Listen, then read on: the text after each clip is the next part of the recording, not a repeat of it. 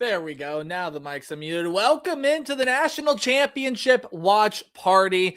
I am going to be live throughout the entirety of the National Championship, which I have on my lovely TV screen right over here. And welcome into my living room. Thank you so much for joining me today. My name is Nate Bobe, otherwise known as Tailgate Nate. I'm a sports media graduate with a massive passion for everything going on in the world of sports, and that especially includes the world of college football. So you want to see more streams like this? Go down below, hit the subscribe button, ring the bell, join all the chaos that we got going on the YouTube channel. Final stream of the 2025, 2026, whatever you want to call it, college football season.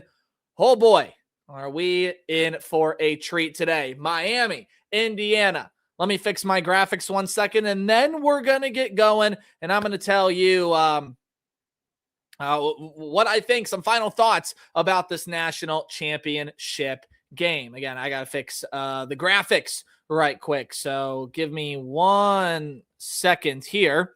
But I hope everybody's day has gone well. Happy Martin Luther King Jr. Day to everybody. Again, a day to celebrate, commemorate the legacy of Martin Luther King. And we are just, again, fixing up some graphics, and then we will get the old stream going. So, again, I hope everybody had a great Monday. Sorry for the technical issues.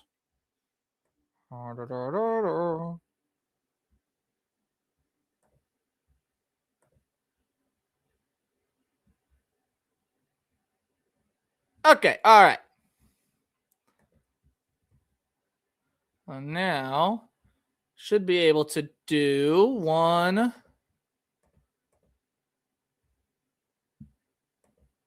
Oh, did that not work? Oh, no, there we go. All right. Cool.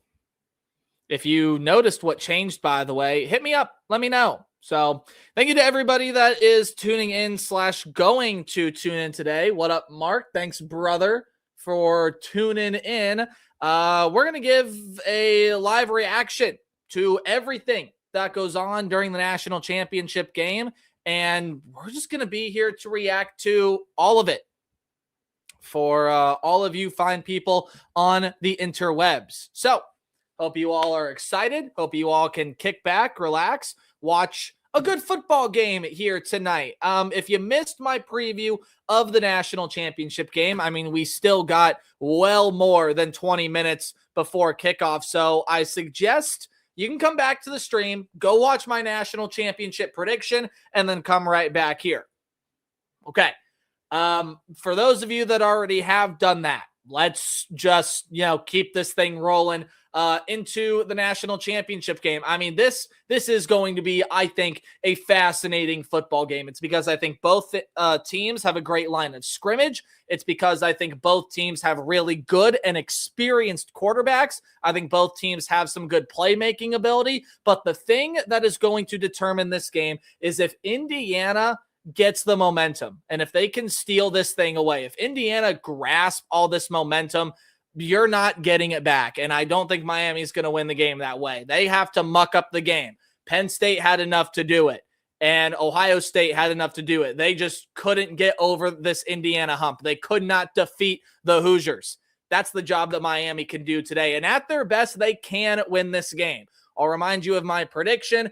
Miami, I think, is going to win this game. I do think they have enough to muck up what Indiana wants to do. I think they have enough to be able to take the momentum away. I think they have enough to slow down what the Indiana Hoosiers want to do offensively. The biggest thing for Miami, though, is if you make a mistake, that's going to cost you extra in this game, because Miami's just not going to make the mistake. So if you make the mistake, then, well, that's going to be the downfall of this Miami program. Anyone in the chat that has any questions, feel free, throw them in there. I will be reacting to stuff all throughout this game and answering everything you guys have to say. So again, thank you so much for tuning into the stream.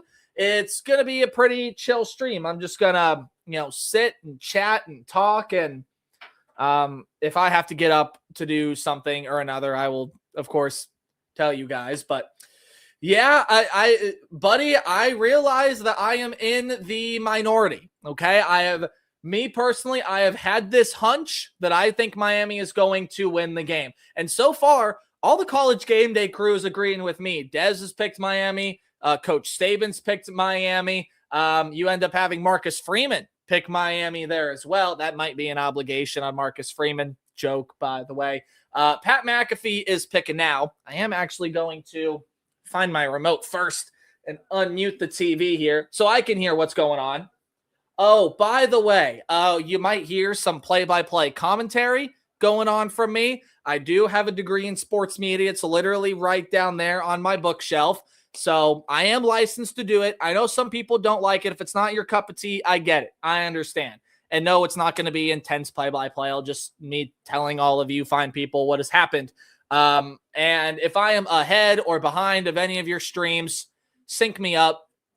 that's all that I ask. Or, hey, watch the football game and listen for my thoughts after I see the play. Obviously, there's going to be a little bit of delay from when I see the play live when it gets broadcast on stream. So all of that good stuff. But hey, man, once again, just thanks for everybody that is tuning in, that will tune in.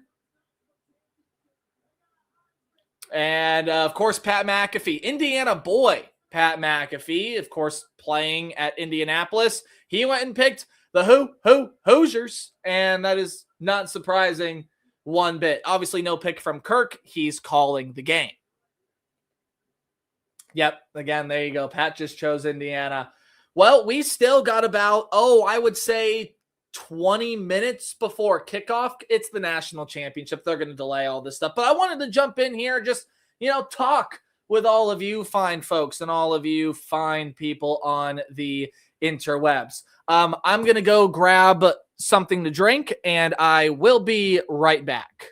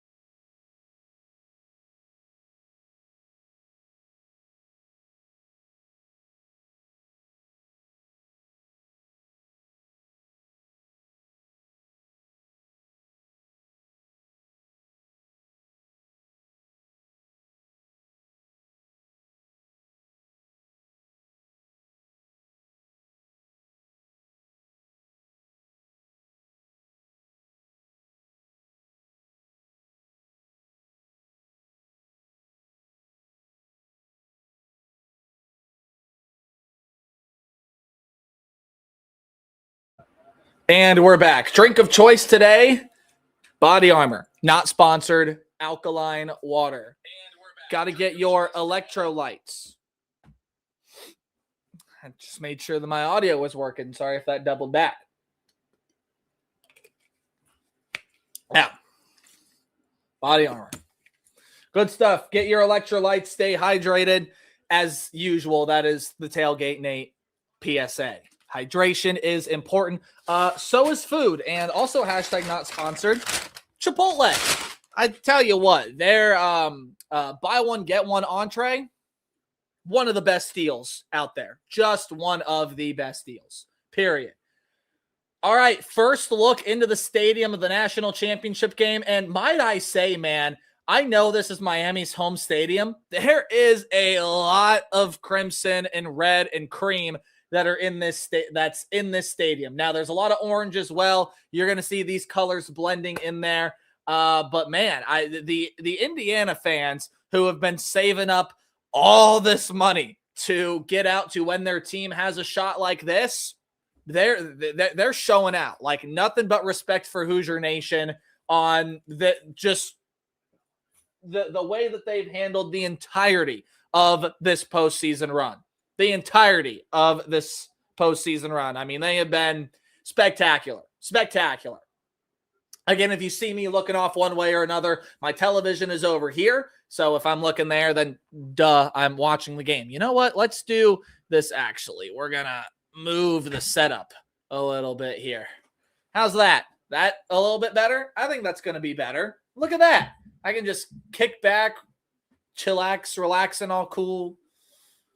I don't know what I'm saying. All right, we're going to end up moving something else too, I think, just so I can see what people are saying. Yeah, I've taken my stream setup and put it in my front living space. So look at that. We got the football blanket. We got because I couldn't go for 3 because we all know that Signetti would go for 3 if he was able to, right? I mean, that's easy. That's a given. Also, hope everybody is staying warm, unless it is already warm where you may be watching this. It is stupidly cold out where I am in Western Ohio.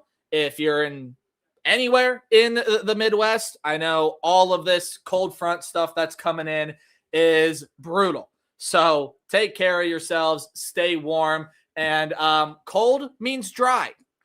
So stay hydrated. Why don't you start a counter? Let's see how many times Tailgate Nate can say that this stream.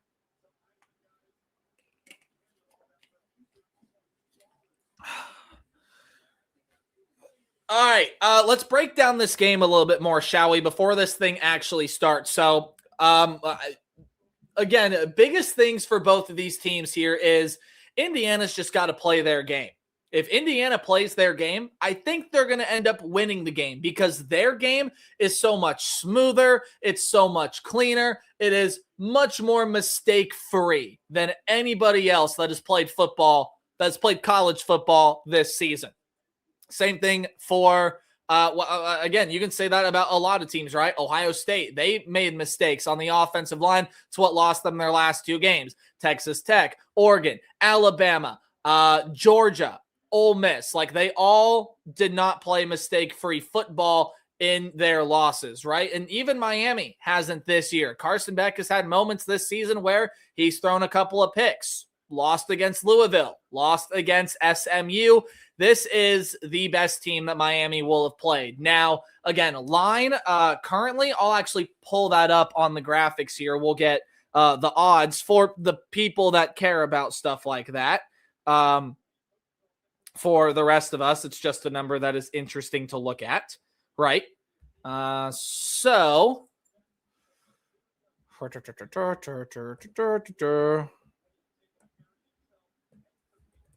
I do have additional slides, by the way, or additional graphics that I can change this little ticker at the bottom. I know technology is crazy, isn't it? Technology is insane.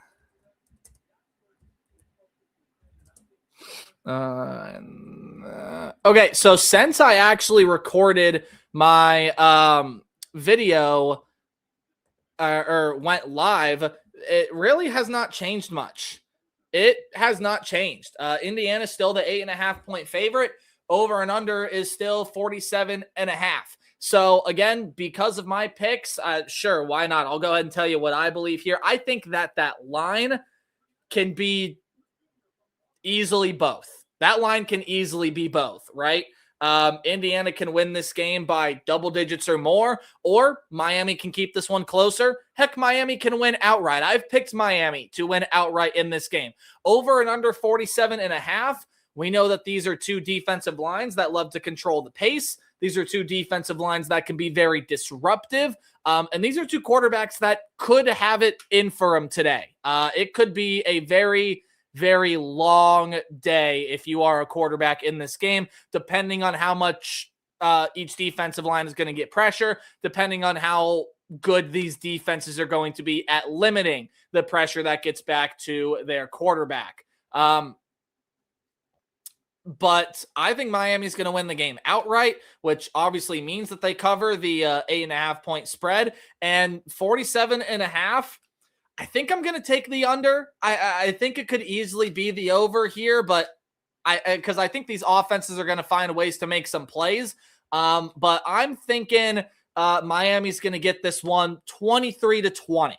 If you want a score prediction from me, 23-20, Miami wins this game. So maybe even 23-21. They'll win a low-scoring, close game in the low 20s, and I think Miami walks away with a national championship. They're 6th, I believe, if they're able to get it done. Obviously, for Indiana, it would be their first in school history after just a historic run, historic season, and a historic way to introduce yourself as a powerhouse program over the next couple of seasons in college football. Because as long as Cignetti is there, then Indiana is going to be in this position. Maybe not in a national championship game year in and year out, but they certainly will make the college football playoff. And they certainly will be a good threat to make a run in the tournament. It's because Curt Cignetti is one of the best, if not the best, evaluators of talent that we have in all of college football right now. You want to ask the question how Indiana has done this, how they've gotten to this point? It's because Curt Cignetti has evaluated talent at an elite level. I loved Fernando Mendoza at Cal. I told everybody as soon as I saw that transfer over to Indiana, yeah, he's going to be unlocked. And guess what? He was unlocked. And same thing I think is going to happen with Josh Hoover. All these guys at James Madison balled out for the Dukes. Now they're balling out for the Indiana Hoosiers, and everybody else that he has brought in from wherever he has brought them in from. They've panned out. They've performed really well, and it's because Sig knows how to evaluate talent. He knows what to look for. He knows how to get guys motivated the right way. And while all the flowers are going to go over here, before this game starts, we have to talk about the job that Mario Cristobal has done to get Miami to this position, because even I did not talk about it enough when I predicted the national championship game in my latest stream. Mario Cristobal has done a fantastic job because this is a program that just did not have its football wits about it. You could say they didn't care. You could say they were apathetic about it. I choose to not use terminology like that, but I do choose to say, boy, they were not taking advantage of the full advantages that a football program like Miami has to offer. Mario Cristobal has come in. He's changed the mindset. He has flipped things on its head, and he's done a fantastic job. It has not been this quick turnaround like you've seen with Sig and Indiana. No, it's been a slow build for Mario Cristobal, but it kind of had to be. You had to get guys to buy in. You had to get the donors to buy in. You had to get the administration to buy in. You had to get the players to buy in, which is the most important, right? Is to get your players and your roster bought in to what you are doing. And Cristobal has done that flawlessly. He does not like to say that the U is back. And I'm kind of with him on that. Insinuating the U is back and is bringing back what Miami was in the olden days and bringing back their old identity. That's just not the case, folks. This is a new version of Miami. And we're going to do some administrative things right now. We are going to end up kicking this bot out. So do apologize for the bot. Hey, it's YouTube. Things happen, man. It is what it is. So, hey, I know a lot of people are going to be going live here. If you chose to tune into my stream, I really, really do appreciate it a whole lot.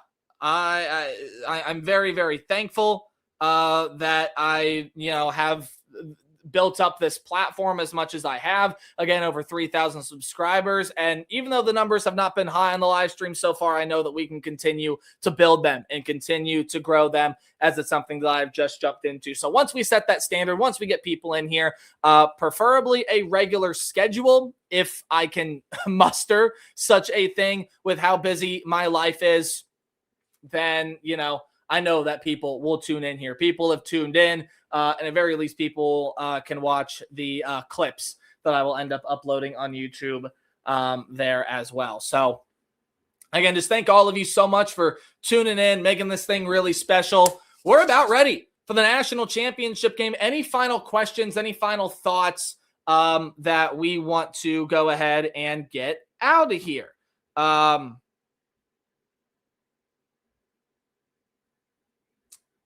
Let's see.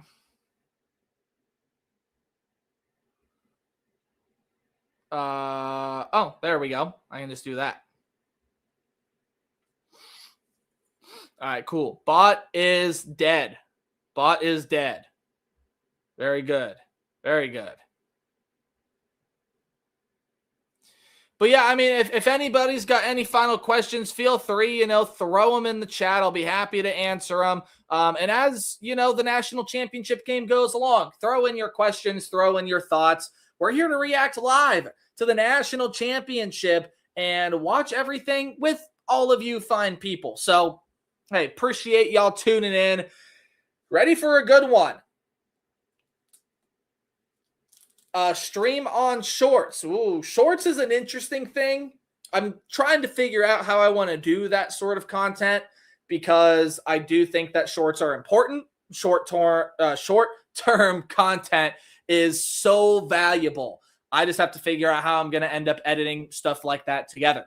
So, quite simply put, yes, I have thought about it.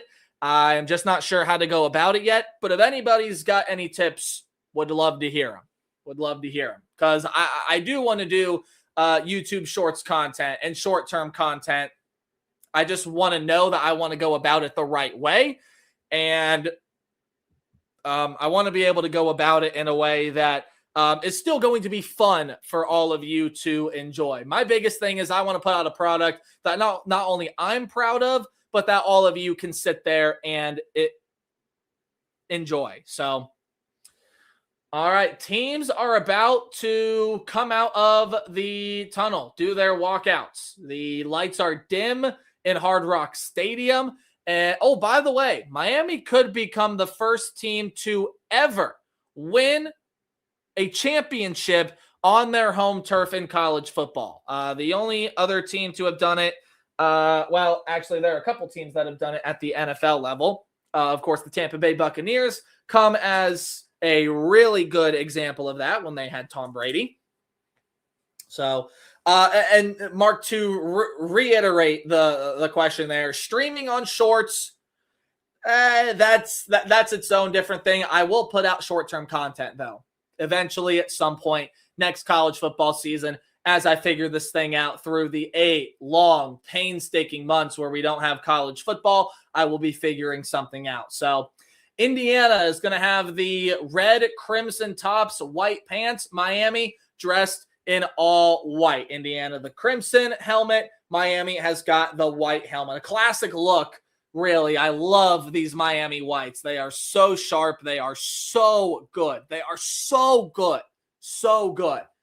Anyone at Miami, hook me up with one of those jerseys, man. Those are sharp. Those are clean. And Indiana's jerseys are nice too. Hey, not knocking them. They're simple. They're effective. And they've won them a lot of football games this year. So Indiana rocking the same look that they've rocked pretty much all playoffs long. Really same thing with Miami. I don't think they've bust out the orange tops yet. So, really weird. I would think for Miami that they're going to have to try to win a national championship with their road colors on in their home building. That would be weird to me. Hey, make sure you stay hydrated. I am not sponsored by Body Armor, but they make good water. That sentence doesn't make any sense because it's water. But electrolytes are important. Stay hydrated. For those of you keeping track at home, that's 3. Miami Hurricanes are out of the tunnel. I believe Indiana is soon to follow.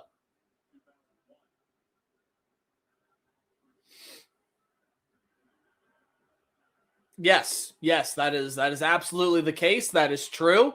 And the algorithm does a lot better for short-term content as well. So again, it's absolutely something that I want to get into. Streaming, not technically the right term, at least that I want to use, because I love streaming like this. I love making the graphics. I love talking about college football in a way that I want to talk about college football and share my opinion and viewpoints with the rest of the college football world. But I do want to start putting out short-term content, maybe as like clips from my stream. I think that would end up doing really, really well. And yes, hey, just because that we are moving to live content now too, by the way, and these live streams, I am still going to be predicting every single team that we have in college football, which I don't believe changes next year. I think we still have 136. We might be jumping up to 137, though. We might be. I'm not remembering off the top of my head at this point. However, what the interesting thing is going to be next year is the return of the Pac-12 and some other realignment moves to be made here and there. So that's the interesting thing for next college football season, is some of the realignment that is going to happen.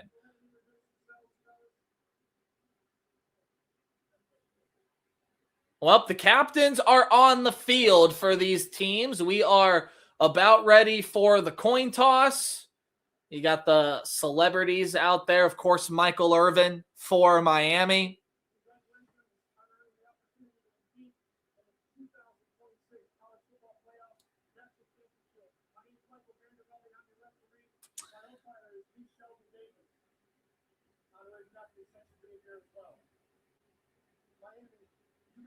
I apologize if there are points of silence throughout this stream. It's because I am watching and listening. But hey, we're about 30 minutes into the stream already, a little under that. So hey, game is about to get underway. Make sure that you like the video, you like the stream, so it gets pushed out to more people who want to react to college football content.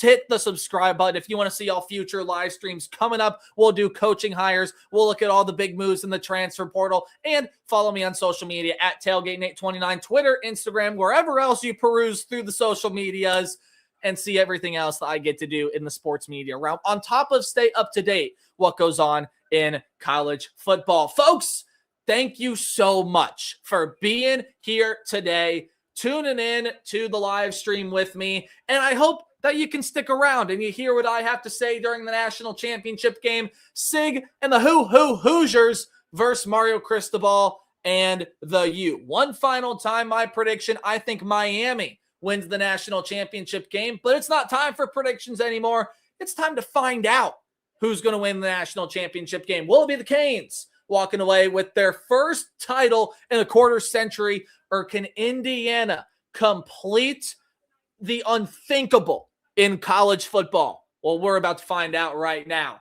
Thanks for tuning in. Oh boy, can't wait to watch the national championship game.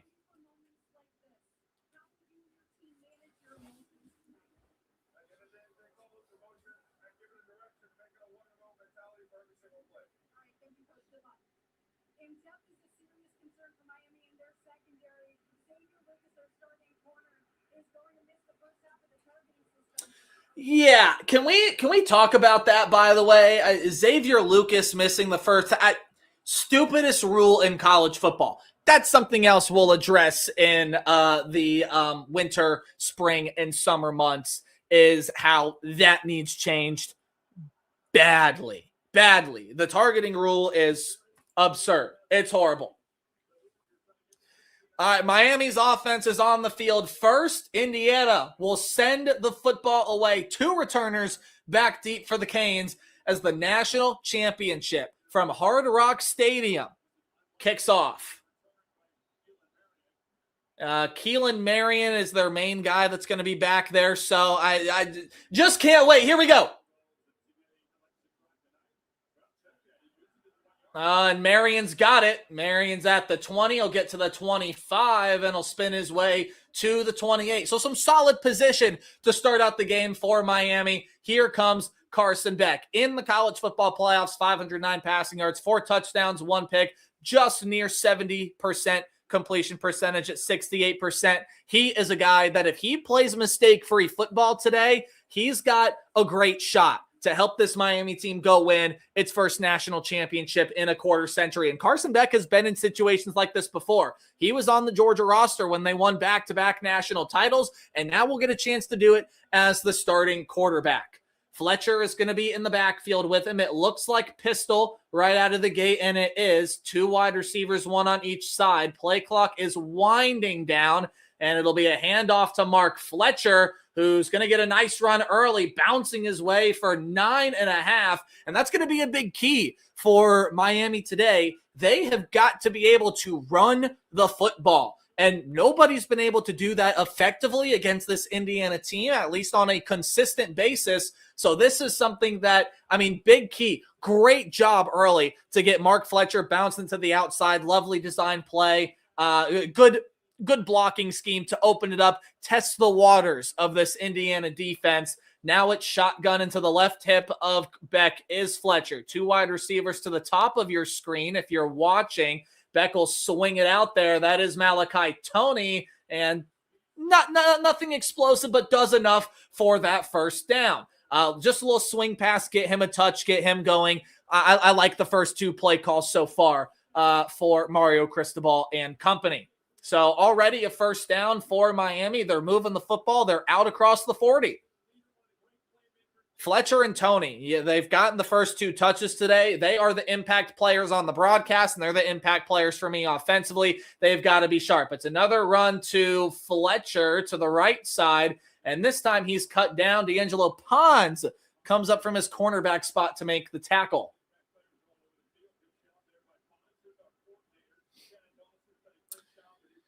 Yeah, Shannon Dawson versus Bryant Haynes. That is going to be the matchup to watch here. I am very intrigued on how these 2 units attack each other. It's just fascinating. Defensive line plays something big to watch on both sides too. And I know, you know what? Too early to tell who has that edge. Here's Beck, first time back to throw. He's surveying. Beck can be dynamic with his legs, and a good decision just to throw it away. Nobody there. Great coverage from the Indiana secondary. And now Miami is in 3rd and long. This is one of the unsung heroes for Indiana this year. At least it's not getting talked about nearly enough. Indiana is a fantastic 3rd down team. They're the best 3rd down offense. They are a terrific 3rd down defense. So this has got to be something that Miami, they need to put themselves in good situations on 3rd down. That's got to happen, or this is just something that, to where I don't know that Miami is going to have much luck here, but 3rd down and long already. Indiana's going to bring 4, good protection. Toney's got it and is cut down. And a lot of Hoosiers there. I believe that's Elijah Hardy that's going to pull him down and drive stalls for Miami. So the Indiana defense is going to make a stop. Just a short little route, and good job by Hardy to get right to the football, pulls him down literally by the shoulder pad, grabbed his shoulder and pulled it around, I guess, here from the front. But that's going to force Miami to punt the football away as they were nearing midfield. So a good defensive drive for the Hoosiers to start this one, and now it's going to be Fernando Mendoza and Indiana that will take over at the 4-yard line. Very good punt there. And so here comes the Heisman Trophy winner, just about 2:45 off the clock. So Fernando Mendoza is coming up. Interesting thing about Mendoza, I know it's been floating out there a lot, grew up a Miami fan. And interestingly enough, you might be interested to find this out. Fernando Mendoza, did not get many offers coming out of college. One of the offers he did get was Cal, but he actually requested a tryout with Miami, and they denied him. Well, when Fernando Mendoza entered his name into the transfer portal, Miami offered him a lot of money to come play for his hometown program, and he turned that money down to go play for Kurt Signetti and Indiana. That, and also, I mean, Miami's been not too far off with Carson Beck. They still got a pretty good option out of the portal.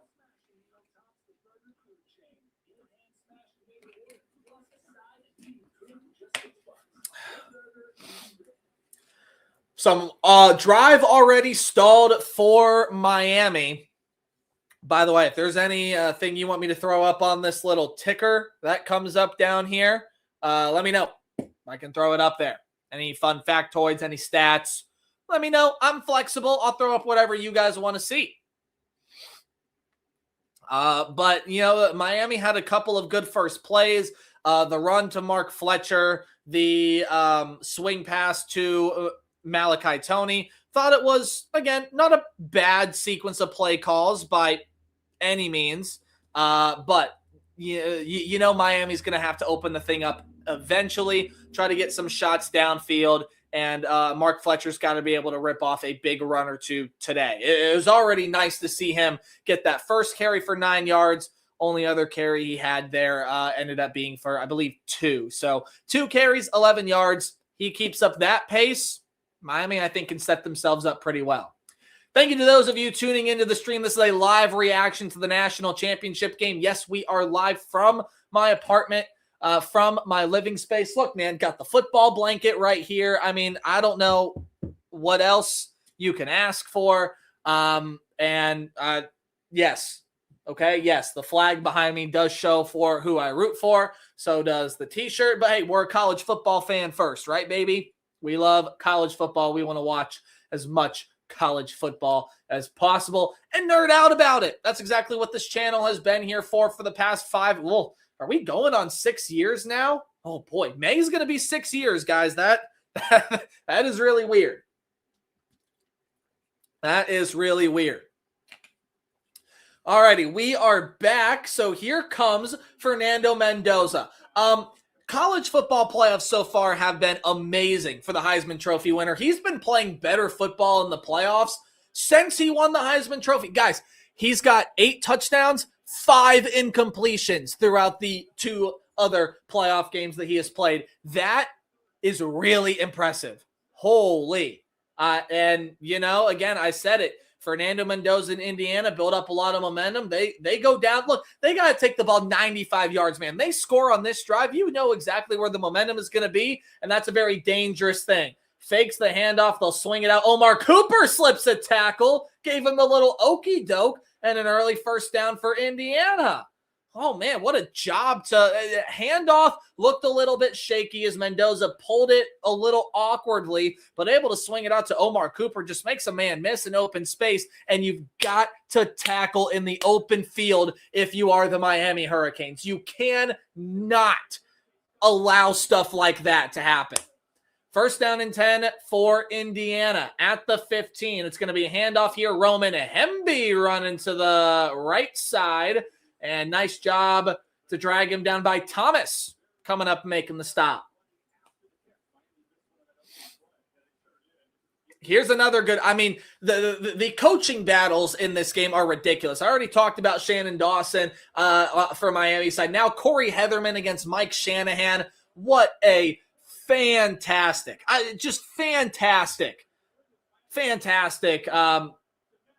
coaching matchup. That's the offensive or defensive coordinator for Miami and the offensive coordinator for Indiana. Mendoza's going to swing it out. Hemby, another tackle in the open space.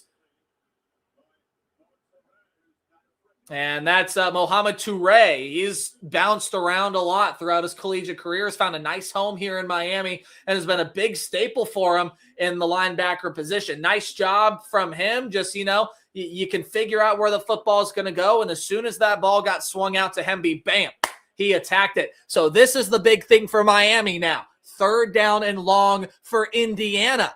Indiana's been really good at getting into these 3rd and optimal ranges.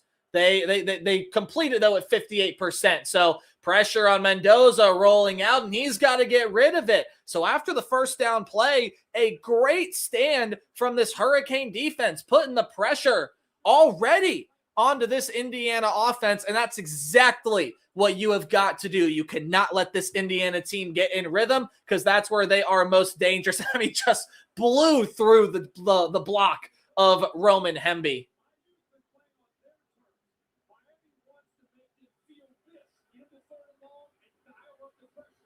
So now 4th down and 8, and Miami's going to get some, I think, pretty good field position out of this, but Mitch McCarthy is a good punter.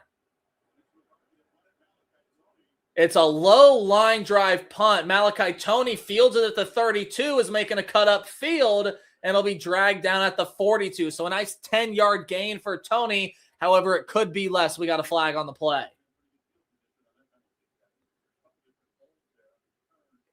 Yeah, Kirk said it. Probably going to end up being a couple of holds. They'll back him up to where Toney initially caught the football. And penalties are a big thing here. So now that we've had one, I can mention this. Miami had 10 penalties against Ole Miss. They're not going to win the football game if they have 10 penalties tonight. That's just not going to happen.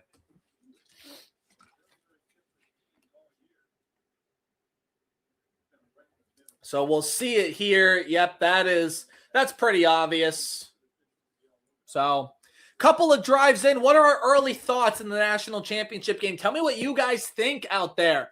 I mean, I think right now it's just two teams that are trying to feel each other out, but I do think the defensive fronts are already doing a nice job at getting pressure to the opposing quarterbacks. But hey, what say my audience? You're going to hear from me all night long. I want to hear from you too. Don't be afraid to comment. I don't bite. One of my favorite commercials, by the way, for those of you seeing the Georgia Bark at Your Boss Allstate commercial. One of my favorites. I love it. I love to see it.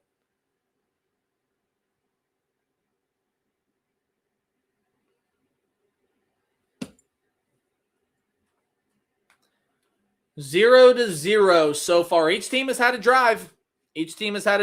But have not been able to get really much of anywhere. Each team's got one first down, and then the drive stalled out. So far, though, Miami is winning the field position battle, which we'll see if that holds up. That's something Indiana's also been good at all year long. So, hey, we'll see.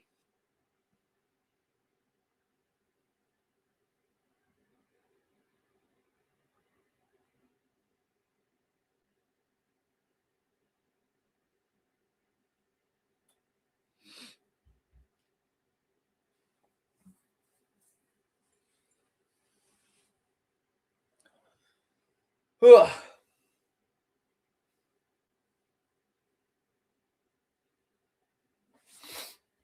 Let's take a look at some stats early from the national championship game. What do the stats have to say? So far, I would imagine stuff is pretty even. You have one first down for each team, only third down opportunity. Each team has failed to convert. Both of them are 2 for 3, 20 yards for Miami, 13 yards for Indiana. Miami does have the time of possession win, but that's because of the way that they called their respective offensive drives.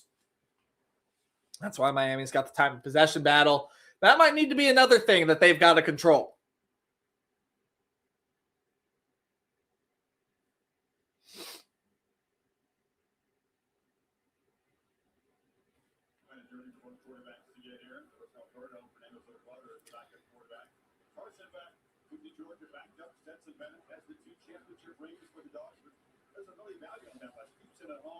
He was injured in the SEC championship game last year against Texas. And then kind of a fresh start, as you said, here in Miami.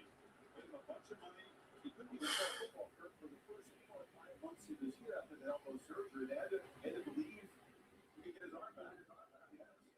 And I'm just go back and just say, he played in Georgia. He was undefeated 1 year, so he lost in the SEC championship last year. He had some great moments as well. So he was... Weird echo from the commentators, but that's all right. First down and 10 for Miami. They got it at the 23, so that penalty backed him up quite a bit. Nice job by Fletcher to find the hole, but he's going to be pretty much immediately cut down there.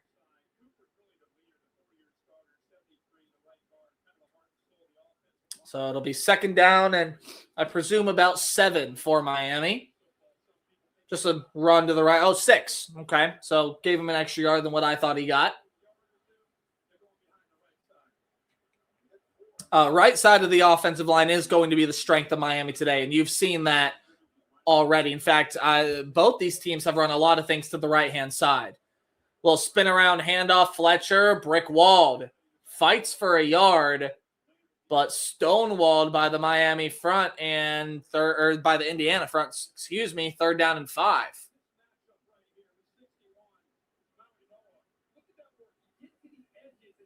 Oh, that's a nice job there to be able to get Kamara inside, going up against a really good player in Francis Mauigoa, and was able to just manhandle him. Miami's been over 50% in the college football playoff on 3rd down, but none are bigger than today. Only a 3-man rush. Beck has got all kinds of time down the middle, and an ill-advised throw into traffic, knocked away by an Indiana defensive back, and Miami will punt the football away again. Now just under 9 minutes. Nice job by Moore to get a hand on the football. So Kirk is breaking it down right now. He just sinks and stays and waits. Good coverage around the rest of the field, and, trying to get it out to Keelan Marion, finding him a touch, getting him going. Nice job by that defensive back to be able to get a hand in there. So yet again, I was going to say yet again 3 and out, but actually first 3 and out for Miami. And not as good of a punt this time. Fair caught at the 29.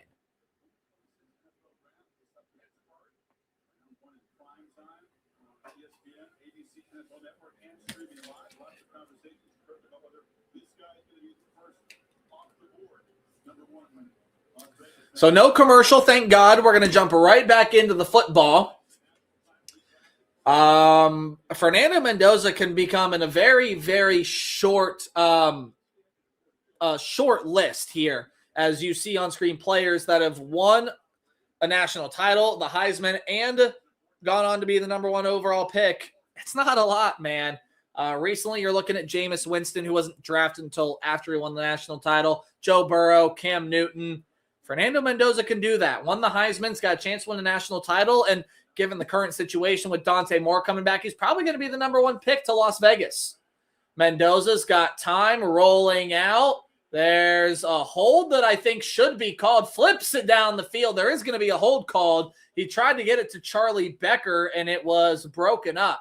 So, pretty clear and obvious hold on the bottom part of your screen. And that's going to back Indiana up 10 yards. Exactly what the doctor ordered for Miami. Get this Indiana team behind the sticks. That's where you're going to see some success.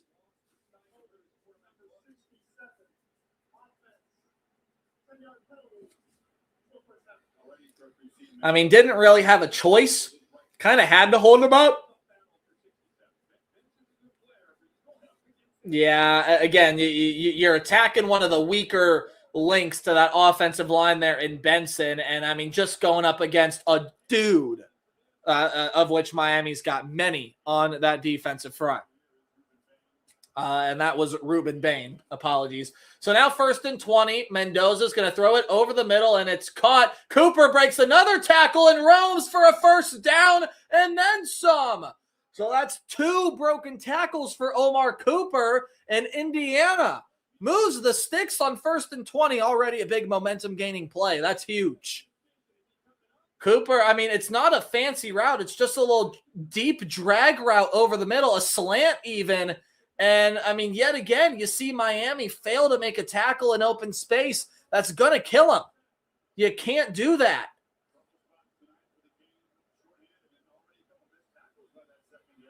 And trying to bust through the line is Kalen Black. He'll spin for 6.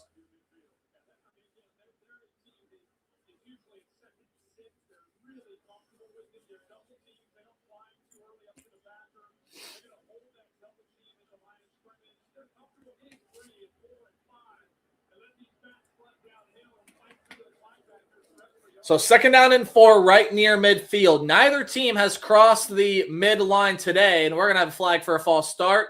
Possibly offsides. I don't think so, though. I think this is going to be a false start.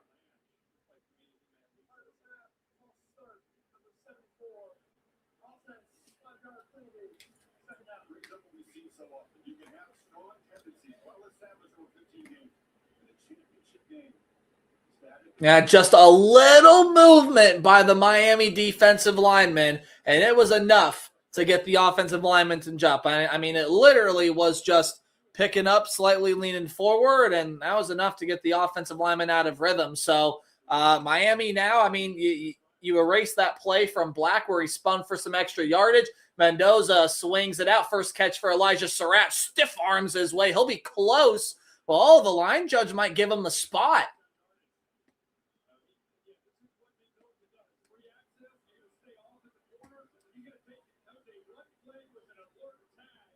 Yeah, I don't think he got there. The line judge gave him the spot right at the marker. I think he was short. Oh, and Mendoza took a shot after that hit. Or took a shot after that throw. Oh, and they do give him the first down. All right, first down, Indiana. They keep cruising along here, and Indiana's the first team across midfield here. This will be a handoff. It's Hemby up the middle, and if that tackle was not made on the line, then he was gone. And that's Wesley Besaint, who ended up making the stop. Comes off the sideline a little gimpy, and, man, they can't lose him. I know everybody talks about Mesidor and Bain on the edges, but in the interior, Besaint does a phenomenal job. 2nd and 7. You have 3 wide receivers, 1 tight end. It's the 3 suspects of Cooper, Surratt, and Becker. Mendoza looking over the middle, and that's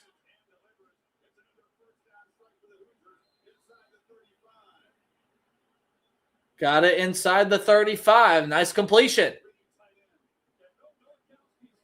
And that's Nowakowski, the tight end. Couldn't think of the name for a second. I had to wait for Kirk to say it, so sorry about that. That name escaped my mind. One of the few that will in this national championship game. So Nowakowski, I mean, just takes a little curl route and sits, and, big, bulky, physical tight end just powers his way forward. So now Indiana starting to get that momentum forward, fakes the handoff, throws to the boundary. Surratt's got 2 feet down, so that's good on Sundays. And he'll be out of bounds. Solid gain. I mean, you're not seeing Mendoza chuck these things down the field. You're seeing him pick apart the Miami defense. Wherever space is being given, that's exactly where Mendoza's going with the football.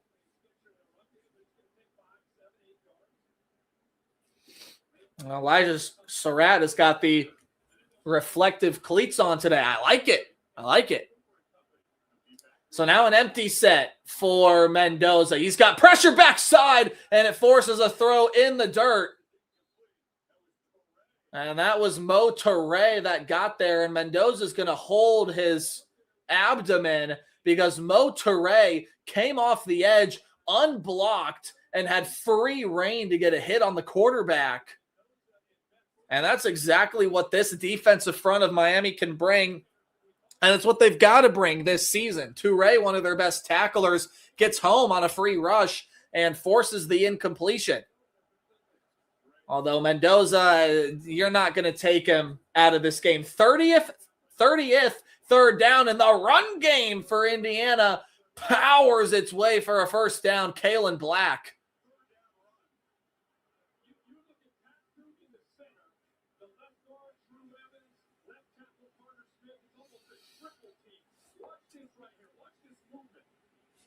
Oh, boy. Yeah, Kirk was right. They ended up triple teaming right inside the interior of that defensive front. And, I mean, that's what opened up the hole perfectly. That's why Kirk is one of the better analysts in college football. I know some people don't like him, but Kirk is really good. Trying to stutter step his way, patient running from Kalen Black, found himself a hole, but he got cut down. And Mendoza's got some blood from the mouth. Looks like the lip is split a little bit. I think he took another shot here. Trying to pull up a block. Yeah, it was. Just trying to get a little backside block. He got chucked. Oh, that is upward force. Yeah, that I would not have been surprised if they had thrown a flag for that. I know Indiana fans are going to say a miss, but well, now here's Mendoza running, going to show the toughness, and he'll dive forward for a couple, pick up 2, so 3rd and 6. Again, the lip of Fernando Mendoza has been bloodied.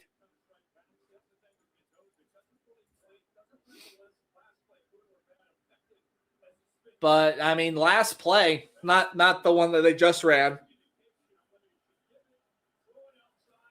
but the one before that. I mean, Mendoza just trying to pick up a block for his running back on the backside, not allow him to be tackled from behind. He took a shot. I mean, if you're watching the broadcast, you can see it right there. It's now all over his chin guard. As soon as he comes off the field, he's going to get that tended to. 3rd and 6, throws to the end zone. Hand fighting, almost intercepted. It hit off the body of Frederic. And Indiana's going to have to settle for 3. That's a win for Miami. You hold this Indiana team out of the end zone. I mean, there's some hand fighting. Maybe you can throw the flag, but I like the no call early. Good positioning by Frederic, the defensive back, to be able to make a play on the football. He very easily could have come away with that pick. Charlie Becker had to play some defensive back there, and now it's Nico Radicic, who is a machine from inside 40 yards.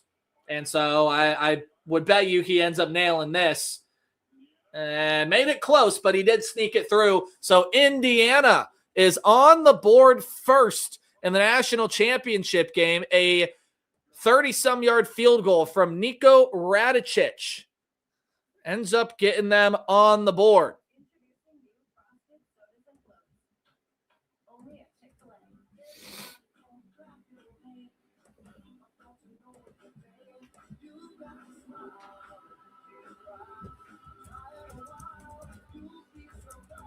Float, hop, spin, and slide like an original. The original Chick-fil-A chicken sandwich and new frosted sodas and floats. Only at Chick-fil-A. 34-yard field goal for Nico Radicic.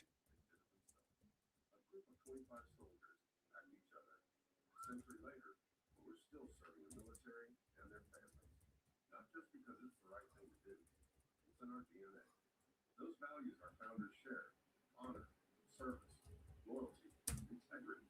Those are the things we live by. And why our members know we'll be there. Because at USAA, we take care of our own.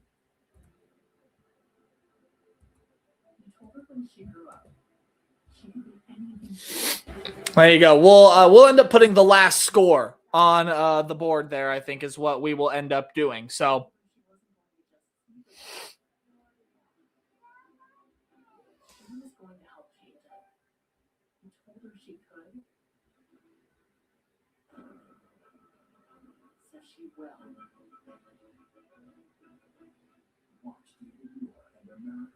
alrighty. Lay's classic potato chips, made with potatoes, oil, and salt, since 1938. Because there are good times. And there are bad times. Give more love than humanly possible. All right, so it is Indiana that gets on the scoreboard first. They now lead Miami 3-0 in the national championship game. Good drive by the Hoosiers to be able to get down the field, find a way to get some points out of that drive. But, man, I got to tell you, that is a big hold for Miami.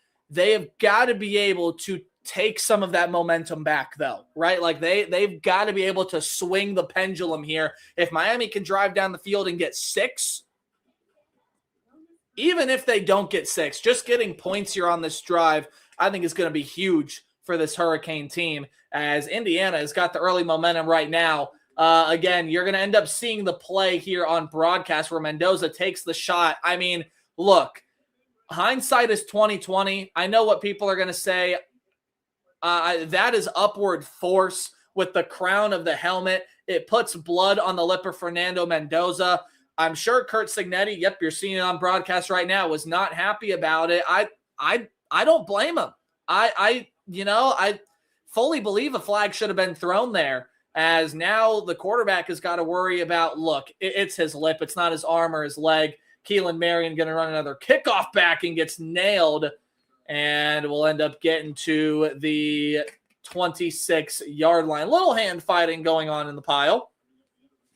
We've passed the hour mark of the live stream. Thank you all so much for tuning in. My name is Nate Bope, otherwise known as Tailgate Nate. I am a massive college football fan and really a big fan for anything that goes on in the sports world. But if you like college football as much as I do, go down, hit the subscribe button, ring the bell so you're tuned into all future streams. And you can also follow me on Twitter and Instagram so you can stay tuned for everything going on YouTube and everything else I do in the sports media realm. But regardless of how you are tuning in and watching me today, I really do greatly appreciate it. This is, of course, a big passion of mine. Love making content, love everything in the media space, have a degree in sports media that sits right below where I'm watching the national championship. So thank you guys so much for tuning in and, just helping make a small part of this kid's dreams come true.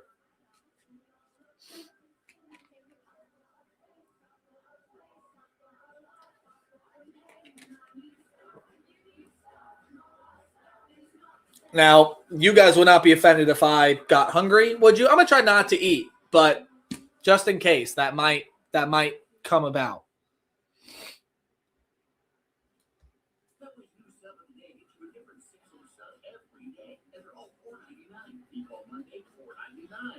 Tuesday, also $4.99.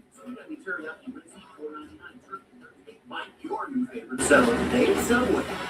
I'm going to old too. I'm always scouting for full-time players. Check out this year's recruits. The team transfer. Married into the team, but acts like he's married to the team. A playmaker can get the ball through the uprights without setting foot on the field. The early season hopeful doesn't hope that this is her team's year. No, so these fans will All right, you guys get it. I got friends texting me. They want to know what's going on. They should just tune into the live stream. You can talk with me right here on YouTube, man.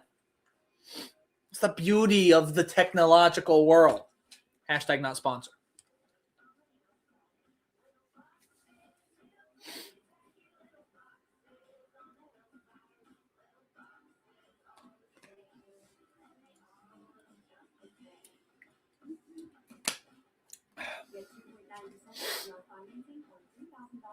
$3-0 Indiana. Nico Radicic, 34-yarder, has the Hoosiers on the board first. There is a little under 2.5 minutes to go in the first quarter of action from Hard Rock Stadium in Miami, Florida.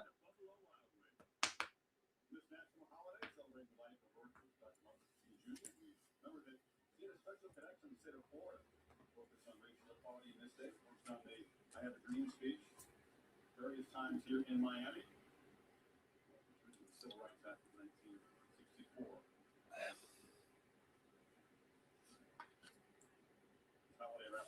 2:36 to go. So actually a little over. I don't know why I said under. A little over 2.5 minutes left to go in the football game. Beck now will have Fletcher come out of the pistol. It's going to be a throw. 4-man rush. Pressure's there. Over. Almost intercepted. No, it was almost caught. But nice job to break it up. Elijah Hardy was there. A couple other pieces in the defensive backfield there. And Carson Beck putting the football in harm's way. What a job to get up, though, by Elijah Hardy. And Aiden Fisher was there, could have picked it off. A couple other guys in the area. But Ro Hardy has been a game wrecker early so far. But Beck got to be smarter with the football there. But give credit to the Indiana defense, man. They're forcing the issue. Beck throws outside. Some grabbing of the jersey from Pons. That's on CJ Daniels and knocks it away. So 3rd and long from Miami. No flag. I think it's a good call.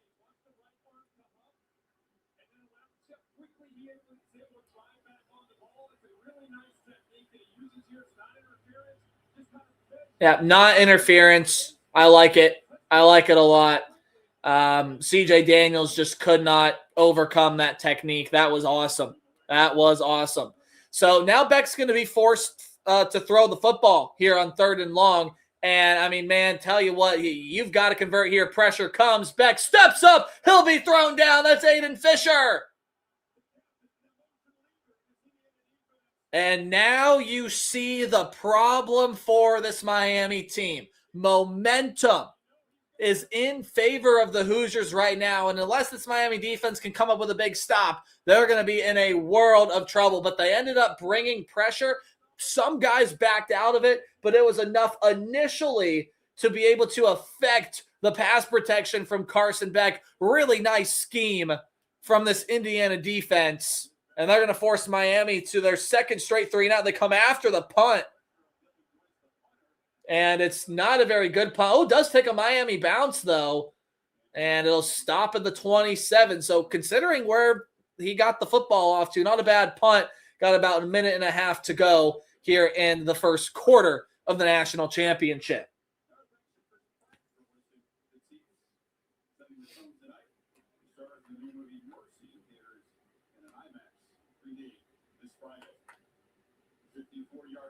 Mendoza back to work from the 27. Surprise Miami. Talkers all week about being patient with their play calling. Gotta run the football. We can't get impatient. Third series, 3 straight passes. It's not the formula or the recipe they're looking for tonight against the IU defense. I agree with what Kirk just said. You didn't hear. I mean, patience is what Miami's got to preach offensively. Going to try to get Hemby to the outside. That's a big play needed for this Miami defense. Ruben Bain, the guilty party on the tackle, and that'll force Indiana into a 2nd down and long. Well, you had them at 1st and 20, and they converted that play. So now you got the defensive momentum. If you're Miami, keep with it. Stay with it. You have got to drive this team backwards. They already have them driving backwards. 2nd and 16.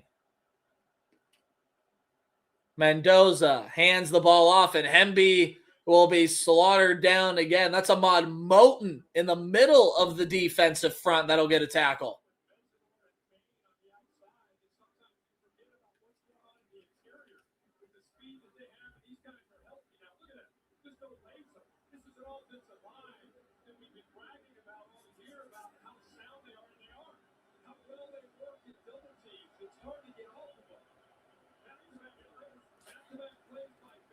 Third down and 15. This could be the final play of the first quarter in a massive spot for this Miami defense to try to get off the field. Mendoza back to pass, has pressure, throw a little screen. It's Hemby cutting back, and they make the tackle in open space this time. And so Miami, good job after, really weird offensive play calling sequence of 3 straight passes to be able to come up with that defensive stop to end the first quarter. So Indiana at the end of 1, up 3.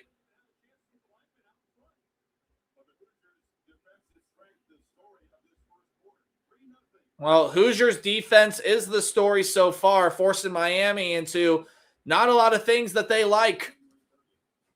And it's paying off for them so far.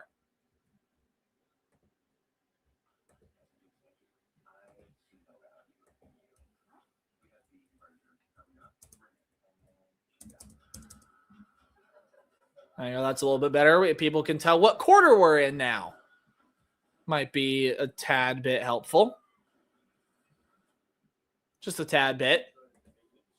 Thank you so much for tuning in. We are at the end of 1 here in the national championship game, entering quarter number 2. Thank you so much for tuning in to the live stream today. We are live reacting to the national championship, breaking down things that are happening, and just watching football with a friend. You can think about it like that. So if you want to watch more football with friends, aka me, go down below, hit that subscribe button, and ring the bell if you haven't already. Also, please follow me on social media at Tailgate Nate29, Twitter, Instagram, wherever else you want to peruse through the socials. If you want to stay up to date what's going on YouTube, ring the bell, subscribe, like the video. But you can also follow the social medias for that. And also stay up to date with everything else that I'm doing in the sports media realm. No matter how you support me, I really do appreciate every single bit of it. We are through one quarter of action in the national championship game. 3-0, the lone score.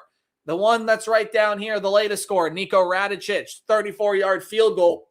34-yard field goal in what is by far and away been the best drive of the game from an offensive standpoint, as Indiana driving down there and getting those points. I am going to end up breaking into the Chipotle burrito, so I will try to eat off camera though, because I know some people don't like that. But Nate is hungry. What's in the Chipotle burrito, you might ask? Well, we got white rice, steak, queso, the red spicy salsa that Chipotle's got. Love that stuff. The little corn onion medley that they got going on there. I don't know if there's a technical name for it. Apologies if there is. Cheese, lettuce. It's a loaded, thick boy burrito. So we're going to dig into this bad boy. Ended up having a bowl earlier, like middle of the day. I'm talking like 4 o'clock here. Had a bowl. Actually, it was probably later than that. Regardless. Take one bite. And a good burrito. All right. Back to business in the national championship game. 4th and 11. They'll punt the football away. Will Indiana.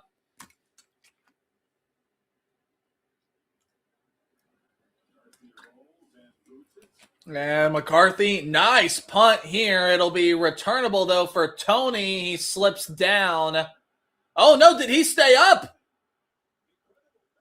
Wow. So what a job by Malachi Tony to stay on his feet. If that was the NFL, even if he did go down, that was legal. But, man, I thought Malachi Tony was down. But incredible balance. Nope. And the tushy has touched the turf. So Malachi Tony's return will be negated. So they will be brought back to where Malachi Tony's bottom was the first point of contact.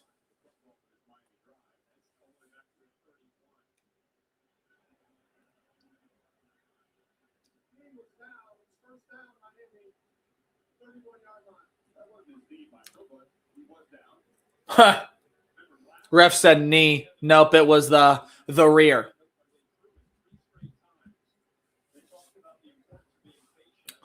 So you're hearing Kirk and Chris talk about it. I mean, Miami wants to be patient with play calling, and I agree they should be. Can't come out and throw the ball 3 straight times again. I would think this is a handoff to Mark Fletcher, first play of this drive. Set the tempo, set the pace, and it is. And Fletcher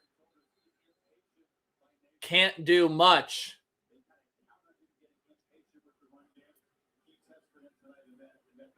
So Shannon Dawson's got his work cut out for him now. I actually don't even know that was Mark Fletcher that ended up getting that carry. But empty set for Beck. He is going to throw the pass. Now looks side of the trips. We'll get it to Keelan Marion, who spins his way to the 39. So a 3rd down upcoming for Miami. This is a critical 3rd down here. You got him in the situation that you want to be in if you're going to get into a 3rd down. You're in 3rd down and short. I believe they've been 0 for on 3rd down so far in this game. They have been. They're 0 for 3 with just 1 first down on the contest. You've got to make this one count right here. And it's going to be a handoff up the middle and stuffed. Boy, pushed right back by that Indiana defensive front. Kamara was in there. Bunch of other guys in there. And Shannon Dawson.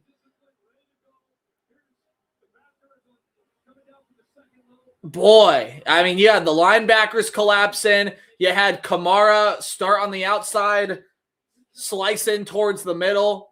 Just rolled right around the offensive line. I mean, beautiful job to plug the hole and to not allow him. And Carson Beck is showing his frustration, rightfully so. Rightfully so. as Miami going to punt the football away for the 4th time today. Fair catch called for at the 15, and that's where Indiana will take over. 12:57 left in the second quarter. Again, still the only score happening right here. 3, pointing the wrong way here. 3-0 Indiana over Miami. Now back to the burrito.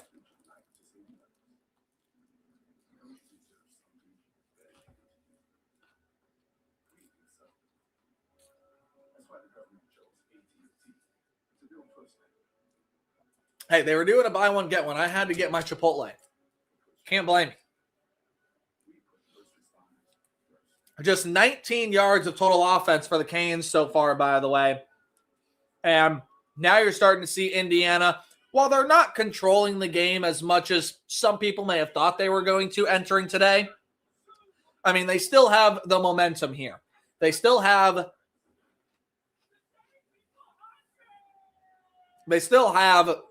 the momentum.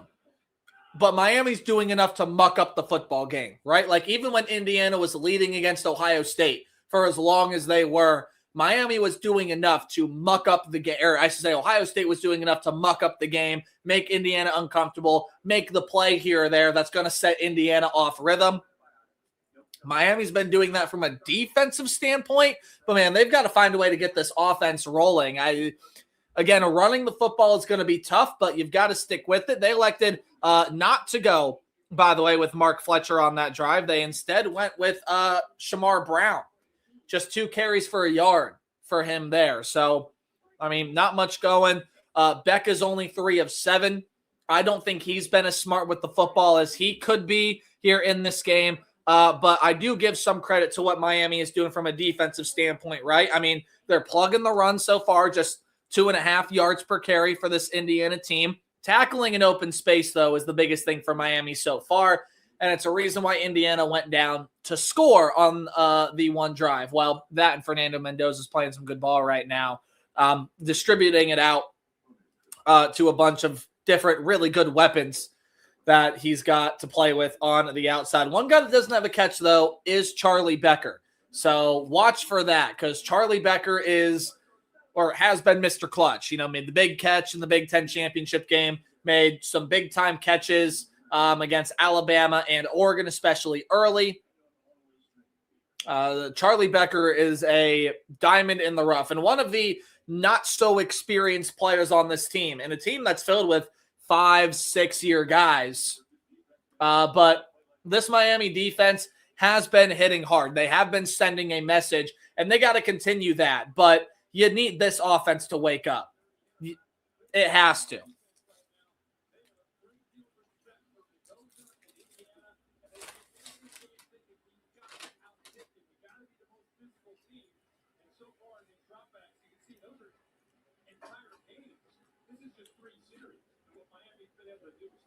If you didn't see the stat that was on TV there, just the way that Miami's been able to get pressure has been really amazing. Mendoza to the outside, Surratt on the boundary to the left, and he'll get the first down. Again, that's just what Fernando Mendoza does. You give him the open space, he'll pick apart the defense. Mesidor, I think Mesidor bit inside, which is what allowed the passing lane to come open for Mendoza. So nice read there by Fernando to, first of all, read the defense. It was a read option play. So now here's first down and 10 at the 27. Mendoza, read play again over the middle, this time knocked away. Frederic gets the hand in there. He's had a couple of big pass deflections early, so having a good first half so far is Frederic. And again, if Miami can hold within, they can keep it together. They do get Xavier Lucas back, who is one of the better tackling features of that secondary. And I mean, just phenomenal job there from Frederic. Knocks the ball away from Elijah Surratt. Mendoza, again, missed another tackle. That's Minoski trying to pinball his way. Nowakowski, apologies. He'll get close to that first down. nice job by Mendoza to zip it in there, but Miami's defense, I don't even know if this was as much of a missed tackle as it was a gamble by the defensive player. I mean, you cannot gamble against this team. Indiana's just too good. You just can't gamble. You have to know what you're doing. I would have rather he sit, wait, and make that tackle. It was a diving effort, try to knock the ball away, and now Indiana's got 3rd and short. This is bread and butter for them. Well, it is going to be a handoff. Tripped up initially, but he got forward to the 39.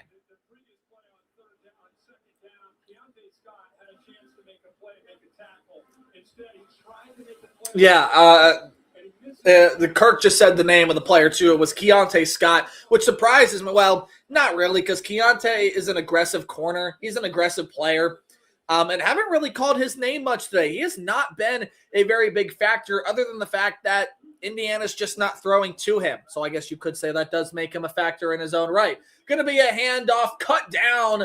Nice tackle on the interior.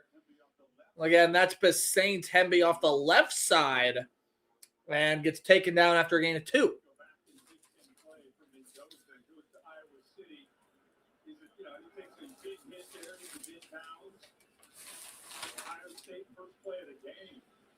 Gets hit. A lot of people wondered if he might be out of the game. He came back after a play or so he could hit a lot. 2nd down and 9.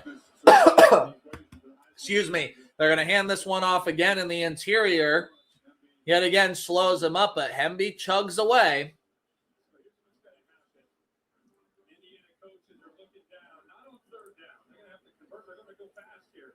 But those Miami safeties are starting to cheat down on this run game. Eventually, you're going to see them take shots.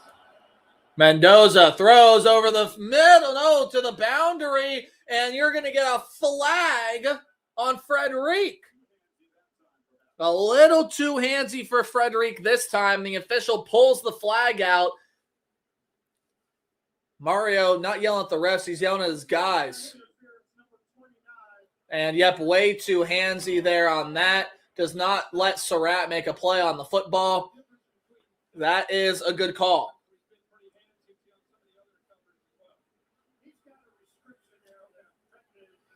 Yeah, so difference, they're explaining it on broadcast. He had a restriction, was holding the guy by the shoulder pad. He just didn't let Surratt come back and make a play for the football, which oftentimes is the determining factor in calls like that. So now Indiana's across midfield, but it's going to be Ahmad Moten making a play.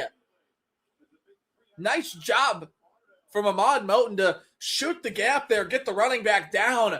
And yet again, Indiana's going to be behind the sticks. Again, y'all, Miami is doing enough to muck up this game and doing what they can. They've got to be able to keep that momentum. I mean, Indiana just plugs and chugs away, so you got to find a way to stop them.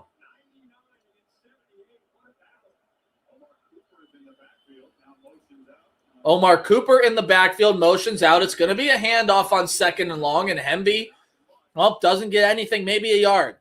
And so it's going to be 3rd down and long here. And Kirk had mentioned it a few plays ago, but and I'd started to notice it a little bit too.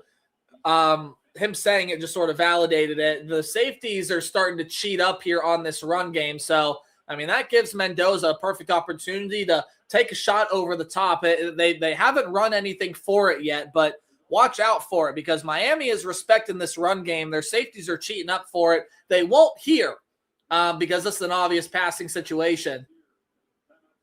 And we have a timeout taken. So 3rd and 12, 9:08 to play in the 2nd quarter. And Indiana's got a great opportunity to take a lot of momentum away from the Miami Hurricanes.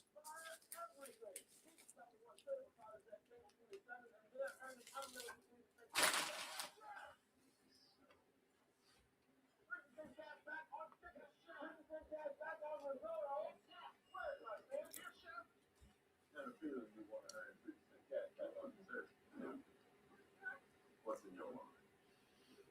Taco Bell's $5.79 luxury boxes take you on action pictures. Luxuriate with your faves in the $5 box. Be transported to more hot goods with the $7 box. More accountable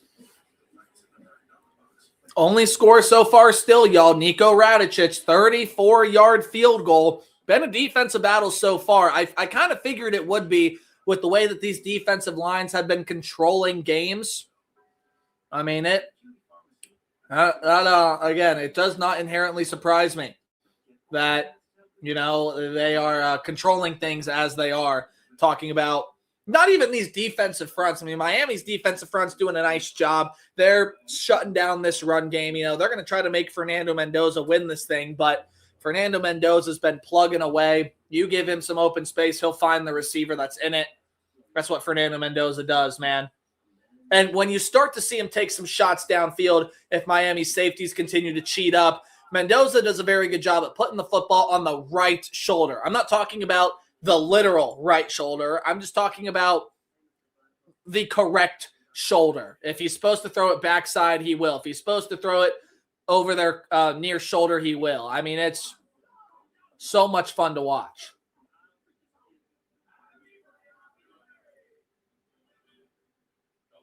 He is a fun player to watch.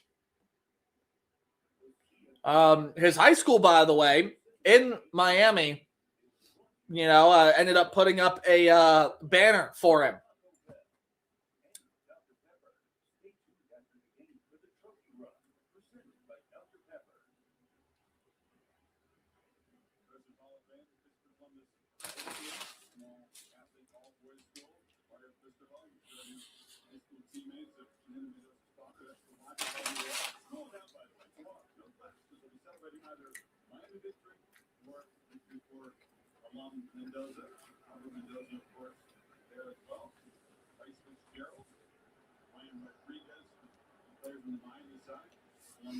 All right.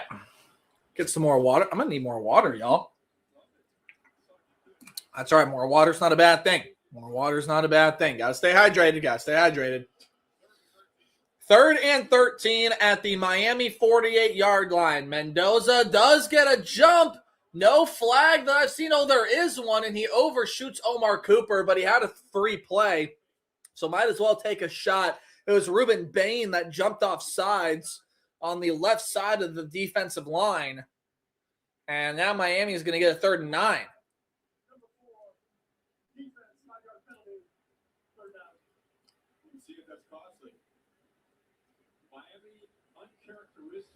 I mean, an uncharacteristic jump. It did not start with Bain, though. It started on the interior, a backer that came up. And Bain did get home. I think the jump helped him get a jump on Benson there, but, I mean, Benson did about all he could do. 3rd down and 8. Handoff up the middle. They're going to get the first down and a lot more. Black barreling forward across the 25. 1st down and 10, Indiana. Wow. And instant reaction to stuff like that, those are killers. Those are killers. And they grab momentum for Indiana, a drive that looked like it was going to stall out. Cooper not going to make the defense miss again. Does get some solid yardage. I mean, 3rd down and 8, you expect a pass there. And Indiana felt like they had the numbers. Gutsy football being played by Kurt Cignetti's team right now. 2nd down and 7 after the run from Kalen Black. Was able to get that, break it for 20-plus yards. That's by far the best run of the day, and now his average looks really good. Mendoza, the pass, boundary. It's Becker's first catch, 1st down and goal. Keeps fighting. Is he in? Touchdown, Indiana. Touchdown, Hoosiers. Charlie Becker. What a job to fight his way into the end zone. Are you kidding me?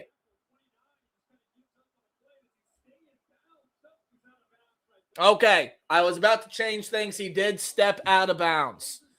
It was very close, but he did step out. Either way, what a job by Charlie Becker to fight. That is where I keep saying, guys, he is that X factor. He is the diamond in the rough. He's out of bounds at the 6, so it'll be first and goal. Chance for Miami to still retain some form of hope here. But again, it's Fernando Mendoza picking things apart. I mean, they keep giving him lanes to throw into. They keep giving Fernando Mendoza opportunities to find the open guy. He's going to continue to take it 10 times out of 10. You know, there's no need to take a shot down the field. They're making guys miss.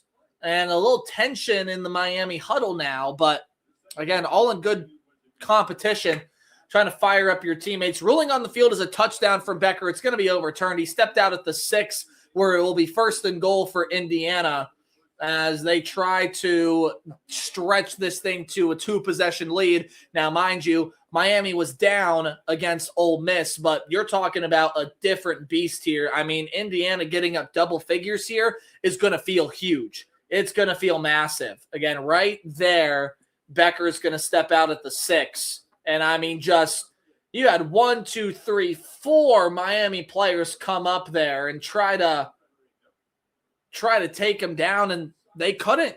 They could not do it.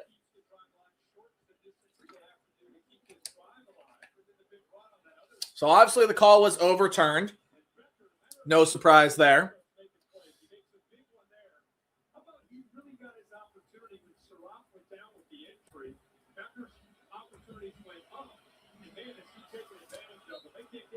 Thank you to everyone tuning in for the stream. It's the national championship game. We got first down and goal for Indiana. Under 8 minutes to play in quarter number 2. Encourage you to watch along with me and listen to me react to everything as it goes on. So first down and goal. It's been an 11-play drive so far. They hand the ball off up the middle and will cut forward. Forward progress might give him 2 yards, but he was stonewalled. There was Kalen Black.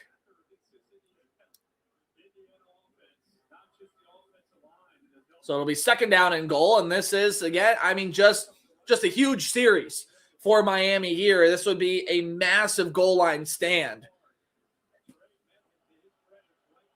But, I mean, they're going to have to keep respecting the run. As soon as something happens, though, I mean, Mendoza, I would keep running these read plays because if the safeties are going to cheat, they're going to commit to the run. I mean, it's a tight formation right now. Perfect pass scenario for Mendoza here. Is a straight handoff. Fighting forward. Black will be down at around the 1 yard line, maybe a little bit shy of the 1. So third and goal. This is Big Ten football, folks. Get the ball in between the tackles and get the thing downhill.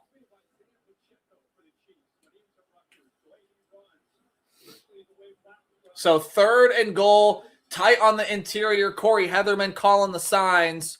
Under 6.5 to go in quarter number 2. A reminder, Indiana does get the football to start the second half. Mendoza now under center, and a timeout is going to be taken by Mario Cristobal. He wants his defense to be on the same page, and they need to be.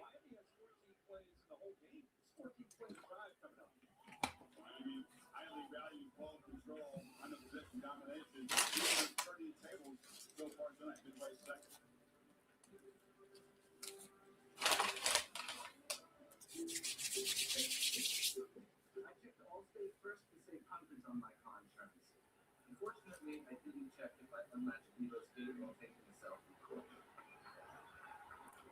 You won't go? Come back! Checking Allstate first was really smart. Not checking Milo's gate though, not smart. At least I checked Allstate first and saved hundreds. Okay. You guys, Wendy's has new Biddy deals starting at just $4. So now you can decide how biggie you want to go, which is kind of beautiful. I'm not commenting, you're commenting. More Biddy options so you can get more of what you really want at Wendy's. Nobody gives you a gold medal for finishing your taxes. But TaxAct does give you an email confirmation, which you can read while playing the national anthem. TaxAct, let's get them over with. Somewhere on a stretch of road in a town you've never heard of, there's a Chevy truck. And the person who drives it, well, that's a Chevy person. You probably know. Sorry to check on some things, but we're good. Huge third down and goal when we come back, man. I would bet you that Indiana tries to power it in. However, I keep thinking, what the heck is my camera doing? It can focus if it wants to. All right, I'm sure it'll figure itself out eventually. Come on, buddy. You got this. This is the things you deal with when you go live, folks. Usually the hand trick helps. Interesting. Well, here, I'll sit closer to the camera. How's that? We'll sit closer. We'll talk softer because my microphone is literally right in front of me. So hopefully it can get its crap figured out here. Camera does this sometimes, man. It's really annoying, but it is what it is. Wish there was for me to like fix it and reset it, but I'd have to go offline and I don't really feel like doing that. So just deal with it for right now. Usually it ends up fixing itself. So I'm not too worried about it. All right, 14th play of the drive for Indiana. Interestingly enough, Miami's only got 14 plays on the entire game. Not going to beat Indiana with numbers like that. So here we go. 3rd and goal, just shy of the 1 yard line. And a big moment here for Indiana. Really, and for Miami. I mean, Indiana can capture momentum. Miami can halt it. Tight formation. Mendoza hands it off. And Nowakowski barrels in. Touchdown, Hoosiers. The Hoosiers have scored. Is Riley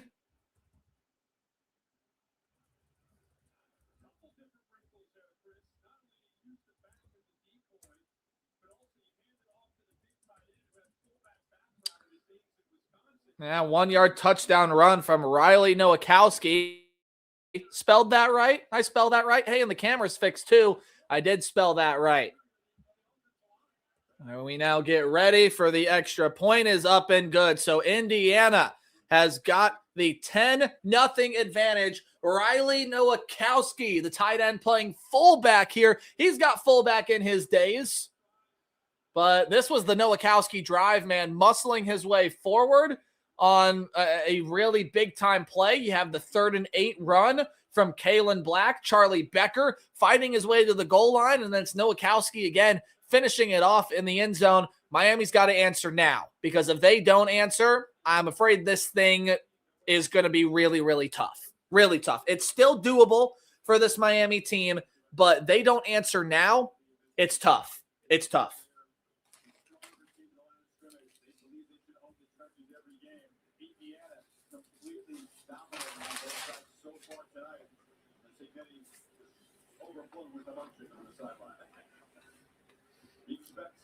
Well, not going to commercial here. They're sticking with it. A 14-play drive for the Indiana Hoosiers. They've had a couple of those this year. They've had a couple of long drives like that. Low line drive kick. No chance for Marion to return this one. So they'll get it at the 25. But this is where Carson Beck and this offense, led by Shannon Dawson, they've got to be sharp here. And you've got to, I think now's the time where you start to take some risks. Carson Beck is 3 of 7 for 16 yards. You've got to get him going. Let's see who gets into the huddle here. Mark Fletcher's in there. Because they went with Chamar Brown on the last drive. And again, running the football has not been a strength for Miami this game at all either. So let's see what happens here. Carson Beck takes the snap, will hand it off to Fletcher, trying to push his way forward. He'll get some decent yardage, about 5 yards. Not too bad from Fletcher. You know, it keeps you on schedule. I would love to see him run it with Fletcher again. Although now you got 2nd and 5 playbook wide open. You cannot get into 3rd downs, though, with this Indiana team. I mean, I would, at this point, I would try to avoid them entirely. Before, I mean, you can still get into like 3rd and short here, but with all the momentum with Indiana, again, I've said it many times, once this team gets rolling and they're settled and things are clicking, you're not going to beat them. You're just not. And so Miami's got to find a way to answer here because, again, Hoosiers get the ball. I would love a slow, methodical drive. Take as much time off the clock, or if you can hit a big play and score fast, that way you have a chance to get the football back. It will be another handoff to Fletcher, who gets tripped up, had the hole, but he gets tripped up, and it will be a third down for this Miami team. That was Jones that ended up tripping him up, I believe. Yeah, it lifts the leg up there as Tony was blocking Jones, and it did enough for Fletcher to fall to the ground. So, hey, great job there by Jones, but Miami's trying to break a pattern. They got 3 straight 3-and-outs. Fletcher will get the ball again, and he's stuffed. The Indiana defense knew what was coming, and Carson Beck and the Miami offense will be run off the football field again. Oh, they're staying on the field. Oh, boy, this is a massive risk. This has to pay off. This is a massive risk. You've got to pay this thing off.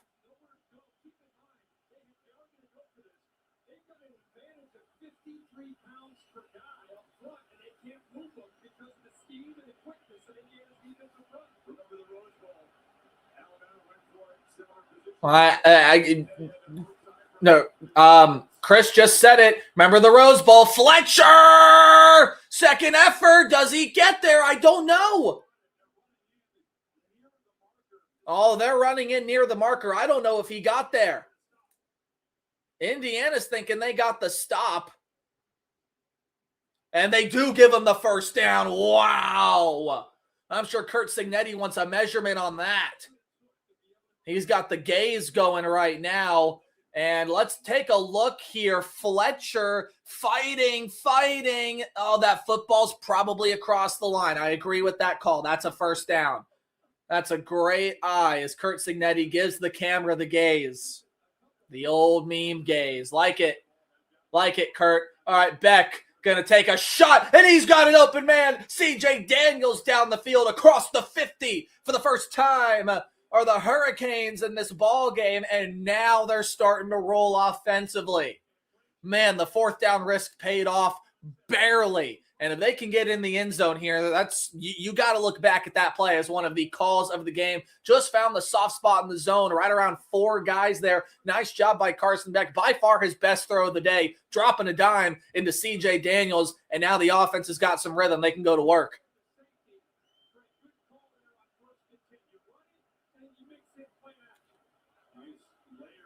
First down at the 40-yard line. Tony in motion towards the top of the screen. Wouldn't be surprised if it's a screen pass here, and it is. Tony won't get much. Ran into a wall. Actually ran into his own blocker, who I believe it was Elijah Hardy that was being blocked. Tony just has not had space to get out in the open, is what Kirk just said. And no arguments from me. So it'll be 2nd down and 8 here. Approaching the 2-minute timeout. Miami might try to get one play off, but this is what you wanted, right? A slow, methodical drive where you try to get down the field and score, and I don't know that Miami's going to get a play off. They won't. It's 2-minute timeout. So Miami's got 2nd and 8 from the 38-yard line. They are across midfield for the first time in this game, and on the other side of the commercial break, you'll see if Miami can try to get some momentum rolling here. This is by far the best drive they've had of the day. Haven't heard much from the audience today. What do you guys think? And talk to me. What do you think about what we've seen in the national championship game so far? I would love to hear all of your thoughts. Maybe you're saving them for halftime. I don't mind that either. 2 minutes to go in quarter number 2. Burrito break.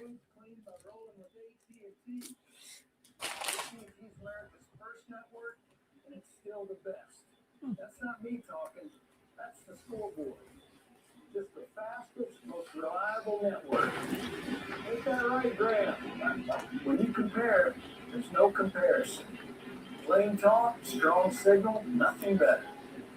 You know what I just post about playing? Going hot. So I got this job.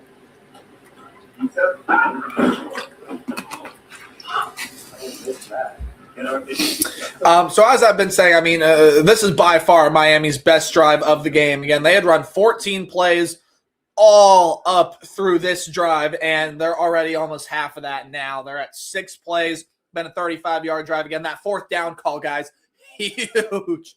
Fourth down call has been huge.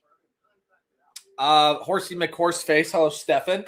Oh, called him out. It is, let's see, I explained this earlier, see if I can name everything in it. It's a steak burrito with white rice, no beans. Wasn't feeling it today, just wasn't feeling the beans.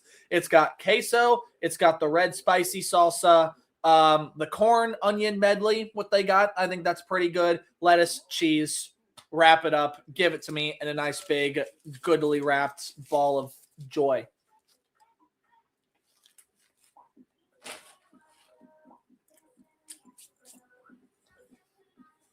Oh, and it's from Chipotle. Obviously. Got to take advantage of the buy one, get one while they got it, right? That's also a PSA. No, he did not get doxxed. So the number one thing that we do here at Mr. Beast is I set my phone down for 10 minutes and 30 or 40 messages going, and it ends with, okay, great, sounds like we're all on the same. Thank you to everyone tuning into the stream, by the way. Live reaction to the national championship game. 10-0. The Indiana Hoosiers are on top of the Miami Hurricanes through 28 minutes of football from Hard Rock Stadium, but Miami's putting together their best drive of the game.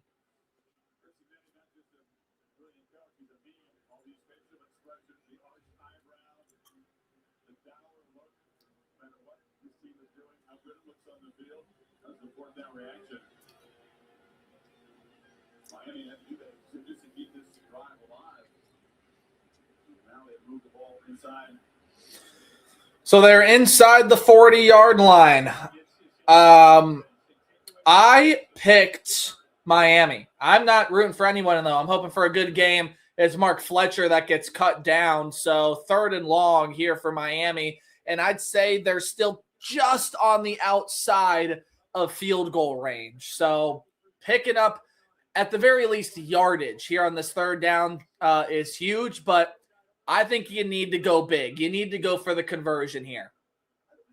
7 points is going to feel massive from this team. That was D'Angelo Pons that came up and made the stop, by the way. Just despite his size, he's a phenomenal corner. Beck throws it out. Screen pass. It's going to be Marion who gets thrown forward. It'll be about 4th down and 2. Clock is ticking, so Indiana won't be left with much time. But we'll see if Cristobal's going to go for this again or if he's going to get the points. In a game like this, I would send the field goal unit out, but this offense is staying on the field. All right, Mario. Rolling the dice for the 2nd time on this drive. Again, that game did get him in field goal range. Miami does have a couple of timeouts. The ESPN analytics tell you to go. For the game that it's been, I would say kick the field goal. I think Mario's going to take a timeout here. And he is. So Mario going to give some extra time to think about it. And I think the field goal unit is coming out here now after the timeout. Just get as much time off the clock as possible. Again, been a defensive-minded game so far. Both these teams' defensive fronts are putting in a good amount of work. Line of scrimmage been immovable for really either side so far. Each side has had their moment, but it hasn't been anything big, right?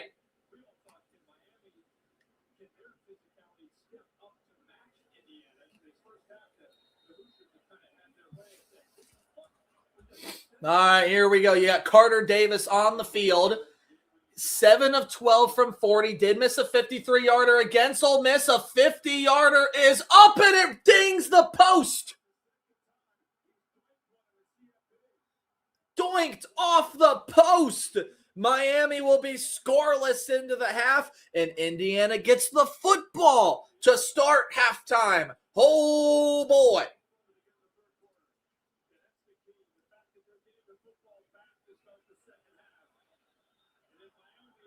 Looked good, and it just kept tailing. Doinked it off the right upright and out. So the best drive of the game for Miami comes up empty. Carter Davis could not convert.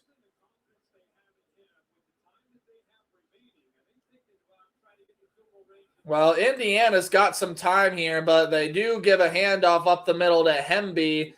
And unless they call a timeout here, they will not, it appears.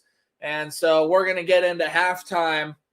We'll take a little break myself, but I want to know all of your halftime thoughts as, you know, the crew will be taking a look at things. And Indiana is running another play. They're going to try to toss this football. Low throw is caught by Becker. Clock will stop to move the chains, but they only got 3 seconds left. So if they want to run another play, and Signetti's going to call a timeout, I don't understand that. I mean, you're going to do that anyway. Take the first timeout. Yeah, take that first timeout, coach. You know, yelling at one of his guys down there, but you have the authority, man. You take the timeout. I've never understood that, right? Like, why are coaches yelling at assistants? Well, unless, you know, they told him, I wouldn't take the timeout here, coach. Yeah, okay. You have the authority to call the timeout. You make the call.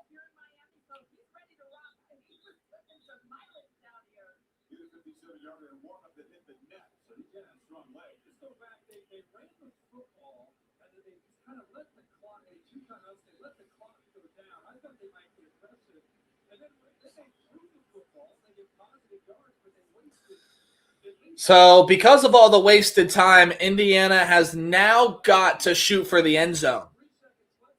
And Miami's going to play guys at the goal line as they should. Yeah, they're gonna reset it to 5 here. So you get something really fast, there's a chance that you can get Radicic back on the field. And in a national title game, man, I can't tell you how huge 3 points feel. Mendoza rolls out. There's pressure. He's just going to heave this thing to the end zone. It's going to be knocked away. There's halftime.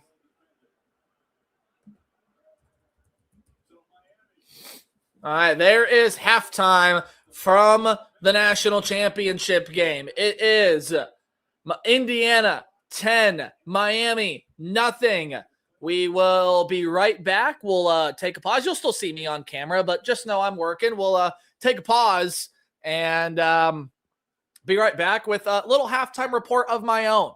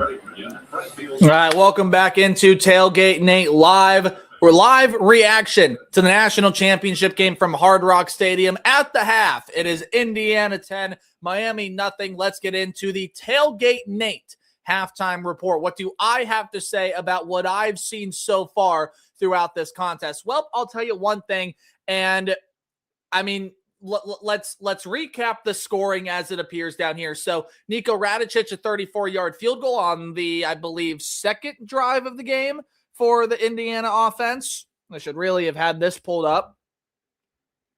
Second drive of the game, 12 plays, 55 yards. It was a methodical drive. Indiana went down the field and scored. And then Nowakowski, after just a drive where a ton of big plays ended up happening. You had Nowakowski make a big play. You ended up having Kalen Black make a very big play for this offense. And that, to me, is absolutely where the big plays lie in, right? So, apologies. We're going to get, here you go.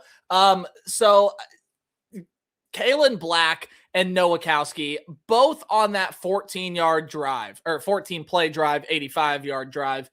There were some outstanding plays that got made there in that contest. I mean, Black ended up getting up the middle on a 3rd down and 8 after a penalty had ended up happening. But then even before that, you have Mendoza complete something on 2nd and 10. Nowakowski barreling his way forward. Obviously, Nowakowski has the touchdown, only has 2 carries all year. Both of them, he has been able to get into the end zone. So Black and Nowakowski have really been the story and the feature so far for this team. And it is all quite simply because of the fact that, look, this is an Indiana team that's just kept fighting. They have kept pushing and fighting hard.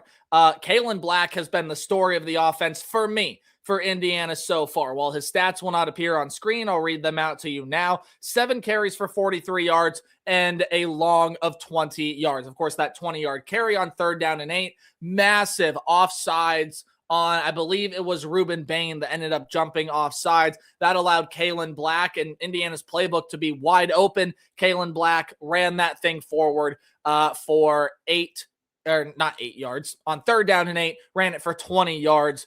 And by far the longest play of the day for Indiana on the ground. And Kalen Black has been putting in the work on the ground for this team. They've actually been able to stymie Roman Hemby, has this Miami defensive front, but it, Black has been the guy that's been the workhorse and the motorboat. Otherwise, big plays you could look at. I mean, Mendoza, we'll talk about him in a minute, but obviously that missed field goal towards the end of the half there. I mean, just doinking it off of the post for Carter Davis. Did that earlier in the CFP. I believe he did it in the windstorm against Texas A&M and still missed a 53-yarder against Ole Miss, even though they won both games. That feels like just an absolutely massive miss, right? I mean, just a massive miss. When you start talking about these two quarterbacks, I mean, it's pretty clear and easy to see why one of these teams is ahead, right? You have Carson Beck, 6 of 10 for 49 yards. By the way, stats coming directly from ESPN, the channel in which is broadcasting this game.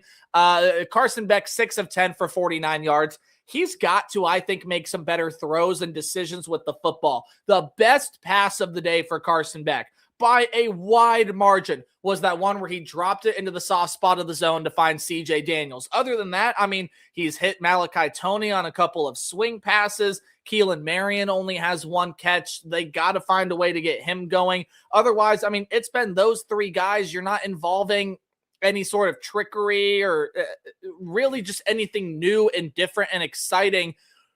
But Miami also has been off rhythm offensively, because they wanted to play this thing slow and methodical, and they just aren't doing that. Miami is not being slow and methodical, especially that 3-and-out drive where they threw the football 3 straight plays. They're rushing their offense. You cannot do that, and because of it, I mean, they're already way behind the 8 ball. Indiana has got all the momentum, and now the Hoosiers have a chance to take even more of it because they get the football to start the second half. However, Fernando Mendoza It's been nothing super earth-shattering from Fernando Mendoza, in my opinion, but what he's doing is he's picking the defense apart.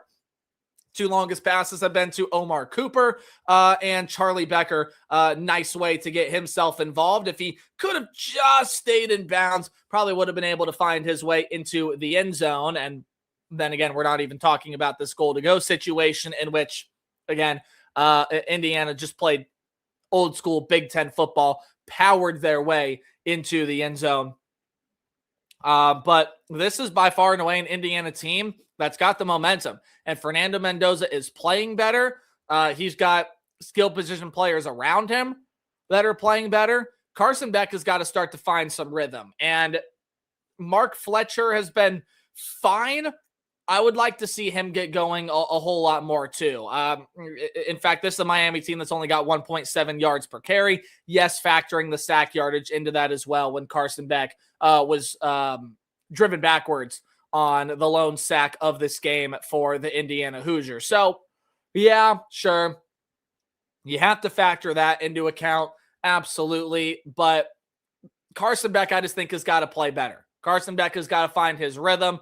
He's got to be able to find his groove, and it's going to be a big, big, big point of emphasis for him in order to really be able to help put this team on his shoulder. But he's got to get a big stop from his defense. Now let's take a look at total yardage here. I mean, Indiana's killing it in every facet. They have the time of possession margin by, I think, 7 or so minutes, give or take. You don't even see that on screen. I'm telling you, that's the way it is. But you obviously can see it, right? Indiana's outgaining Miami by 100 yards on the dot, 169-69, and Indiana has run 13 more plays. They have a whole drive's worth more plays than Miami does right now. It's because Miami's got a lot of different 3 and outs. They've not been able to find their rhythm offensively. And this is an Indiana defense that has just played really, really well, y'all. The Indiana defense has played to a really, really good level. And that should be no surprise. They've done that pretty much all season long. But this is absolutely a time to where Miami's got to step up and make a play. There have been no turnovers yet. I knock on wood for the various fan bases participating in the national championship game. So how do you adjust here if you are the Miami Hurricanes? Well, it starts with getting a stop. You need to get a stop here in order to keep yourself in this game. Even if you hold Indiana to a field goal, I think fine, but obviously for a lot of different reasons, you'd rather keep them off the scoreboard entirely. Now, something else that I did want to bring up here as well. This is a very big, key, crucial stat that has led Indiana through literally the entirety of their playoff run and even throughout the regular season as well. They have been machines, weapons on third down. They have been absolutely spectacular. I mean, just spectacular on third down. They have been nearly surgical. And that's continued into this game here as well. I mean, they're the best third down offense in college football. They're continuing that here. They are 4 of 7 on third down. Miami has yet to convert on third down. They've even been in some third and short situations, and they just can't convert. Now, I think that they've run the ball on every third down and short that they've had. That might be my brain playing some tricks on me, but you get the point, right? They have not converted that third down play. They have converted a fourth down, right? They are 1 of 1 on fourth down. That's how they were able to get their longest drive of the game, their best drive of the game, and they were able to, again, still not come away with points, but they were able to build some momentum. They were able to get it down the field, right? That's what you got to start doing. You got to be able to stay on schedule with Mark Fletcher and Shamar Brown if you happen to use him on the ground. But that defense has to be a focal point here. That defense has got to take over. Maybe not even take over. Well, who knows, man? It might have to take over, but it's got to get a stop. It's got to be able to just not allow this Indiana team to get any rhythm. And it's done a good job of that for the most part, but it's been some costly mistakes and penalties that have cost Miami, especially, again, Ruben Bain. You have the pass interference flag on there where Frederic just got a little bit too handsy. I still think Miami has got a shot to pull this game off. Like, don't get me wrong, Miami is not out of this game. But with the way that this game has gone and the way these two teams have played all season, I can tell you right now, it's going to be really tough. It is going to be really, really tough for this Miami team to be able to come back and get this thing done. So, I mean, look, you get a stop here, right? As Indiana is going to start out the second half with the football. They need to stop bad. Indiana's playing great. Fernando Mendoza is picking apart this defense, giving him what basically just taking what the defense gives him, nickel and diming his way through, and it's working beautifully. I mean, I would not change it. I think Indiana, eventually you can see them take a shot because of the way these safeties are cheating up and some of these corners are coming on rushes, or they're slotting a little bit shallow into their zones. This Miami defense is cheating a little bit. It's cheating towards the run. So that gives you the perfect opportunity to take the top off of this defense. I would be a little surprised if Mendoza and company doesn't do it once. And if Miami does find a way back into this game, that could be the nail in the coffin where Indiana rips it away from this Hurricane team. Again, still very much in this game. But my biggest key in the second half for this Miami team, you've just got to, I think you need to force a takeaway here. You've got to steal momentum some way, somehow, but that offense has got to get going. I don't care how it gets done, whether it's through the air, on the ground, it does not matter. You have got to find a way to put yourself in good situations on third down. You've got to find a way to convert those third down and build some momentum going. 3 and outs are not going to cut it. This is going to end up, I feel like, being a limited possession game in the second half, unless Miami's defense can say something about that. Carson Beck has got to come through and play better. I think Carson Beck needs to figure out some mojo here, and that's going to help out this Miami team a lot. So Indiana going to start with the ball. Sorry, pointed the wrong way again. Indiana going to start with the ball in the second half here. I mean, just huge deal for this Indiana team. Miami needs a stop. Horsey McHorseface, yes, they got to do what they did on the last drive. Make sure they finish it.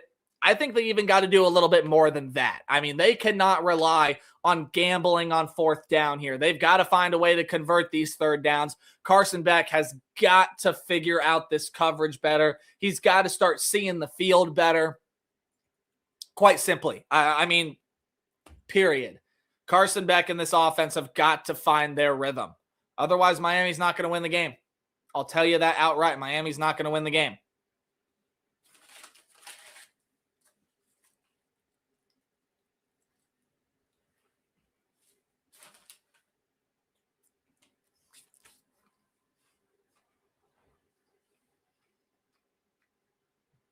Thank you to everybody who has tuned into the stream so far. If you may just be tuning in, welcome. We are live reacting to the national championship game in Hard Rock Stadium.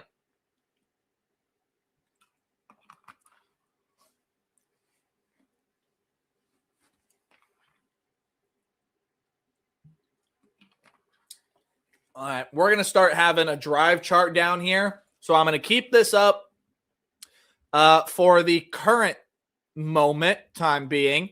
But yeah, this is going to end up being I have a feeling this is going to end up being a pretty interesting second half. Sorry for the graphics glitch there.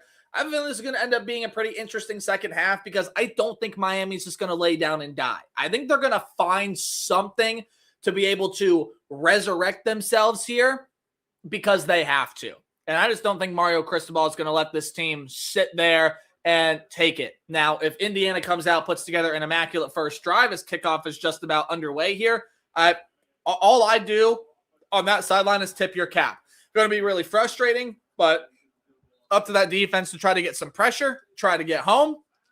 And the second half is underway.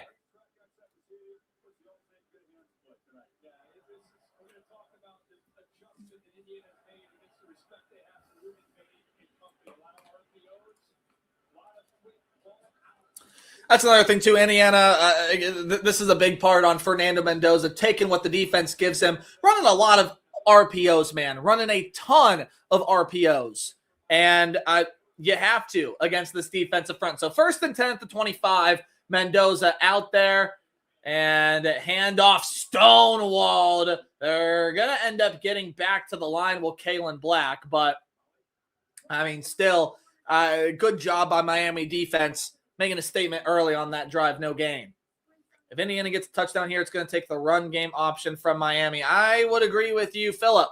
I would agree wholeheartedly. I mean, if Indiana gets a touchdown here, you might see Miami just come out aggressive and start taking some shots. That very well might happen. 2nd down and 10, Mendoza back to pass. He's got pressure. He's going to go down. That is a big sack. Guess who, folks? Akeem Mesidor. Boy, unbelievable job from him to get into that backfield, get him down. That is huge. That is a massive play. Now you got Indiana in 3rd and way long, obvious passing situation, 3rd and 17. Now, they have converted a 1st and 20 today. It was to Omar Cooper, missed tackle in the open field. Conservative play call, a handoff here with Black. He'll try to power forward, cannot even get back to the original line of scrimmage. There is going to be a flag here. And I do believe it's going to be on Miami. And illegal hands to the face mask. They're going to get him on something. It's going to be automatic 1st down for Indiana. Boy, that is a killer. I mean, I've used the word killer a lot today. That's a heartbreaker. That's a heartbreaker. You had them. There was no reason to do that. You had them. Yeah, right there. I mean, really easy. It slows Kalen Black up. Oh, my. That's a mistake, guys. That is a mistake, folks. Automatic 1st down now. Penalties, man, I did not talk about them much. But when I did talk about them, I told you they were going to play a big part in this game if Miami is going to hurt themselves. And so far they have. I mean, 4 massive penalties. So now 1st down and 10, handoff, but another nice defensive play. There's the first time we get to call Keontae Scott. Finally getting into the backfield and making an impact there. Phillip, I do not root for anybody in games like this. I like to sit back, relax, and enjoy a nice football game. However, I am on the record picking Miami. So you can sway that whatever way you would like to.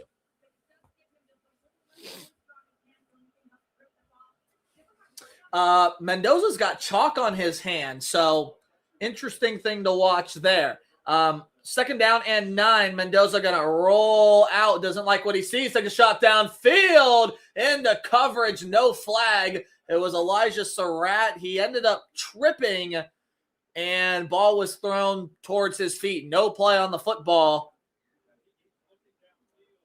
Let's see here. Surratt. Yeah, I don't, don't mind that. Omar Cooper's in coverage with Keontae Scott. He actually puts him on the floor, and he was open, but Mendoza had already made his decision to throw it downfield. So, hey, they're 4 of 8 on 3rd down. Again, that's been the big thing with the Big Ten original, as long as it's not Michigan. All right, Phillip. Hey, you do you, my man. Running out of time on the play clock. They do snap it. Pressure comes. Mendoza's in trouble. He goes down. What a play. And the Miami pass rush. No flags this time. They will hold the Hoosiers. Amazing defense to be able to get into that backfield. One-on-one matchup on the outside, and I mean, Ruben Bain is going to win that 9 out of 10 times. Even a tiny little hold there. Glad they didn't call anything. That's just a big man making a big-time play. And Bane going to get drafted pretty high, so stand by Miami. You have to answer now. You have to answer now. Oh, Kadarius Toney, not Kadarius Toney. My apologies. Malachi Toney. I'm so sorry. Tony, pretty nice return here. So Carson Beck going to come out for the first time.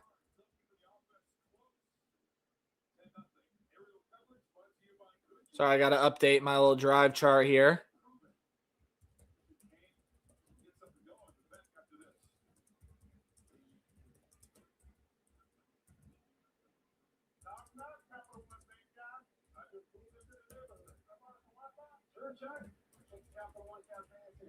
Open 7 days a week at work location. Oh, you good? Yeah. My dog won't want a big cat. What's it turn in? Oh, my wife was thinking of Chris also. Just a thing. Pretty good bank account. We're trying to catch trends. There are no fees or minimums on Capital One checking account. Now the other one. What's in your wallet? Natural. This one. Your size for the matter of your life. Didn't matter. Go on the ride. You must be from one piece of the puzzle to the next. Then try to solve the mystery in IMAX. The clock is thinking mercy. Friday. All right, there you go. Nice job by the Hurricane defensive front, man, making a stand, a couple big sacks, and I know that they had the penalty, but it didn't cost them. It did not cost them. Maybe it cost them a little bit in field position, which could hurt. That very well could hurt, but nice job by the Hurricane defensive front, doing exactly what they had to do. And I mean, they're in takeover mode, man. So that Hurricane defensive front starting to get into a little bit of takeover mode, which I kind of alluded to that maybe they didn't have to do that, but it would be really nice. And that's exactly what they did on this drive. So nice job. Nice job.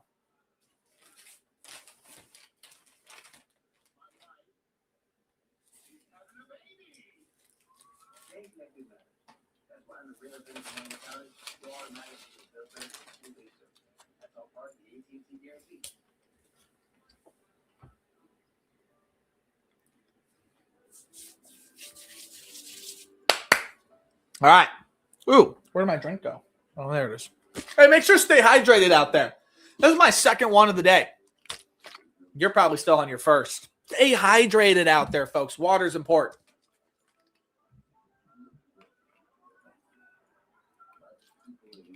Hey, thank you to all of you for tuning into the stream. If you haven't done so already, make sure you hit that subscribe button and ring the bell. So, hey, this is the last live stream of the regular college football season. You know that once we get into the winter, spring, summer months, we'll be putting live streams on still as well as the schedule allows it. Just stay tuned to the community page and stay tuned to my social media. That's how you know when stuff's going to go live. Follow me on Twitter, Instagram, any other social media that you like to peruse. The handle is at Tailgate Nate29. Here in quarter number 3, we are getting going with the first Miami drive of the half. And as it says down there, it's time to answer. Time to answer for this Hurricanes team. They've got to get it now. 11:52 to go. Just about 27 minutes of football. Beck got to find some rhythm here. He takes the snap. It's a throw on first down. He'll chuck it about 5 yards deep and finds Toney. He'll get 6.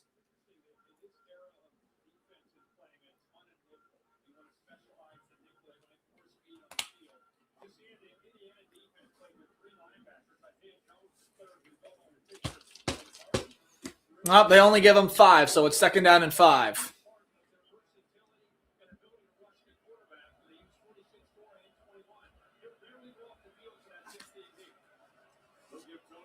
Second and 5 at the 43. It's going to be a handoff right side. Mark Fletcher, he's going to break free. Mark Fletcher down the sideline. No one catches him. Mark Fletcher, touchdown.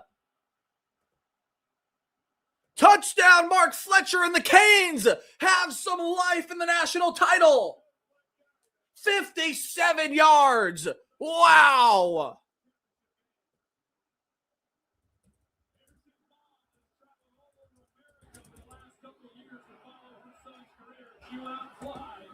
But she will drive to see him, whether it's Cal Berkeley or Glendale, Arizona, or wherever. 18,000 miles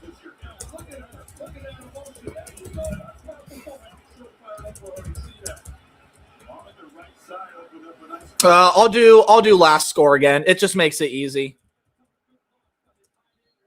And the extra point is up and good. Folks, the Canes have got some life in the national title. Mark Fletcher, I'll put his first name on there for all of you, but Mark Fletcher, 57 yards. He got the hole that they needed. You know what? He's even a junior. Let's give some respect to Mark Fletcher Sr., right? Miami is back, folks. Miami is back in this game.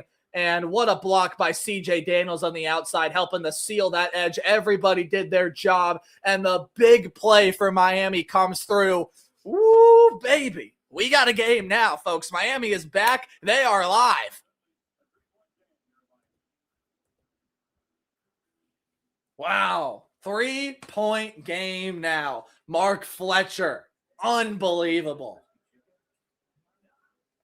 I was saying Carson Beck needs to get going. Hey, man, you know what? That works too. Get Mark Fletcher out on the outside, able to bust it through the gap. Everybody does their job. Just a little counter play to the outside. I believe it was a counter. I could be very wrong about that. Could have been an easy sweep play. But, I mean, everybody does their job on the blocks. Mark Fletcher hits the hole, and boom, he's gone. When he gets in the open space like that, man, he is really, really tough to bring down. Started out with Carson Beck. Nice throw, find some rhythm. Simple handoff, but if everybody does their job there, usually things like that can go for 6, and it worked out on that play. Indiana did not have the numbers on the outside, and Mark Fletcher Jr. gets Miami right back in this game. 57-yard touchdown run down the right sideline, and it's 10-7. Miami's got life. Yes, Miami, again, just back in it. Folks, your thoughts on that touchdown run? Biggest play of the national title so far, in my humble opinion.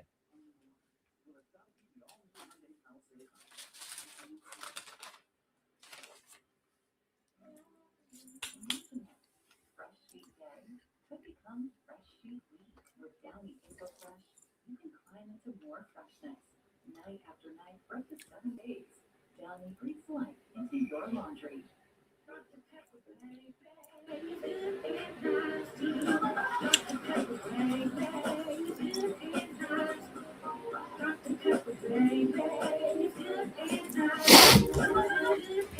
Thank you to all of you watching the stream, the national championship game live on the Tailgate Nate YouTube channel. My name is Nate Bope. I'm a sports media graduate with a massive passion for everything that goes on in the world of sports, especially the world of college football. That's why we're live during the national championship game. Hey, you want to see me go live during more sporting events? And hey, maybe we go live during the national championship in basketball. If I'm not going to a party, maybe we do the Super Bowl. Yeah, just let me know, man. I love doing stuff like this. They're showing the Mark Fletcher touchdown run again. I mean, just chef's kiss of a play again. Everybody does their job. That's a play that can go for 6, and it's exactly what happened.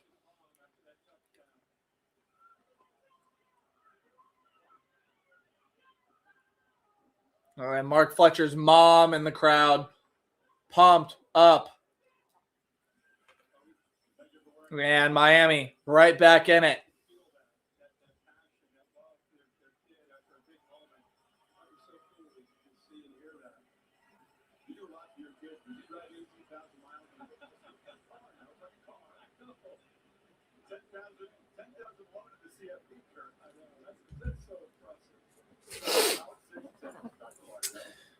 So that 57-yard run gives Mark Fletcher an 83-yard performance so far.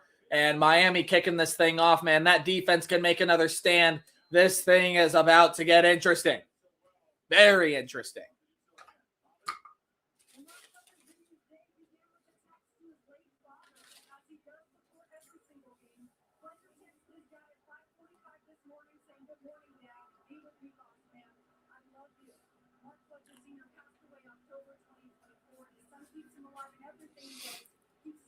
I mean, if you don't know the story about Mark Fletcher and his dad, you have to look it up. It is so powerful. It's kind of making me a little emotional right now. It's so powerful. And, I mean, getting that run in the national title for that young man is so good. Well, here's Roman Hemby ripping a run of his own across the 40-yard line. First down. Hoo, hoo, hoo.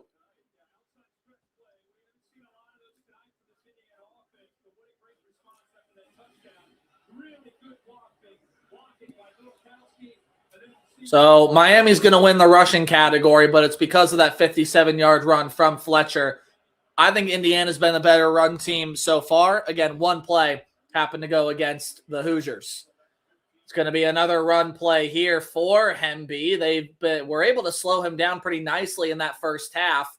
Starting to get going a little bit here. It's a nice 4-yard carry. You keep yourself on schedule.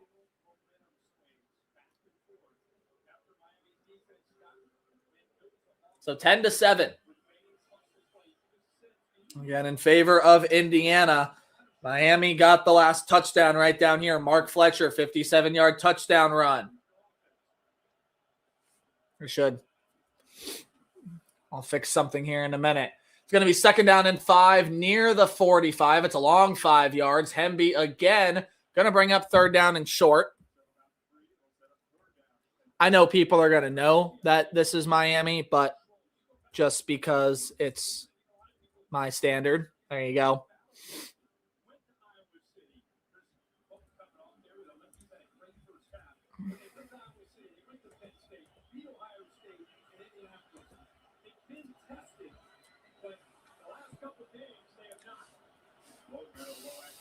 Third down and 3. Big opportunity for both of these sides right here. At the 47-yard line. Midfield is the first down marker. Back to pass Mendoza. Quick strike. Surratt. Oh, he does drop it. Picks it up. They're going to say incomplete. He could not complete the process of the catch. And that is massive.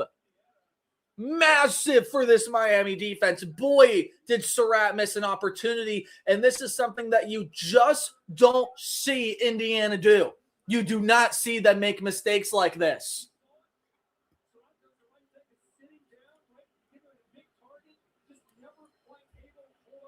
Never able to hold on to the ball. So not only is that something you never see Indiana do as a team, which is hurt and beat themselves, you never see Elijah Surratt drop a ball like that.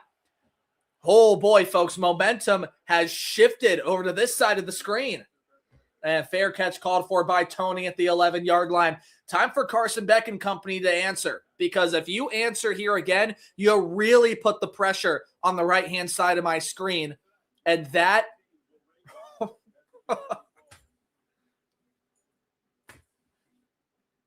I don't think I have to say. Everyone knows. Wow. What a flip. 6 minutes of football, and the script has flipped over to this side. Unbelievable.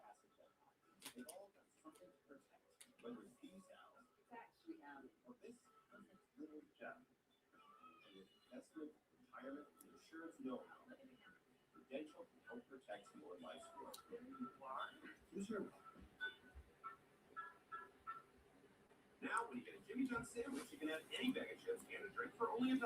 You know, 4 quarters, 10 dimes, or 1 jillion pennies if you love counting. I'm going to respond to the text from Carson on stream. Carson, my good friend, I believe you are watching the stream, so you can answer me on text or in the YouTube chat. Doesn't matter to me.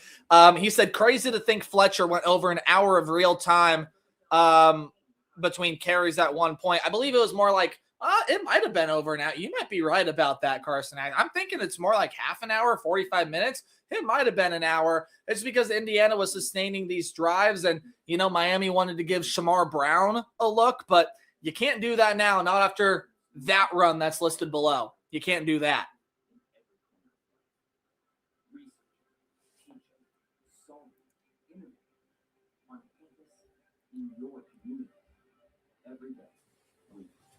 But the house call from Fletcher, I mean, has got Miami into this point, man.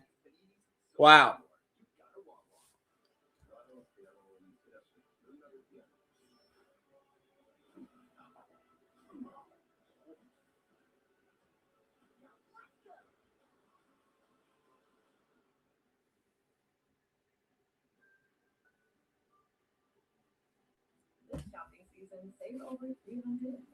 Thank you to those of you that are in the stream, whether you are tuning back in after you tuned in earlier, whether you're tuning in for the first time. We're still going strong, man. We are still going strong.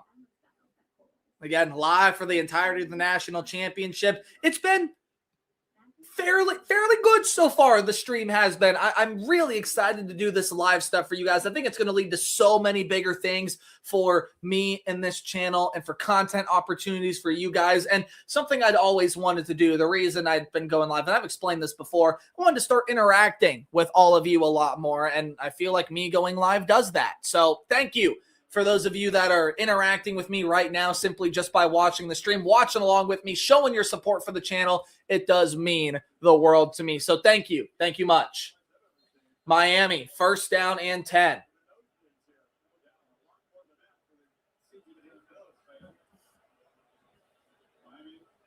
Again, Miami seeking their 6th national title. Indiana seeking their 1st. Average ticket price, by the way, was nearly $4,500 if you have that money to spend. So they're going to try Fletcher again after the touchdown run. Nowhere to go. Stonewalled on the line of scrimmage. I'm loving that term today, aren't I? Stonewall. Stonewall.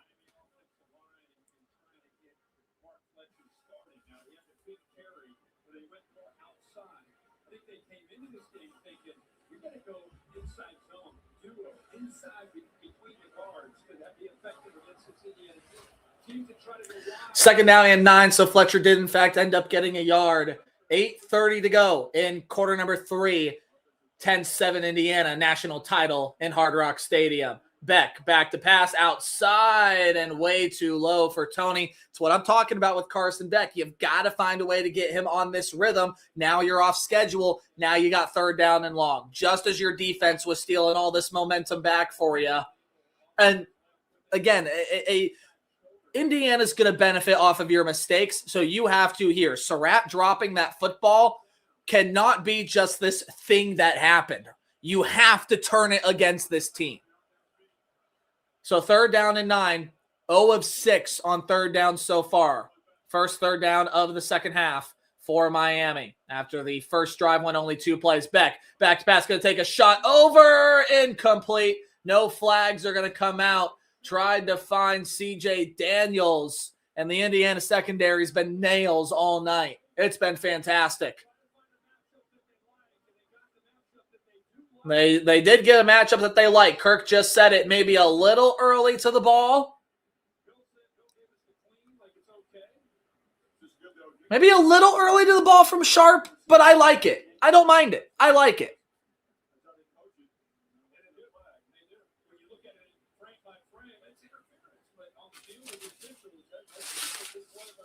Yeah, that's the one thing about the pass interference thing, right? Is when you slow it down, you look at it frame by frame. Oh boy, a bad punt. A bad punt, and Indiana's going to be set up well. Wow. January 31st, Saudi Arabia. Cody Rhodes will be there. Distributed exclusively on ESPN, unlimited plan, live or on demand using the app. 2 o'clock Eastern, 11 a.m. Pacific on the 31st. You're bound to give you a WrestleMania one. We got to go. We got to go. I went last year with Ali. Do it. Set the front row, and I was mesmerized by the entertainment. We'll go this year. All right. Tail of the tape tells you Indiana's controlled this football game, and they have. I mean, Miami's got the one big play. They have some defensive momentum. They're going to need some more here. Mendoza back to pass. This is another sack. Mendoza, he goes down. Another sack. That's Mesidor getting home again. Second or third sack for Akeem Mesidor, and this Miami defense continues to hound Indiana's offensive line. This is exactly what I think a lot of people expected just looking at this game on paper, is this Indiana offensive line was finally going to have to look on the opposing line of scrimmage and say, ooh, we got to worry about what they can bring. And this is exactly why. You have Bain, you have Mesidor, you have guys on the interior that can wreck and wreak havoc. And they're doing that here now, 2nd and 18.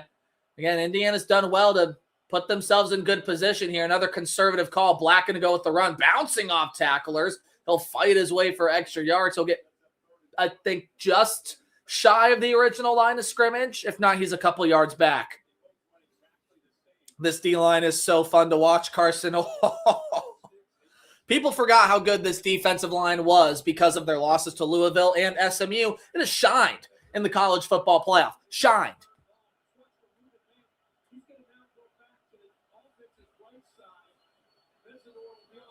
Mesidor and Bain flanking each other. 3rd down and 12. You have the safeties for Miami playing behind the first down marker. They're not cheating up. They don't bring extra pressure. Mendoza, incomplete. Surratt wants a flag. He's not going to get it. It bounced right off his shoulder pad, and Indiana will punt the football again. Well, one of these times, Miami has got to take advantage here. They've got to take advantage.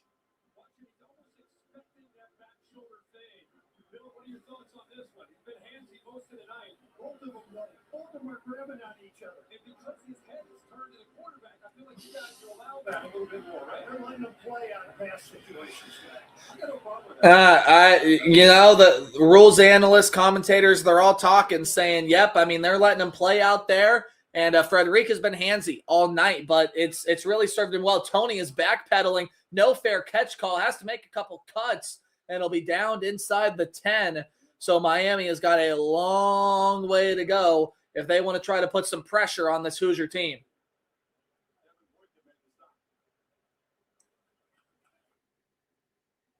Want to talk football with a friend? Just so here. Call Jesse on speakerphone.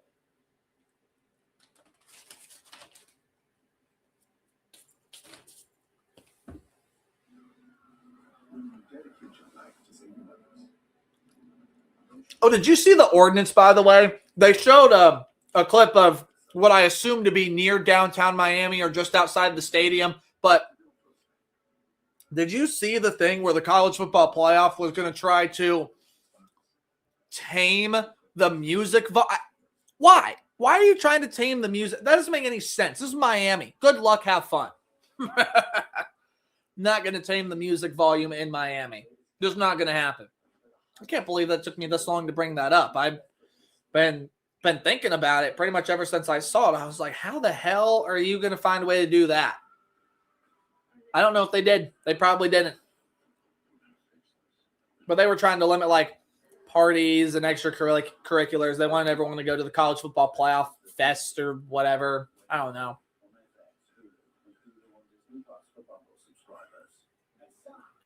Well, folks, like I said a little bit ago, this is a Miami team that has got to take advantage at some point. They cannot keep sitting back and just, waiting for the opportunity. Like they got to go take it.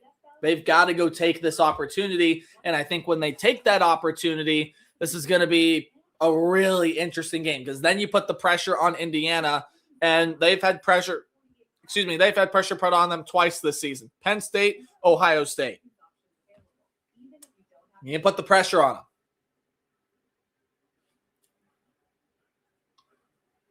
Don't take it religiously, or if you or someone in your family has medullary thyroid cancer or multiple immunodeficiency syndrome type 2, tell your doctor if you get a lump or swelling in your neck. Stop setbacks and tell your doctor if you have severe stomach pain or a serious allergic reaction.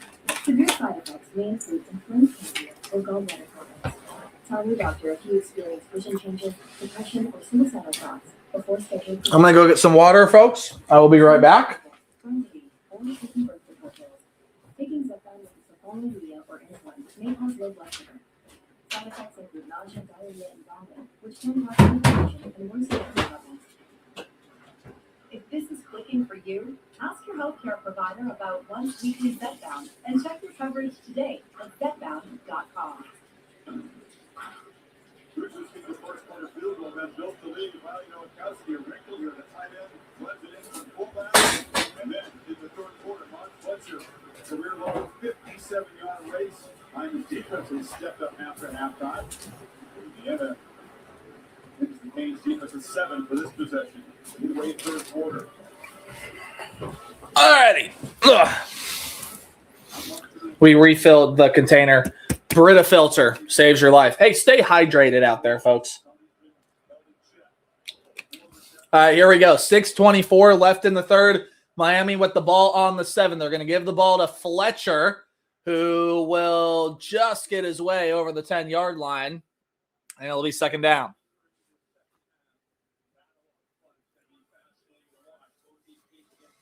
I hope you all have enjoyed the stream. If you have, please let me know. That would be a big help.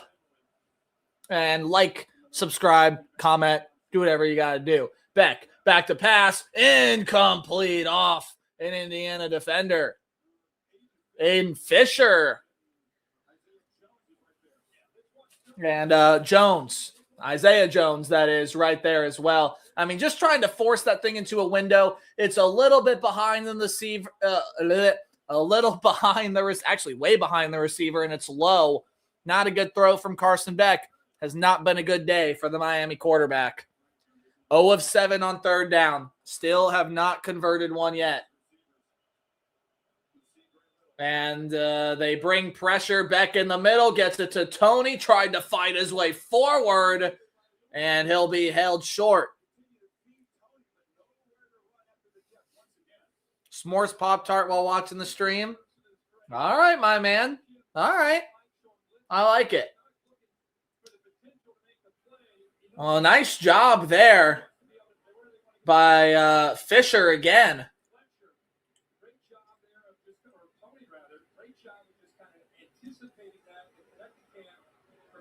And 4th and 1, Miami's going to have to punt. You can't go for it here. Can't give Indiana that space. So Dylan Joyce on for the 6th time today, and the punt is blocked.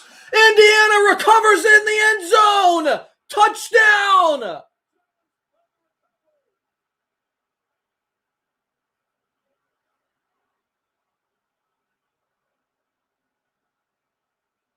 Disaster for Miami. Oh, no.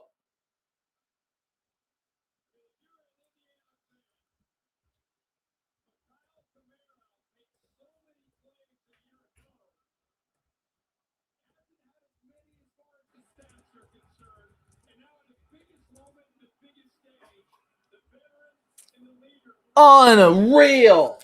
I need to see who gets it done.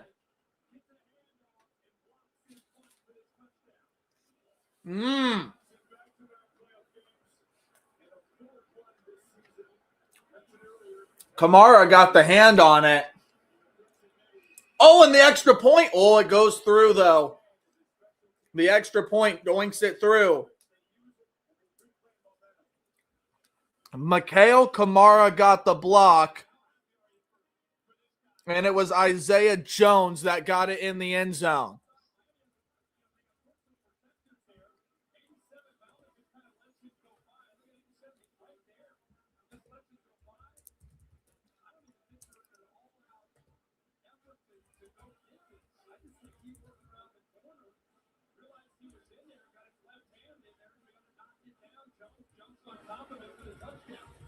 My spotter, their fitness structure says 2.25. That was 2 leads too late. You can roll that with Mike to get that off. How about the field position? They were 10 deep inside their own 15-yard line. Complimentary football once again from Indiana, and the special teams get it home. Wow, special teams for the Hoosiers. Absolutely unbelievable. I mean, he went thoroughly unblocked, and now special teams taking over. Miami will have to start behind their own 20-yard line. Miami won the first few drives of field position, but not since. And Fernando Mendoza didn't even have to do anything there. Blocked punt touchdown in the national title. Are you kidding me? Are you kidding me? Are you kidding me? That's insane. That's insane. That's crazy. Wow. 20 minutes of football remain. You have to answer now. If you don't, good luck. You have to answer now.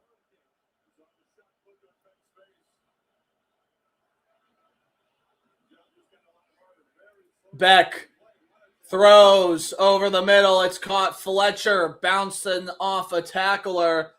Carson Beck still does not have the big play with the arm. He's got to get that. He's got to get it.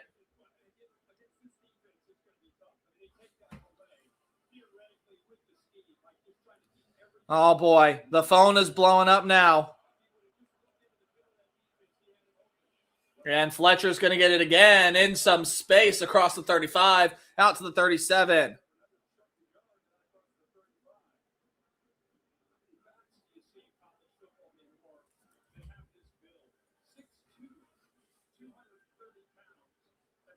Mark Fletcher is trying to put this team on his back. Knows Carson Beck has not been his sharpest. And Mark Fletcher trying to carry this team on the sideline right now. Tells me they're going to take a shot at Shamar Brown in the backfield. Fakes the swing pass back down the field. Oh, he gets caught and then blown up. D'Angelo Pons blows it up.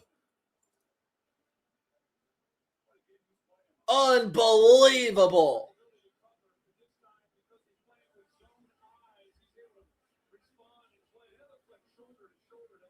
Shoulder to shoulder contact. It was Bauman that went for the catch. Oh.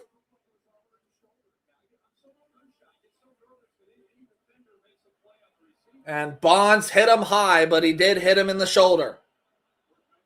Pons, I'm sorry, not Bonds. And Brown with the carry now out to the 40. It'll be another 3rd and long for Miami. Still haven't converted one today. You need it now.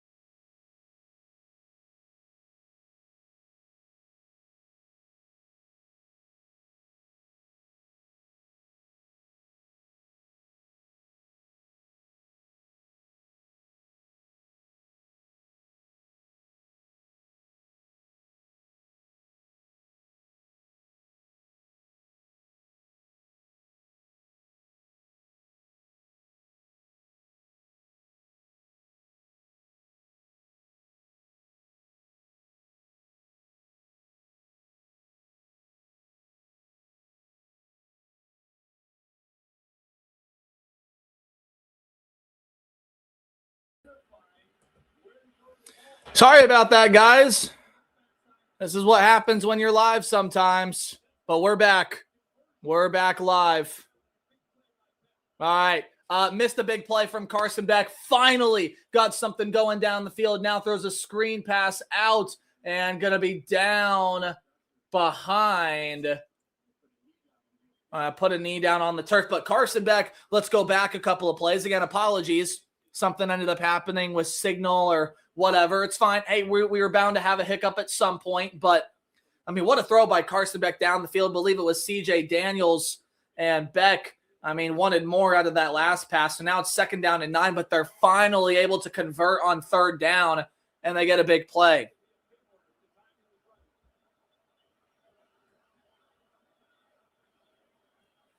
Beck at the 34. Screen pass out. Tony in open space. Malachi Tony burst of speed inside the 15-yard line. Finally, the freshman gets involved, makes a big play, and Miami looking to answer after that blocked punt. They're playing with desperation. They're playing with intent, and I love it. I love to see it out of this group because they have to. Finally have the numbers and the scheme on that side to be able to make it work.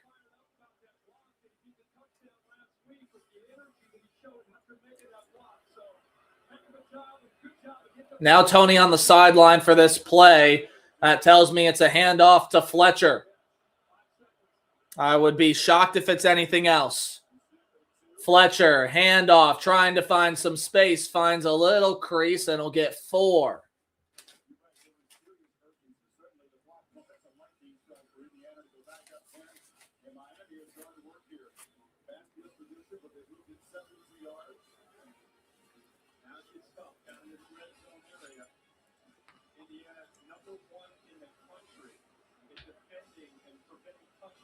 Second down and 7.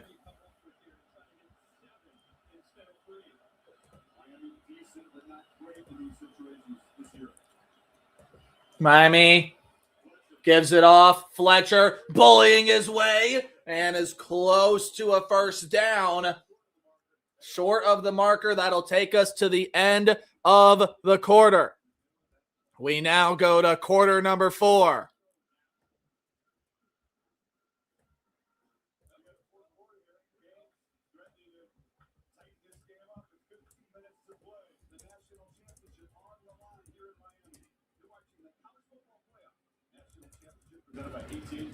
Did I spell threatening right?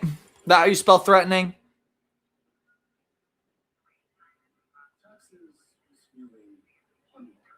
This is how you spell threatening. Look at me go.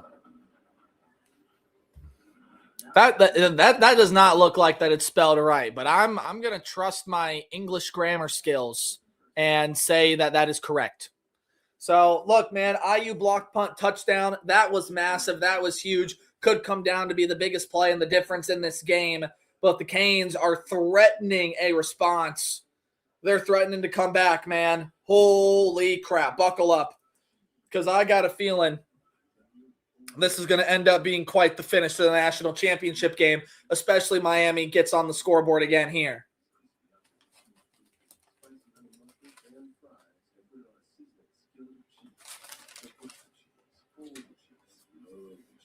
And almost done with the burrito, by the way.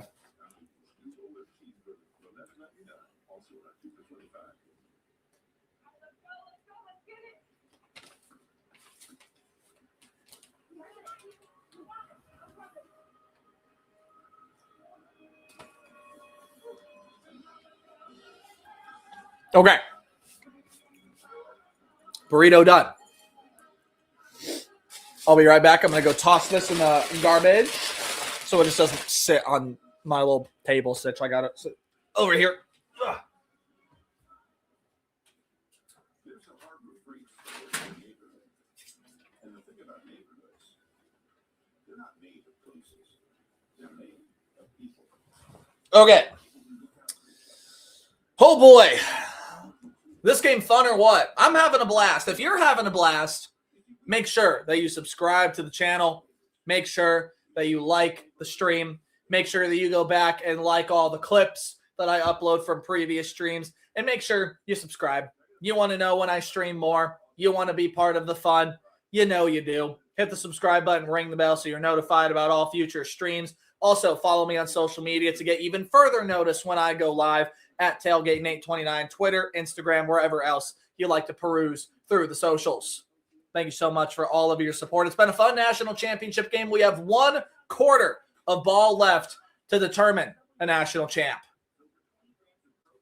Here in a little bit, we might be busting out a Celsius. Maybe. We'll see. Do I need more energy? Up for debate. Up for debate. Indiana just 15 minutes away from holding on to this national championship. Meanwhile, Miami, I still don't think they're done, especially because they're threatening here. But 3rd down and 1, playbook wide open on the 3-yard line, 3.5. Got to be smart here. Beck, motion over from Tony. They fake the flip. They hand it to Fletcher, and he's in. Perfect play call. And on the first play of quarter number 4, the Canes punch right back.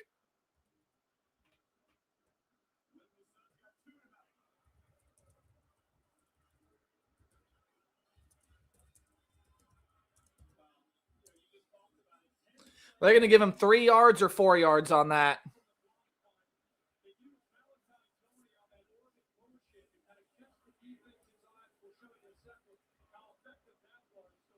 Someone's got to tell me. Are they giving him 3 or 4 yards on that? I would assume they give him 4. And the extra point, by the way, is up and good. It was like at the 3.5. So, I mean, it could be either.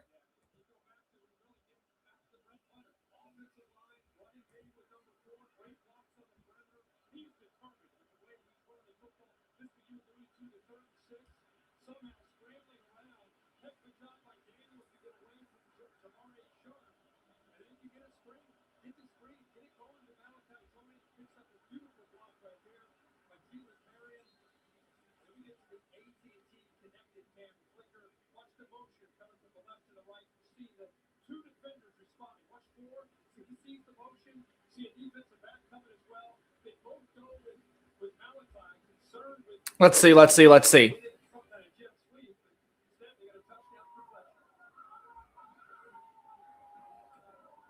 Okay, they give him 3 yards on it. I'm surprised. I thought they would clearly have given him 4 just because it's the 3.5 situation, but there you go. Fixed.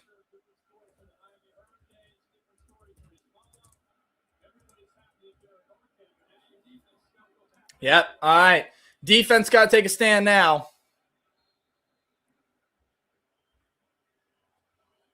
Defense has got to take a stand now.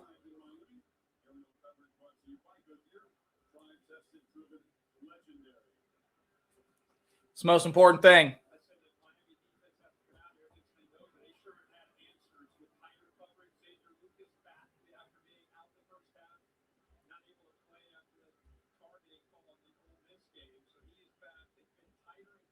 Great call. Great call on that. Absolutely.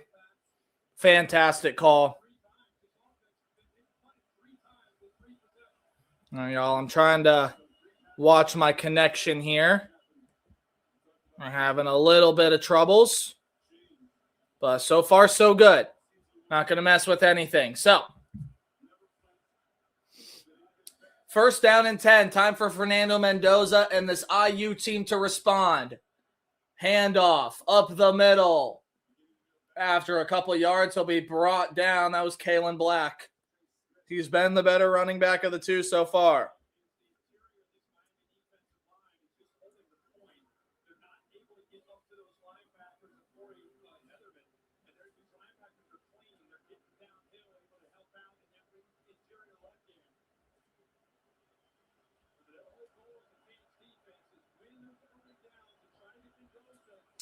Second down and 8. Sorry, y'all. I keep having to keep tabs on things, but we're going to worry about it unless something happens. Up the middle. Black. Again, bursting free. Running through tackles is Kalen Black. And he's got a first down for the Hoosiers. I mean, Kalen Black has been an X factor for Indiana today. He's been amazing.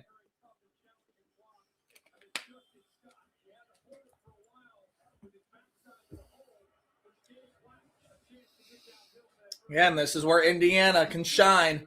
First and 10. Mendoza snaps it. Fakes the handoff. Throws outside. Incomplete. Knocked away. Nice job to get in there. Nearly jumped the route. That was O'Connor. Ended up getting in there. Almost did what Keontae Scott did against Ohio State in the Cotton Bowl. Just beautiful job. Could not jump it enough. So just got the hand in there. Beautifully done. Beautifully done.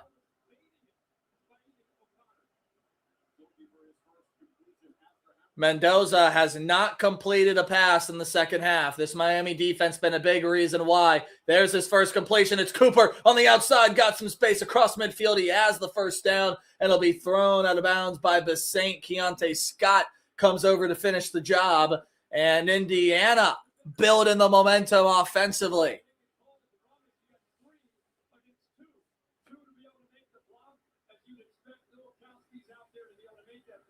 Oh, Nowakowski's making a block, and Elijah Surratt holding his block as well. Very nicely done by this IU wide receiver core.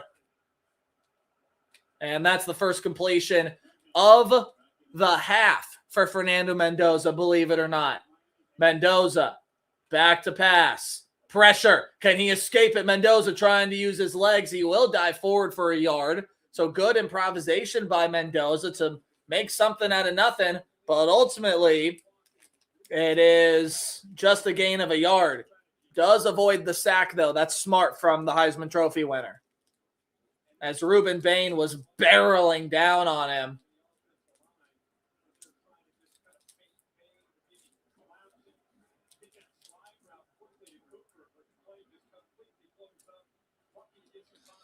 Yeah, that was a dead play. That was a blown up play. Now they'll hand the ball off. This is Hemby finding a gap. He'll get stopped at the 38. Will power his way to the 37. And Indiana's got third down and manageable. I didn't make that, by the way. I'll go clean it up later.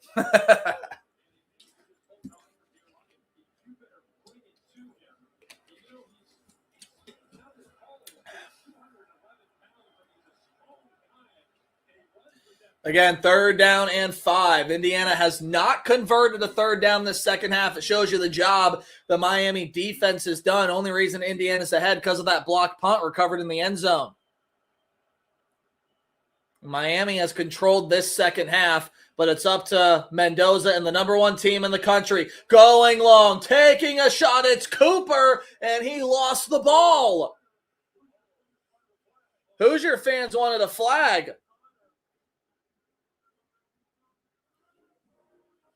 Watch it again.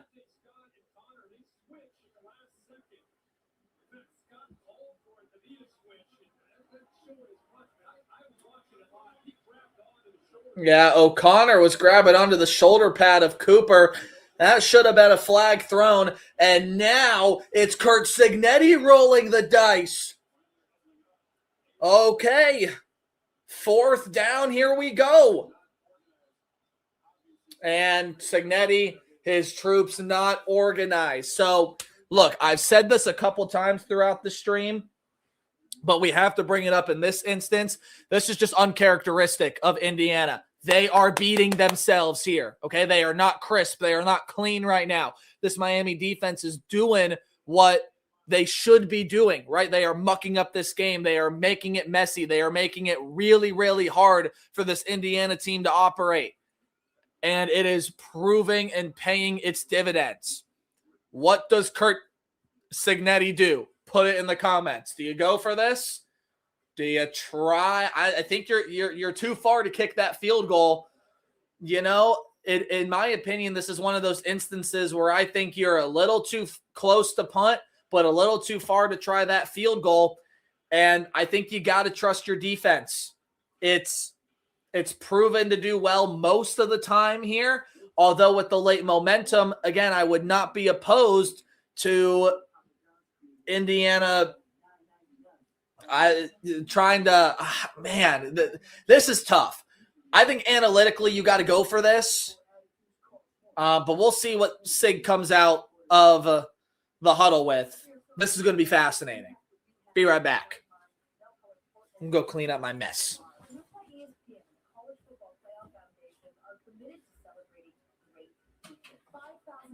For you and your school. Thank you, great teachers, inspiring so many of us. Those little kinds of things that we do are seeds that you're planting with your students. Thank you goes a long way, and you don't do it. By mess, I meant a single receipt that fell to the floor. And then I went back for my teaching lessons. But how about you? I just gotta ask. Oh.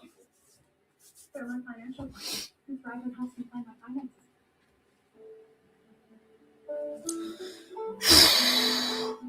It's been a fun national title game. It really has been. I know Indiana's controlled this thing, but again, Miami's never been out of it. I think this has been a fun national title game. This has been fun. It's been really fun.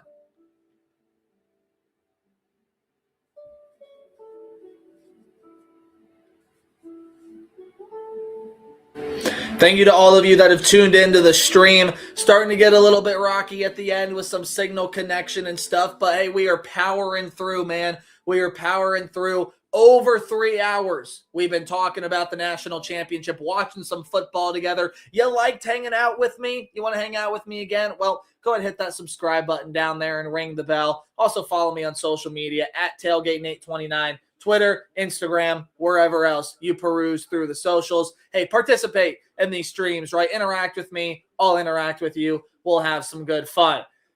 Indiana is going for it on 4th down from the 37-yard line. This is their first 4th down attempt in the playoffs this season.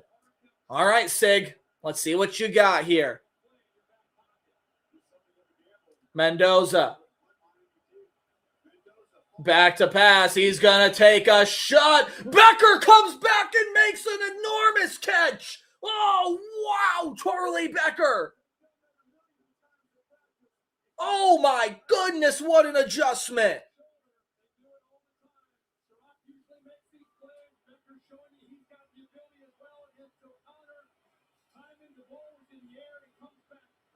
One foot, backside, and then he goes out of bounds. That is a catch. That is a wicked adjustment from Charlie Becker. and the clutch player of the postseason run makes another enormous play. Now they give it to Black up the middle. He's through for 5 yards. Indiana stealing the momentum.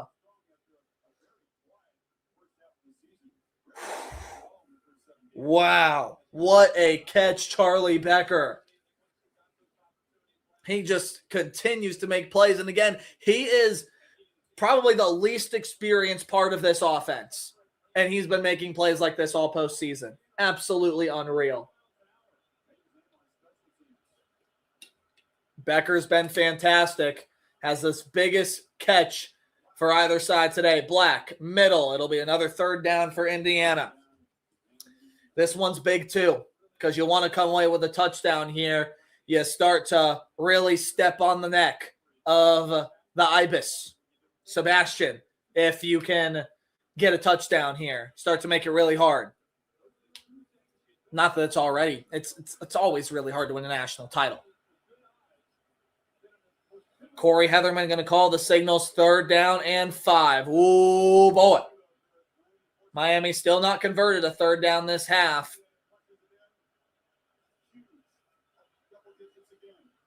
Mendoza back to pass, throw incomplete, way out of reach of his intended wide receiver. And now Sig, another decision to make. You can go for it on 4th down. You can kick the field goal. And they're trying to attack O'Connor, but that ball not on target from Fernando Mendoza. And the field goal unit's going to come on, to the dismay of the Heisman Trophy winning quarterback. And Sig is going to take another timeout. Again, Indiana just beating themselves, guys. They now only got 1 timeout. Miami goes down and gets a touchdown here. No matter if Indiana makes or misses this field goal. I mean, Sig took a lot of time. This Indiana team took a lot of time to figure it out. Well, they're showing that missed field goal, and I was just about to bring it up.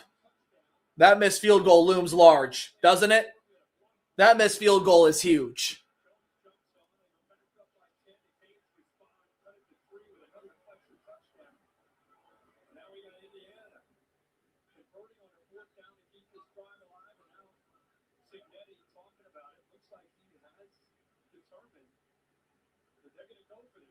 Okay, never mind. Screw the field goal, Sig. Let's do it again.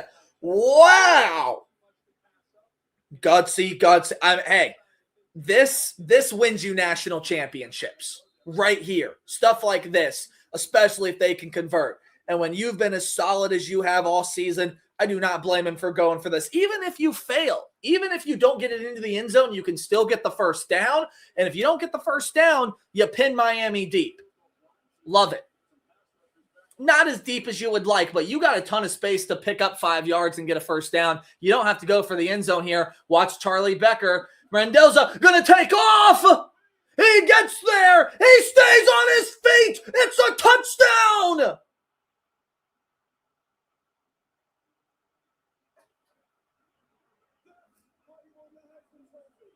Heisman moment in a national championship game. Are you kidding me, Fernando Mendoza?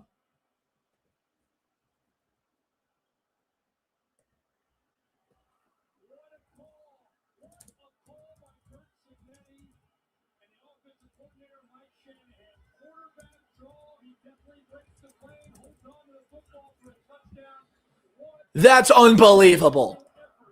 That is unbelievable. And the extra point is good. Sebastian, how do you respond to the Heisman moment? Wow. I mean, absolutely unreal. Play of the season. I just got 3 texts that said the exact same thing. Carson, Logan, Ian. Heisman moment in the national championship game. Dare do we say that Fernando Mendoza has gotten better since he won the Heisman Trophy with a play like that? And it's already gutsy enough to go for it on 4th and 5 in a moment like this. This is why SIG is built for this moment. This is why this Indiana team is built for this moment. It's why Fernando Mendoza is built for games like this. He has been prepared well, and the Indiana Hoosiers are now 9 minutes away from claiming their first national title and capping off one of the remarkable stories in college football history. Unbelievable. What a gutsy call and a gutsy run.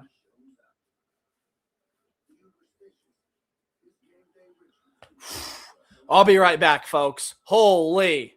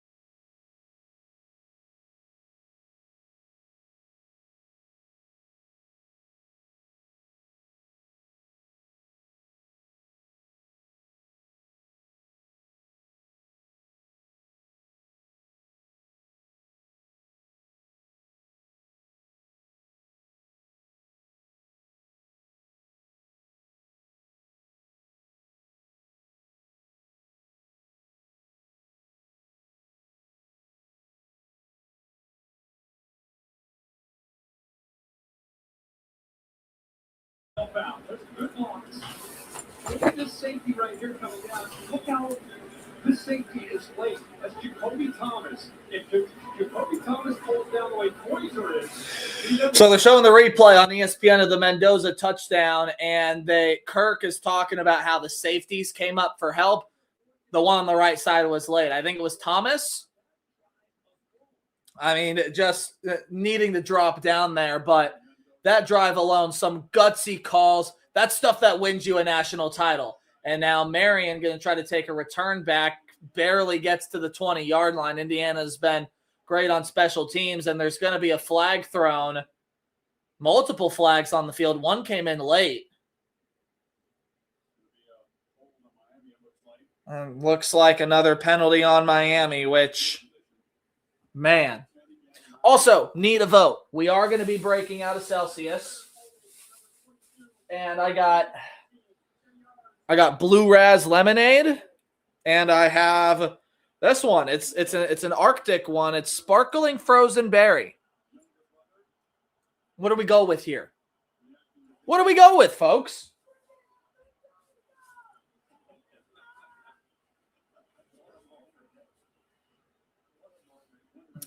I got to get to the radio station after this.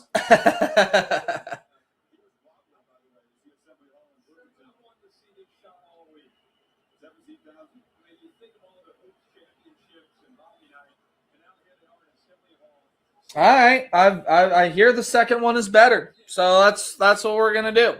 The sparkling frozen berry. The Hoosier faithful are making a wall of noise. Miami's backed up to the 9-yard line.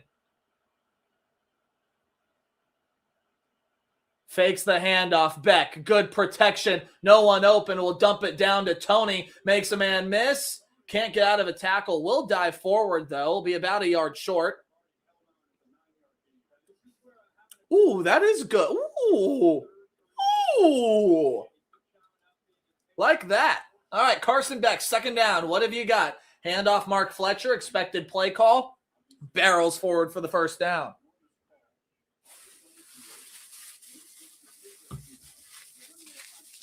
Celsius is in a dangerous spot right now. It's by all the electronics. Banked in the paper bag. Banked in the paper bag.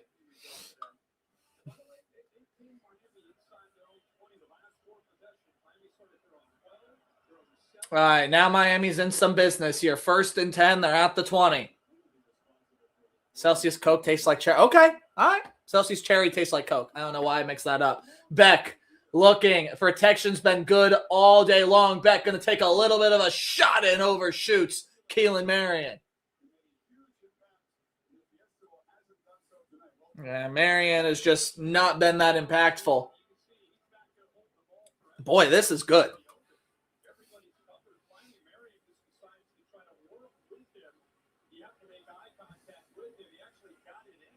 Celsius cherry just tastes like Coke. I might need it next week. But we'll see. 2nd down and 10. All right, we're going to put the Celsius down here. Nothing bad will happen to it down there. 2nd down and 10. Beck back to pass. Some pressure. He takes a deep shot down the field. Marion, he hauls it in. No, he did not. It hits the turf. Oh, man. Woo. That had me there. Brother, I had Chipotle. Yeah, backhanded the football pretty easy and clear to see. On that angle, it came out. Just slips free. Man, a nicely thrown ball by Carson Beck, too. But great play from the defensive back. Keelan Marion could not haul it in. All right, 3rd down and 10. Miami needs this one. Play clock winding down. And there's going to be a false start on Miami. More penalties getting in the way of the Canes' chances to bring home a national title. Now you force Beck to take a shot. And this Indiana secondary has been lights out all night. Lights out all night.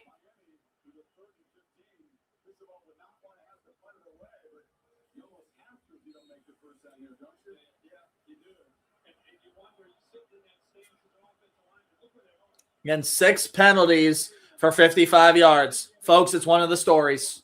It is one of the stories. Beck, back to pass. He'll get pressure from the blind side. Back over the middle. He completes it on the right hash mark. And a 1st down for the Canes. That is huge for this Miami team.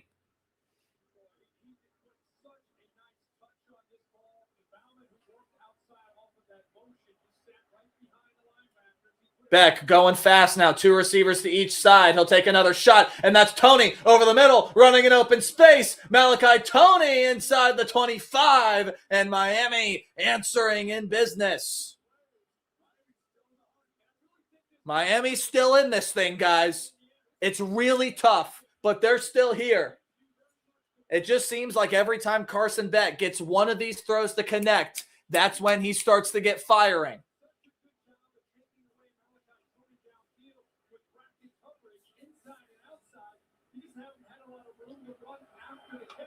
Well, Tony finally's got some yards and some room to run. 8 catches, 93 yards, 74 of them have come after the catch. Beck, back to pass. Protection is good. Flips it over the middle. And, oh, that was dangerous. It fell in no man's land. But a tipped decision. Rushed was that throw from Carson Beck. Oh, my goodness. Not good decision at all. Not a good decision at all. Just tried to sneak it into Fletcher. Threw it under. Not under, behind Fletcher. Oh, well, now Chris Fowler's done it. No turnovers for either team. Yeah, okay. 2nd down and 10. Beck flings it to Tony, trying to get some blockers. Tony into open space. Tony cuts it upfield, makes a couple of men miss, and not Kadarius, the 2nd time I've done that. Malachi Tony is into the end zone for Miami, and the Canes are alive. Very much alive.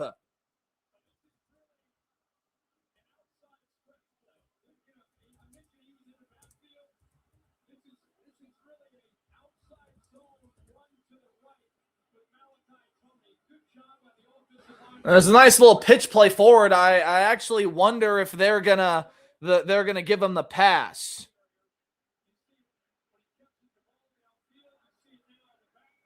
And the extra point is up and good. We'll see if they gave him the run or the pass. I'm going to look at that right now because it was like a little flip forward. I would bet you they give Carson Beck the forward pass. No, they don't. It's just a rush from Kadarius Toney.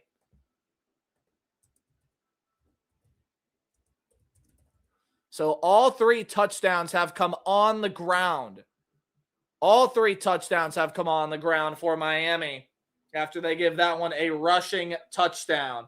And the Canes punch back. Wow. We're getting down to the wire, man. National title game. What more do you expect? Did I say it? Oh, my goodness. Malachi Toney. Malachi Toney into the end zone. Holy crap. Oh, my goodness. People are going to clip out all the Kadarius stuff. Malachi's way better than Kadarius Toney, by the way. Way better. Oh, and relax it's not alcohol. It's Celsius, okay? It's Celsius. It's Celsius. You know what? It definitely is the Celsius. Bad decision by me to do it this early, but we live. We live. We live. We live with the decisions we make and the bad life choices we choose to persevere with. Although it's a good life choice because I'm going to need it later tonight. Malachi Toney. Wow. And they do change it now. They did give him the passing touchdown, even though it was all Malachi Toney on that play.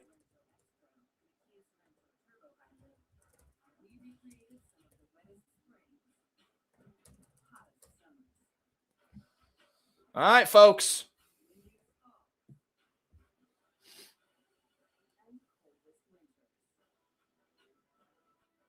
I figured they would because it was like a little forward flip. So, but I mean, Canes keep punching back, man. This is wickedly impressive. This is really impressive stuff.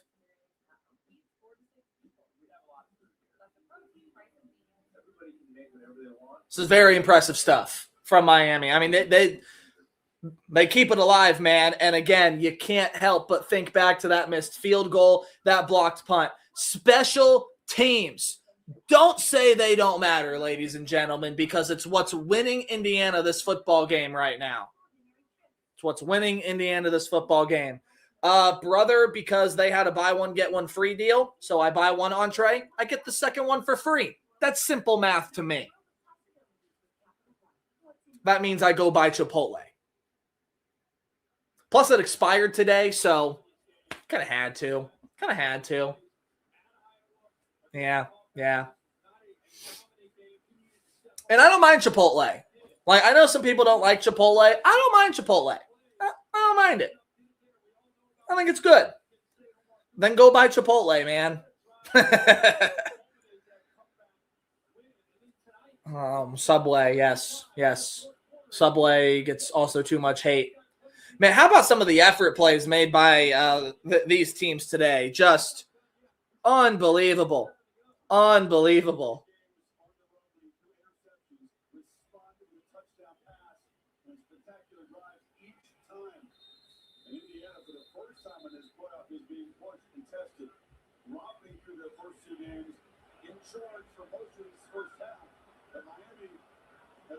All right, folks. Miami's defense has controlled this second half. It is big time here if this Hurricane team wants to walk away with their 6th national title. You have got to find a way to slow the momentum down here, because I still think it's slightly with Indiana. You get a stop here, it's all on this side. Handoff, Hemby, stuffed, but he'll fight forward. It's just what's so impressive about this Indiana team, man. You think you get them down because you think you have contact on them. They fight. And they're going to keep getting those extra yards. And Indiana also putting themselves behind the 8 ball a little bit, having to use those 2 timeouts. Now you start to play the hypothetical game, but we'll wait to save that conversation for if it happens, right? We'll wait and see if it happens. So 2nd down and 7. Mendoza will hand it off. Hemby tries to find the hole and is cut down. That is Bain. That is right there. Oh, look at that. So much better. I hope y'all can still hear me okay. I just dropped my microphone off its little stand, and I didn't realize how much in the way that it was. So there you go. Fixed it.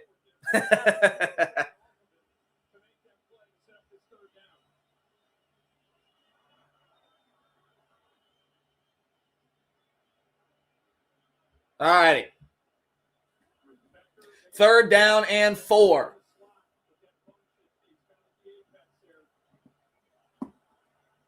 Oh for 5 on 3rd downs in the second half. Mendoza back to pass, rolling out. Terrific play call, Omar Cooper. First 3rd down conversion of the half.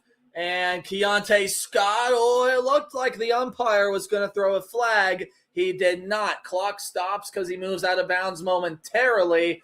But a nice job there. You just get no commitment over to Omar Cooper on that side of the field. And Miami's defense bending right now.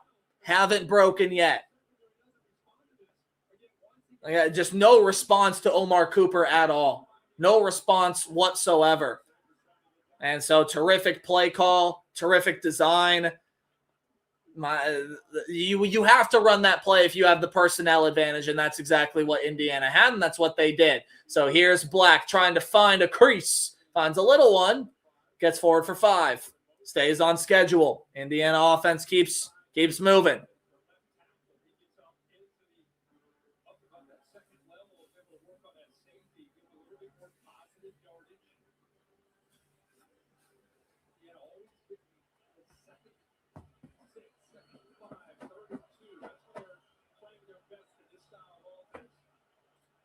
Second down and 5.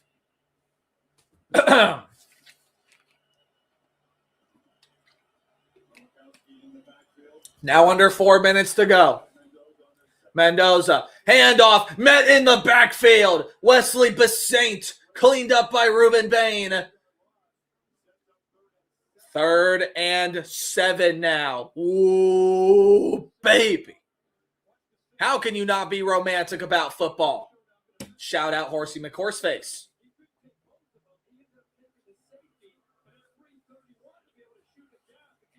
Ooh, Carson, that's a conversation we can have later. Not ready to have that yet because this thing is far from over. Fake the snap count, did not jump off sides. Big matchup. Cooper is on Keontae Scott. They go that way. They attack Becker. Another one for Charlie.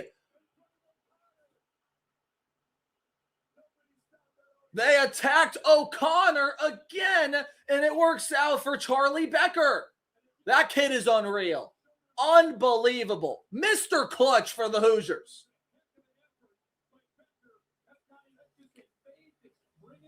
That is an unbelievable catch. Unbelievable. Twice. What a player, man.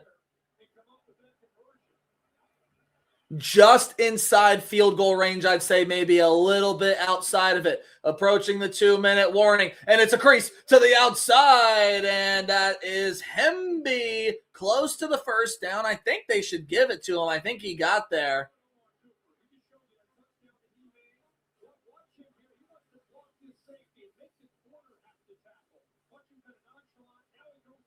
Oh! That was a pretty nice block. Safety comes up, Thomas, and Omar Cooper lays the hammer. What a block. That's what sealed the outside. 1st down and 10. Now if you're Miami, you got to start thinking about timeouts. We are 2 minutes to go.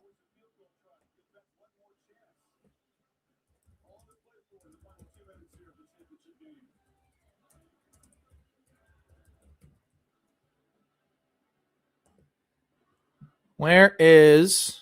Well, I don't know where my tilde is. That's okay.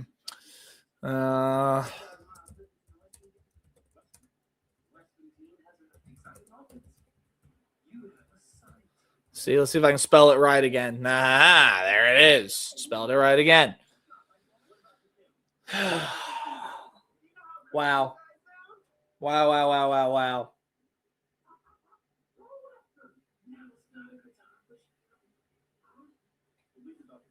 College football, it's up everything.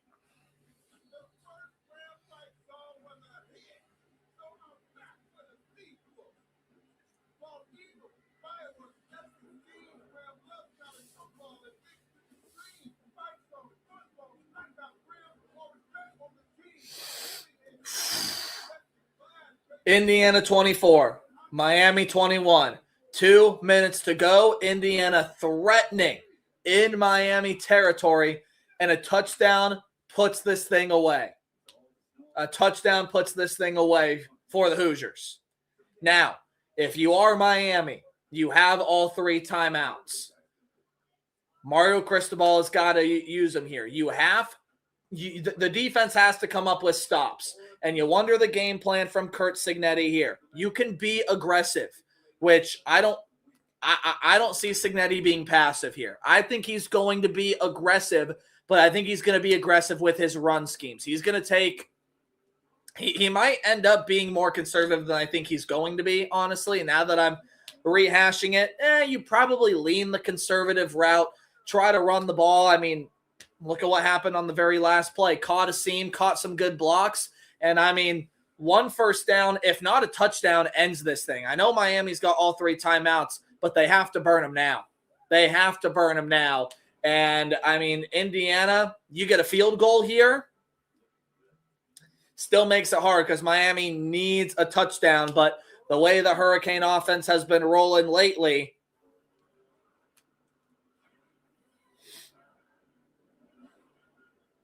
going to be a fascinating finish here. And it all depends on what this Miami defense does, because if it does not do their job, then the Hurricanes are done. And they've been behind the 8 ball all day, and we'll have a little tiny post game to explain why, but it's been because it's been a lot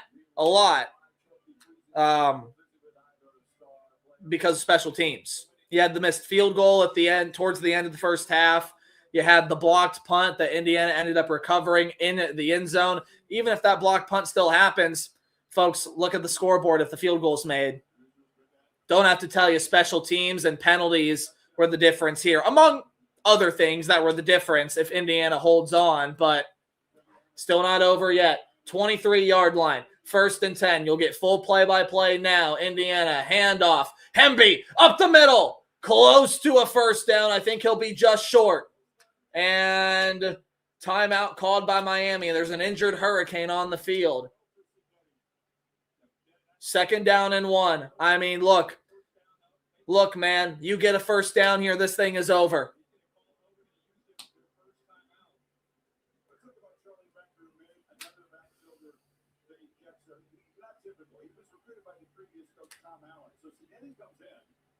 Receivers are pretty much told to move on.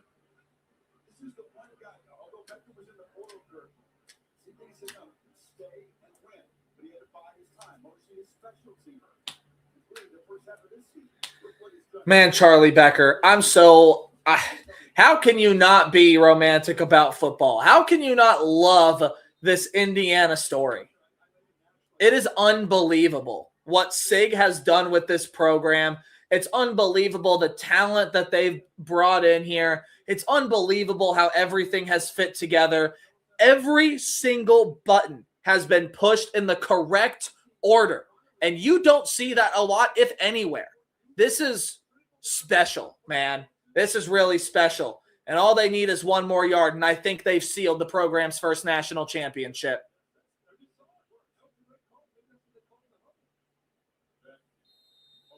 And Beck hoping and praying on the sideline that he gets a chance to help his team. He might not. Defense has got to do something special here. 2nd down and 1. Tight formation. Looks like this is a run right to the left side. Whistle, flag. Are we going to get a false start? That would be huge.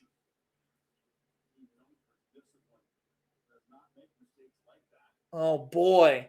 And a false start on Indiana. Oh, man. That makes you cringe, doesn't it? That just makes you cringe. Oh, man, you keep Miami in the game. Give them a free 5 yards. I don't need to tell you how upset Sig is about that one. Man. Wow. Can't do that. 2nd down and 6, though. Up the middle. Stuffed. Roman Hemby. 2nd timeout called by Miami.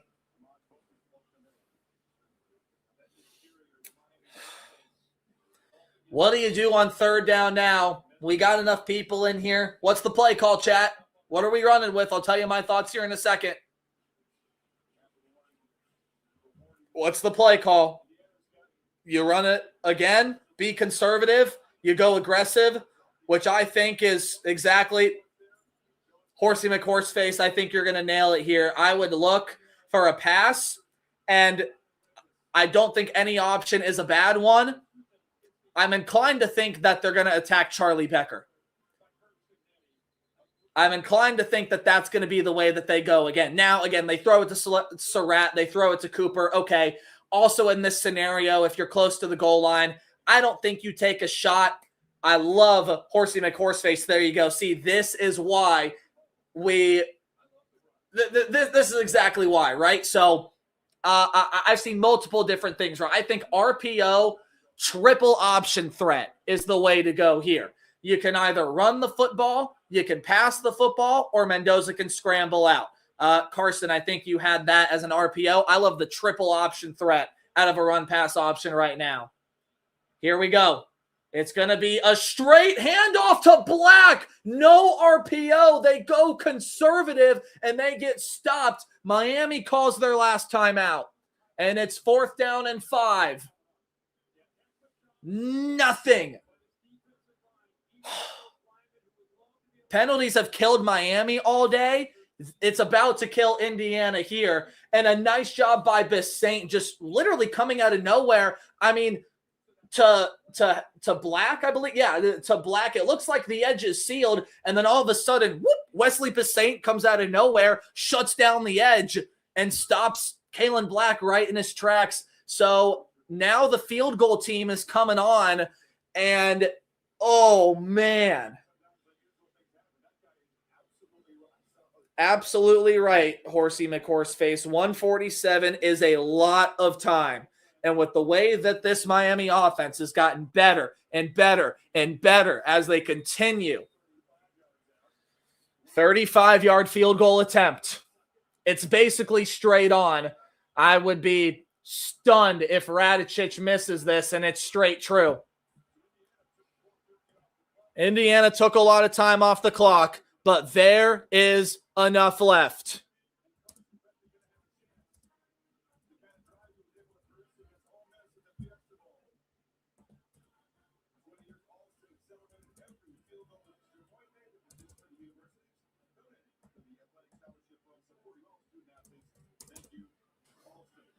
What was that, chat? 35 yards? 35 yards for Nico Radicic?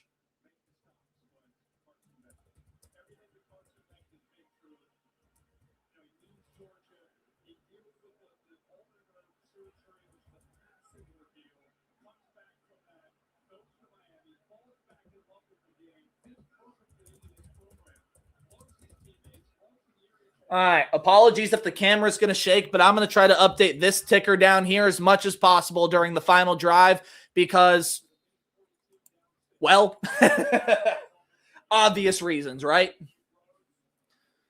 Oh, boy. This is Carson Beck's time. He's made some mistakes today. It has not cost Miami, and you now have a minute 42. A minute 42.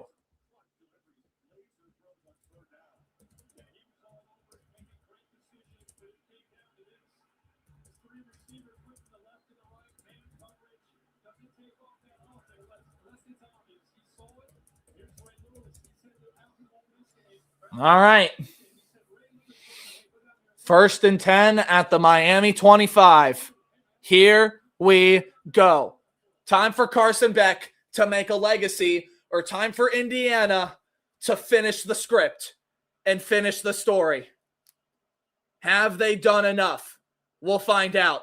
1st and 10. Play clock down the 1. You got to snap it, and they're going to get a delay of game. They're going to get a delay of game. Are you kidding me? And Mario Cristobal upset for good reason. That is, you can't do that. Again, I'm not rooting for anybody here, but that frustrates me, man. You can't do that. I mean, Miami is backed up right against that Indiana wall, but you can't do that. 1st and 15 now from the 20. A lot more work to do. Beck, back to pass. Pressure comes. He flings it forward. That's going to be incomplete. That's going to be incomplete. Really one of the first times that we've seen this Indiana team get some good pressure.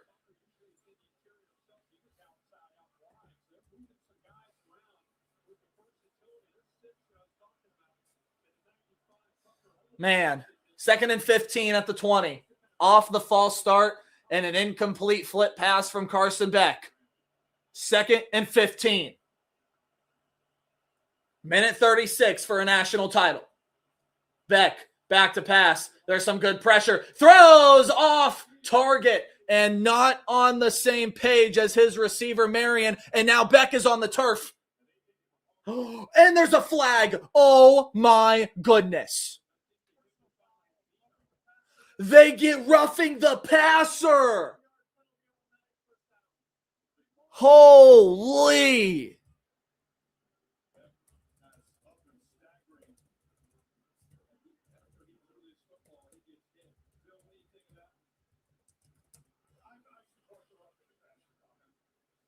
Oh my goodness, what a disastrous mistake. Penalties, penalties, penalties. That makes me upset too, bro. You can't do that. You have to realize the situation here. I know roughing the passer and targeting is this weird rule, but all right, 1st and 10 to 35. They're just going to flip it right to Brown in open space, and now is at the 46. Clock is going to stop for a moment at 1:25. Miami has got all the chances in the world here. 1st down yardage. It stops the clock. Beck, back to pass. Good protection. Throws it short. What a catch from Tony. Not a 1st down, but does well. And now they're across the field here. They're at the IU 47. I'm not going to be able to update this in time, but it's 2nd and 3. Throw to the boundary. Marion caught, and now they're at the 40. This is going to be 1st down, and there is under a minute to go. We're going to do this. I hope everybody knows that means under 1 minute. And Indiana calls a timeout with 48 seconds left. They did mark them at the 41, not the 40.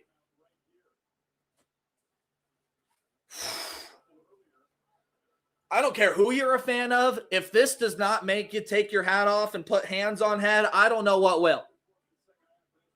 And 51 seconds now on the clock. 51 seconds.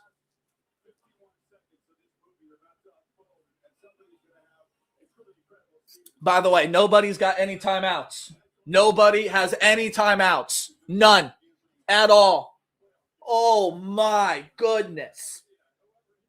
You want drama? Here, I'm going to move this back just in case that I decide to get up and run away, because I'm known to do that.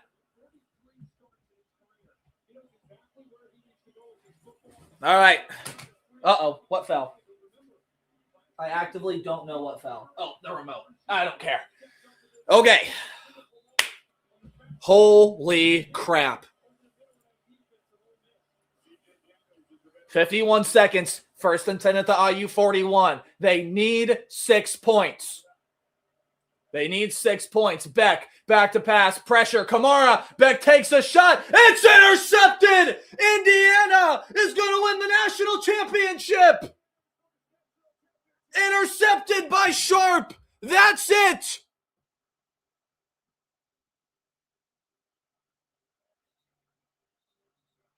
The dream has been completed. The greatest story ever told in college football.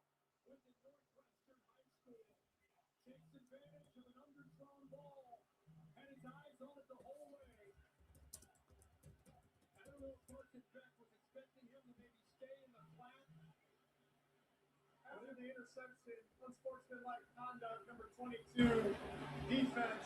That penalty will be enforced half the distance to the Jamari Sharp.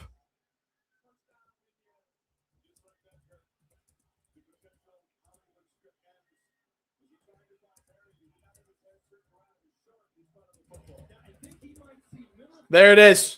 There's the headline right down there. Game is over.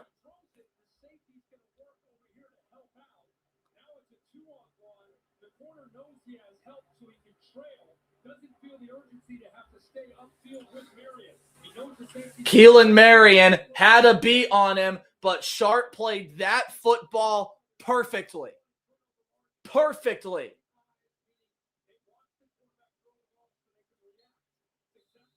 And the college career of Carson Beck is done. And the college career in the Power Four of Curt Cignetti is just beginning, folks. Indiana is your national champion. What an unreal story. An unreal story. Wow. Started at Elon, worked his way up to the FBS level. Mendoza's got to not take it in the end zone here. And he dives forward. Indiana has done it. And Sig is smiling. The kings of college football for the first time ever reside in Bloomington.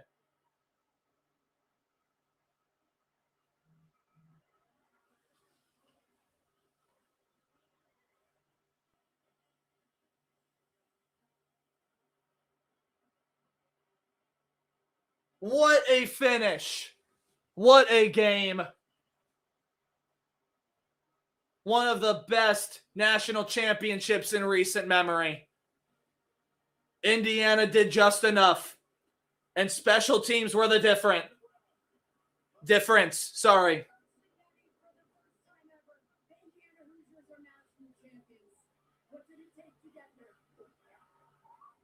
It took a lot to get here, but I'll tell you what it took to come out ahead in this game was a lot of guts.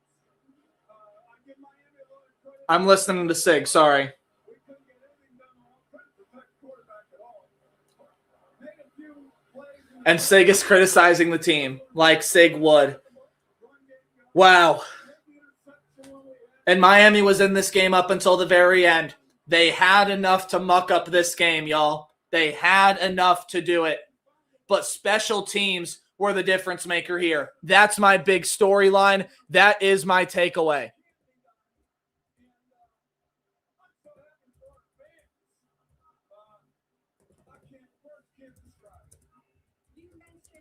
You mentioned that 4th and 5 touchdown run from Fernando Mendoza. What gave you the confidence to make that call? The coverage before they were in the coverage where that play would work and put it in for this game. It was quarterback draw. Unbelievable, man. Please, comments. Share your thoughts while I collect mine. We'll end up doing a live post-game reaction here. And we will we'll end up doing a live post-game reaction, and we'll clip this and put it off to the YouTube channel. What a story for Indiana. There's no way this gets done without that kind of performance at that position. And I can't say enough great things about it. Finally, how are you going to celebrate, Coach? I'm going to there. Enjoy that.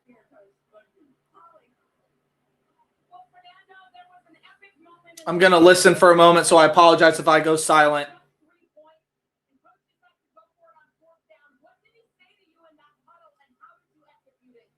That's one thing about our team. We're always going to put all in the line. And I want to do all the quality and thanks to God there. My offensive lineman blocked perfectly. And we're able to execute the team for the common goal. Have the Indiana Hoosier synergy to score and to give our team a chance to win again. How did you get it in there, though? You have to go airborne, Fernando. How to go airborne outside for my team. Whatever they need me to do, they need me to take, shots from the front and the back, whatever it is, I'm going to back my team out there. I know they're going to do the same for me. That's what makes it so close. That's what makes this national championship so special. Show my cameraman right there your arm. You can't imagine the beating this young man has to go through. I mean, shout out to Miami defense. You can see why it's our 2 out of the first round picks. I mean, it's going to be a physical game. And, we had to play physical, and we did play physical. Again, for those just in, I'm listening to all the interviews. This is the part I love about championships.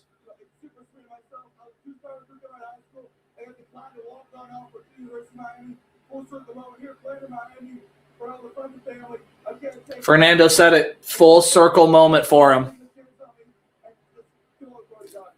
You've been a little boy sitting in these stands watching people play on this field. How do you describe walking out here a national champion after all these years? There's no words. There's no words. This is the most special moment of my life. I know my teammates see there's no one else. There's no one else that really do it. Thank you, Fernando. Thank you guys. God bless. There you go, Fernando.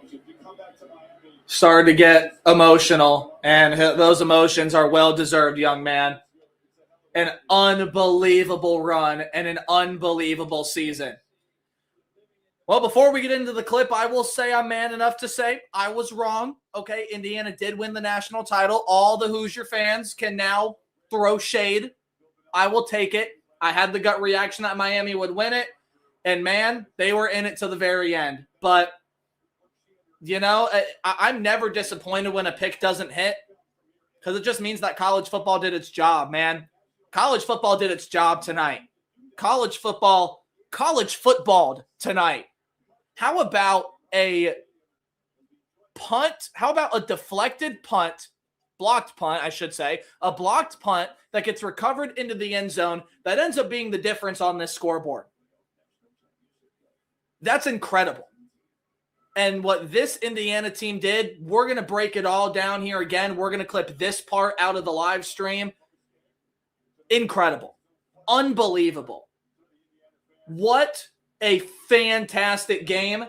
A fantastic season from start to finish with all its ups and downs for everybody involved. And folks, we just crossed the 4-hour mark of this stream. So while I'm not going to change a whole bunch of graphics, it's probably going to end up being that right down there, and I'm just going to spew my thoughts. Man, do I got to tell you, what a season.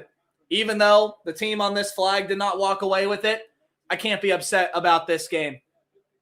I can't be upset about who won it, man. And this season was cinema. Pure cinema. Indiana is now the last team to go undefeated in both college football and college basketball, and they are the first team ever to go 16-0 and claim a national title. Let me take a minute and collect my thoughts. I will be right back with the post-game show, if that's what you want to call it, post-game recap. I don't imagine it's going to be very long, but what a phenomenal season, a phenomenal team, and a phenomenal football game. Apologies for the moments of silence, but I am going to collect the thoughts, and we'll get talking about how this all unfolded, how this game took place, and what I thought the difference was in this football game. An instant reaction to Indiana winning their first ever national championship. Speechless. Unbelievable season, unbelievable run, and you're almost sad that it's over. You really are. I'll collect my thoughts and I'll be right back. I'll go step away for a moment.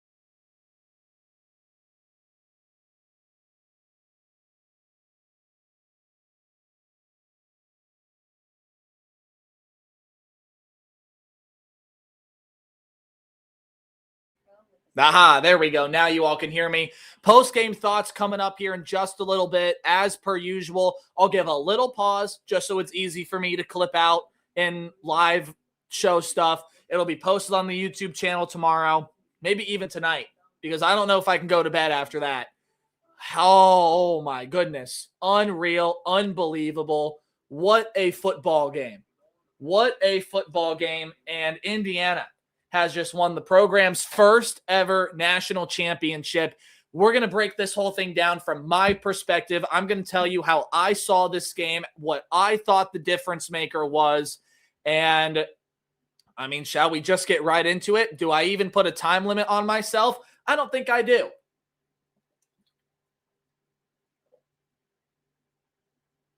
All right, make sure I get hydrated so I can talk. And let's just do it. Thank you all so much, by the way, for sticking with me on the stream. We'll push it one final time. If you haven't hit the subscribe button yet, you want more content like this, hit that dang button, man. Go ahead and ring the bell. You can also follow me on social media at TailgateNate29, Twitter, Instagram, wherever else you want to peruse the socials. Keep up with everything I do on YouTube and in the sports media industry. Let's dive into the post-game recap right now.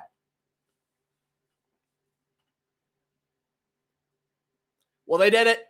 Possibly. In fact, I'm going to restart that. Whoops. Blooper reel.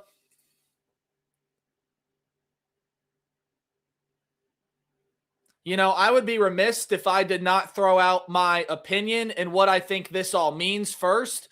I think that this is the greatest story ever told in college football. And it just got concluded tonight in the perfect way. The Indiana Hoosiers are walking away with the program's first national championship to cap off an unbelievable run during an unbelievable season with unprecedented storylines. Let's take you all the way back to the beginning on how this thing started out.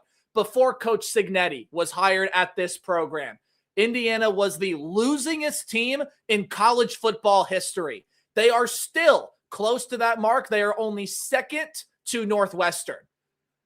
Sig has taken a program that has always been the bottom of the barrel in the Big Ten Conference to the cream of the crop and winning a national championship in one of the hardest eras to win a national championship. We're going to recap this game. We're going to tell you how Sig has built a national title contender and what this means for both of these programs moving forward, as well as just everything. Well, we're going to unpack everything from this national championship game. My name is Nate Bope, otherwise known as Tailgate Nate, sports media graduate, massive passion for college football and for the sports world. If you like what you see here, this is my instant reaction immediately after the national championship. Thanks to those of you that are watching live, and thanks to those of you that are watching afterwards, that are watching this YouTube video that has just been posted. If you like what you see, hit the subscribe button, ring the bell so you get notified of future live streams and when all videos get uploaded. Again, social media, a big way to keep up with YouTube and everything that I do in the sports media world. 27-21. The Indiana Hoosiers are your national champions. And immediately afterwards, I mean, speechless.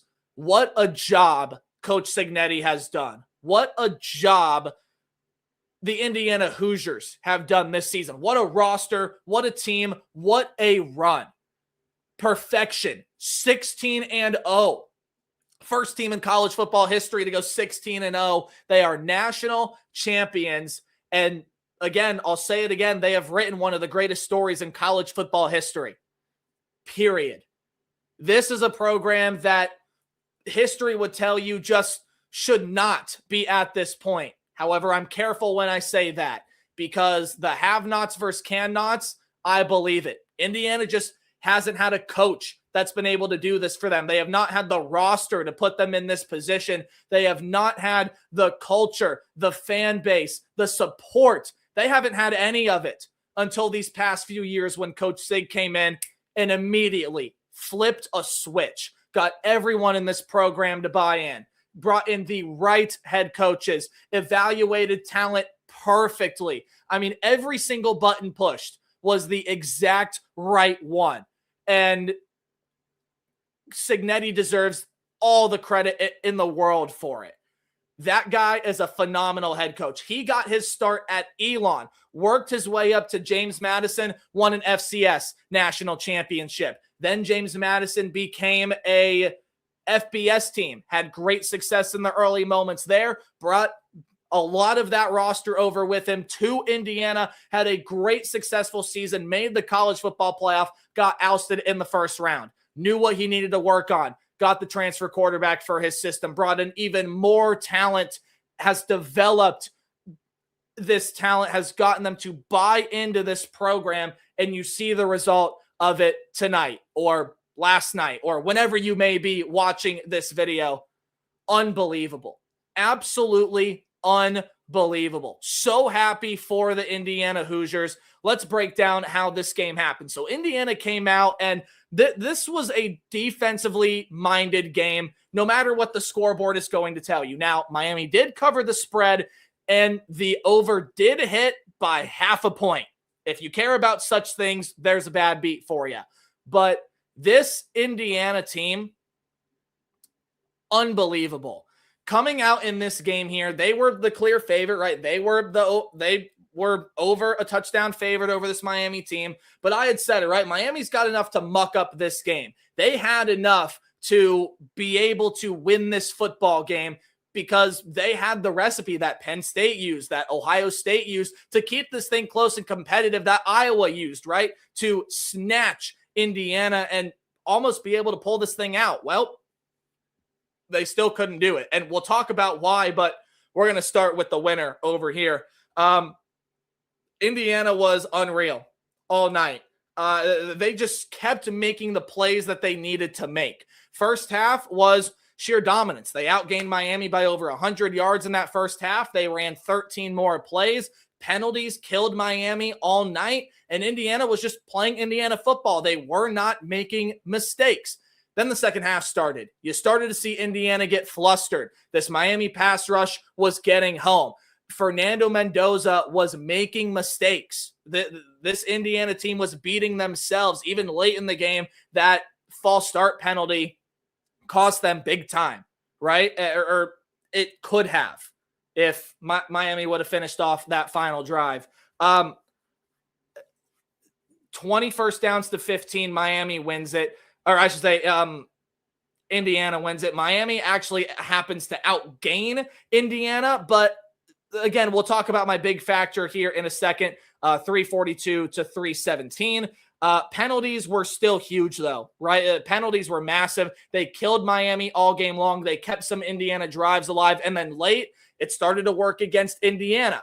But what's so impressive about this Hoosier team is their resilience. They're willing to fight. You saw so many guys make big-time plays in this football game, and it's why Indiana's standing on top of the college football mountain. You saw Fernando Mendoza make some big plays. That late touchdown run, gutsy call, by the way, just to be able to power that thing into the end zone.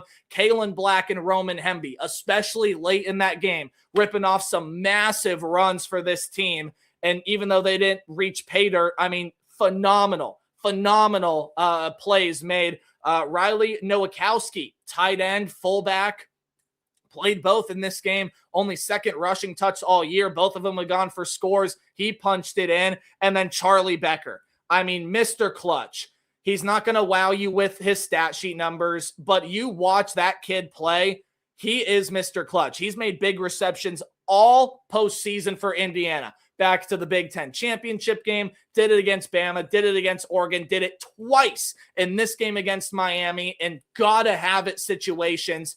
Indiana just did everything that they needed to do. And then final play that mattered, the interception by Jamari Sharp. It's like Carson Beck was throwing the football to him because he did not feel the need to slide back with the Miami wide receiver. He played the football perfectly, just like a wide receiver should, and it was an easy pick to seal the game. Unbelievable. Indiana, you kind of felt like, hey, you know, these mistakes are piling up. These penalties are piling up. Is this going to be a legacy moment for Carson Beck? And then Carson Beck makes a mistake. Doesn't read the defense properly. Sharp is able to just, play that ball beautifully. Played it perfectly, and Indiana walks away as your national champs. Now, biggest factor in this game for me was special teams. Special teams was the biggest factor because, I mean, you can look and say, yeah, well, Carson Beck threw the pick. That's why they lost. Well, all the penalties here and there. Penalties affected both of these teams. There were mistakes made on both sides, and Miami was in this thing up until that pick. They were in this football game. There was never a moment where I think you looked at this football game, at least to me watching it, where I watched and was like, yep, Indiana sealed it. They're done. Yep, Miami is cooked.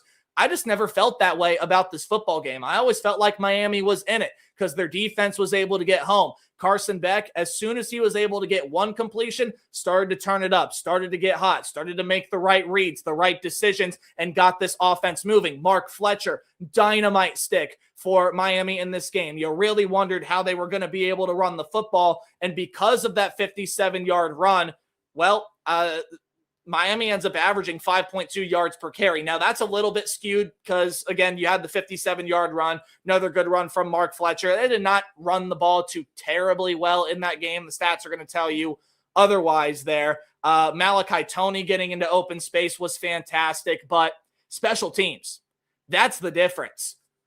Missed field goal at the end of the half by Carter Davis at the end of that first half. Cost Miami points, cost Miami some momentum going into the second half of play, of which they stole back in other ways. But, I mean, you look at the scoreboard, folks, that field goal did a lot throughout that game. And then blocked punt, recovered in the end zone for a touchdown. That's the biggest difference on the scoreboard here, right? That punt gets off cleanly and nothing else happens. We're looking over here for a national champion. And again, you never know that something else could have happened. I'm just speaking in hypotheticals and absolutes here, which is the absolute worst thing to do in college football. But special teams, man, they matter. And they're a big reason why Indiana won this game. Yes, Indiana had moments and things to where they hurt themselves. A couple of drop passes, a couple of late penalties, some unnecessary mistakes and miscommunications. Miami couldn't capitalize enough, and Indiana just made the special plays. Fernando Mendoza's touchdown run, that was special. The blocked punt that gets recovered in the end zone for an Indiana touchdown to steal any momentum away, because at that point, it was the Miami defense that was hounding Fernando Mendoza, and they did it all night. In fact, they had 3 sacks, 6 tackles for loss. They got pressure beautifully, and just, to me, that blocked punt and missed field goal, that was the difference in this football game. And again, you can point to other things. The Beck interception on the misread, he puts a little bit better ball on that or makes a different decision. Who knows what happens late? Maybe Indiana still wins. Maybe Miami gets the game-winning touchdown. We'll never know. But Jamari Sharp played that football perfectly. This was not a perfect football game played on either side, but I do think we got a great game. In fact, one of the better national championship games in recent memory. This century, dare I say. This was a phenomenal football game from start to finish. And yeah, Indiana was up on the scoreboard the entire time, but this thing was electric. It was amazing. Again, I never felt like this game was in Indiana's hands. I know there were some people that may have felt like that. That's totally fine. It just never felt like that to me. It always felt like Miami had a shot. It always felt like they were a play or two away, and they just couldn't make that play. Indiana stayed resilient. They fought hard, and they were able to get this national championship win. Again, for Sig and this Hoosier team, phenomenal. Fantastic season. And, I mean, look, now you throw yourself up there with Ohio State, Michigan, Oregon. I think Penn State's going to have a bounce back year. Iowa's always solid. Illinois is up there. You throw yourself right into the top tier of the Big Ten Conference. And the Indiana Hoosiers are going to be right back in this position next year with Josh Hoover coming in. Lots of great pieces entering through the transfer portal. And I have no doubt that they're going to work because Josh Hoover, I say the same thing about him as Fernando Mendoza. Put him in this system, he's going to get unlocked. And I said that about Mendoza. I think that's going to happen with Josh Hoover. And again, Kurt has been the best evaluator of talent over the past 2 seasons. I have no reason to believe that it's going to fail him now. Let's talk about the opposite side. For the Miami Hurricanes, this one stings. It really does.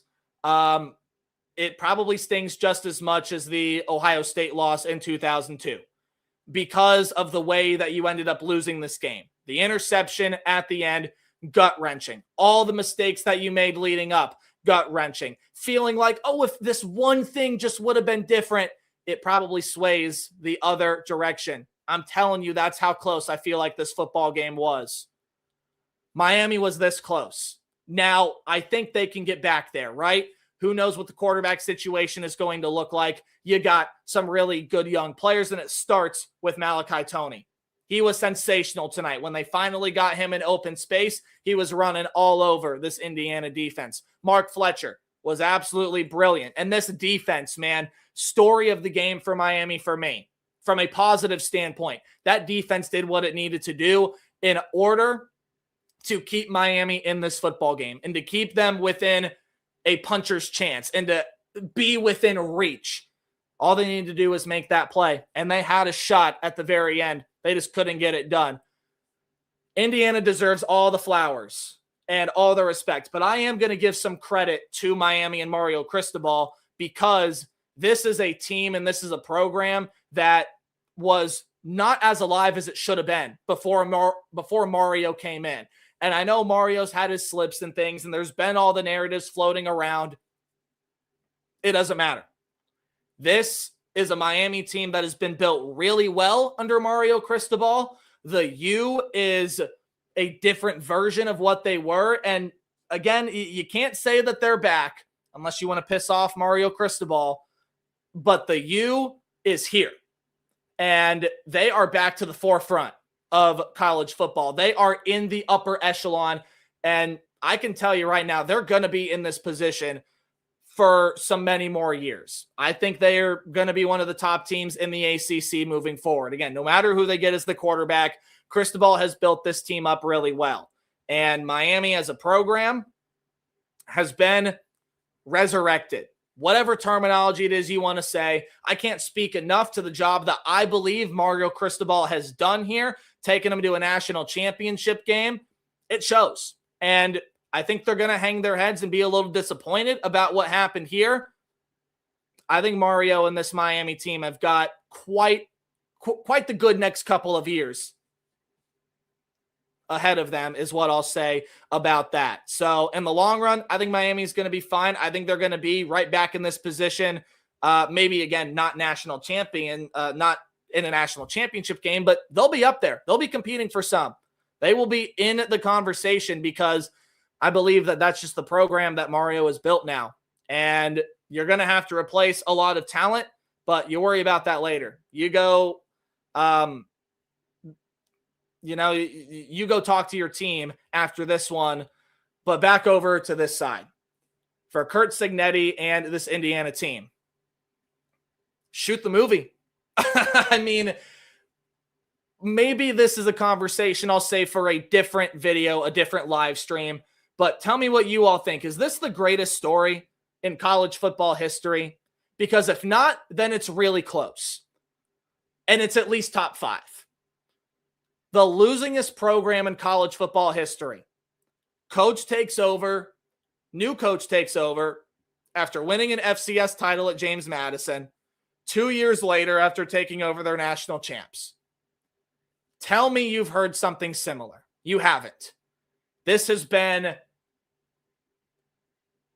surgical on how Curt Cignetti has approached this. Indiana was surgical all season. And even when they were beating themselves in this game and they made the mistakes, they never flustered. They came out, they knew what they had to do. They made the plays that they had to make.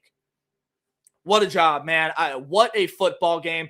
27-21, again, your final score, as you see right here. Indiana defeats Miami for the national championship and their first ever in program history. They're going to be right back in this position for years to come. I mean, unreal. Unbelievable stuff. I wish that I could say more. I want to say more, but I'm speechless. This Indiana team just did something I don't think we're ever going to see again, at least not for a very long time in the world of college football. And that's take a program that's as down as the Indiana Hoosiers and turn them into a national champion. I just don't think you're going to see that for a long time. Guys like Curt Cignetti are very special. And that guy's a top 5 head coach in the country, might even be top 3. And I think you could argue is top 2. And he might not be 2. I know Kirby Smart is there. Ryan Day is there. There's some other names that you can throw out as well. Kurt's top 5, man. He is a legend. He is a winner. You should Google him. And I think they should start shooting the movie because this was a special season. This was a special group of players, a special coaching staff, and it got capped off in the perfect way. 27-21, national championship heading back to Bloomington on the football field. That's the wrap for the college football season. It was a special college football season. It was a fun ride. It made for a very intriguing playoff and what a national championship game. That's it. The 2025-2026 season has come to an end, and it ends with, say it with me, Hoosiers on top of the college football world. There you have it, folks. That's it. Wow. This is one of the more bittersweet endings to a season for me, I'll be honest. Again, not because of what my team did, not because of what I mean, just because of this story. Again, how can you not be romantic about football? This was cinema. This was unbelievable. What a season from this program. Now, what I will say is, for a lot of people like, oh, you know, they're just going to repeat the recipe next year. It's really hard to win back-to-back national championships. Now, Curt is special. I think Kurt's really special, and he can do that. He can. He just proved that it can be done at a program like Indiana if you follow the right recipe, and they did. And Indiana's going to sleep well tonight because they're national champs. Unreal, unbelievable, unfathomable. There you go. This was so much fun. And thank you all for sitting with me, especially if you sat with me for the full 4.5 hours. Hey, you want me to do more stuff like this in the future? Hit the subscribe button, ring the bell. Let me know in the comment section right now. I'll stick around for, 2 more minutes. Your final thoughts on the national championship game. I love to hear what my comment section has to say. Speechless, right? By the way, Indiana is the lowest ranked preseason team to win the national title since 2010. Since 2010, 2010 that year was Auburn, I think, right? No, we're talking about the year before. Interesting. Miami played their heart out, man. You got to give credit where credit is due. Miami played a good football game. They did. They played a good football game. Indiana did too much. And again, I told you, I think special teams was the biggest difference maker here. Special teams was the biggest difference maker. Indiana making the extra plays on special teams. Miami not converting the field goal. Indiana getting the blocked punt.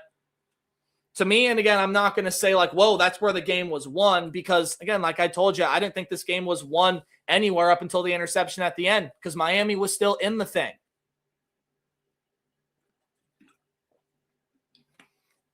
And I'm not saying that if you have the opinion the game was won there, it's wrong. That's just my personal belief. I didn't think this game was won until, well, the clock hit basically zeros. All right, y'all. Thank you so much for sticking with me. Special college football season, special stream. And look, this year did not go as planned on YouTube, right? I feel still really down and bad that it was not up to my standard on YouTube. Now that we're doing the live show, now that we're doing stuff like this, it is going to be up to my standard. Things are going to change. Things are going to be different, but it's still going to be Tailgate Nate. It's still going to be college football, and it's still going to be content that I'm proud of and that I hope that you can enjoy and be proud of too. So that is my mission. That's what I pride myself on. And as we cross the 4.5 hour mark on the stream, I'm going to sign off. So thank you all so much for a special college football season. Let's continue to grow this channel. We're at 3,000 subscribers, a little over that. Let's continue to see that build. We will be doing some off-season. Sorry, I said a college football curse word there. We will be doing some winter, spring, summer streams. Thank you all so much for a special college football season. Indiana, once more, your national champs. Until the next stream, remember to play hard but tailgate harder. See y'all. Have a fantastic night.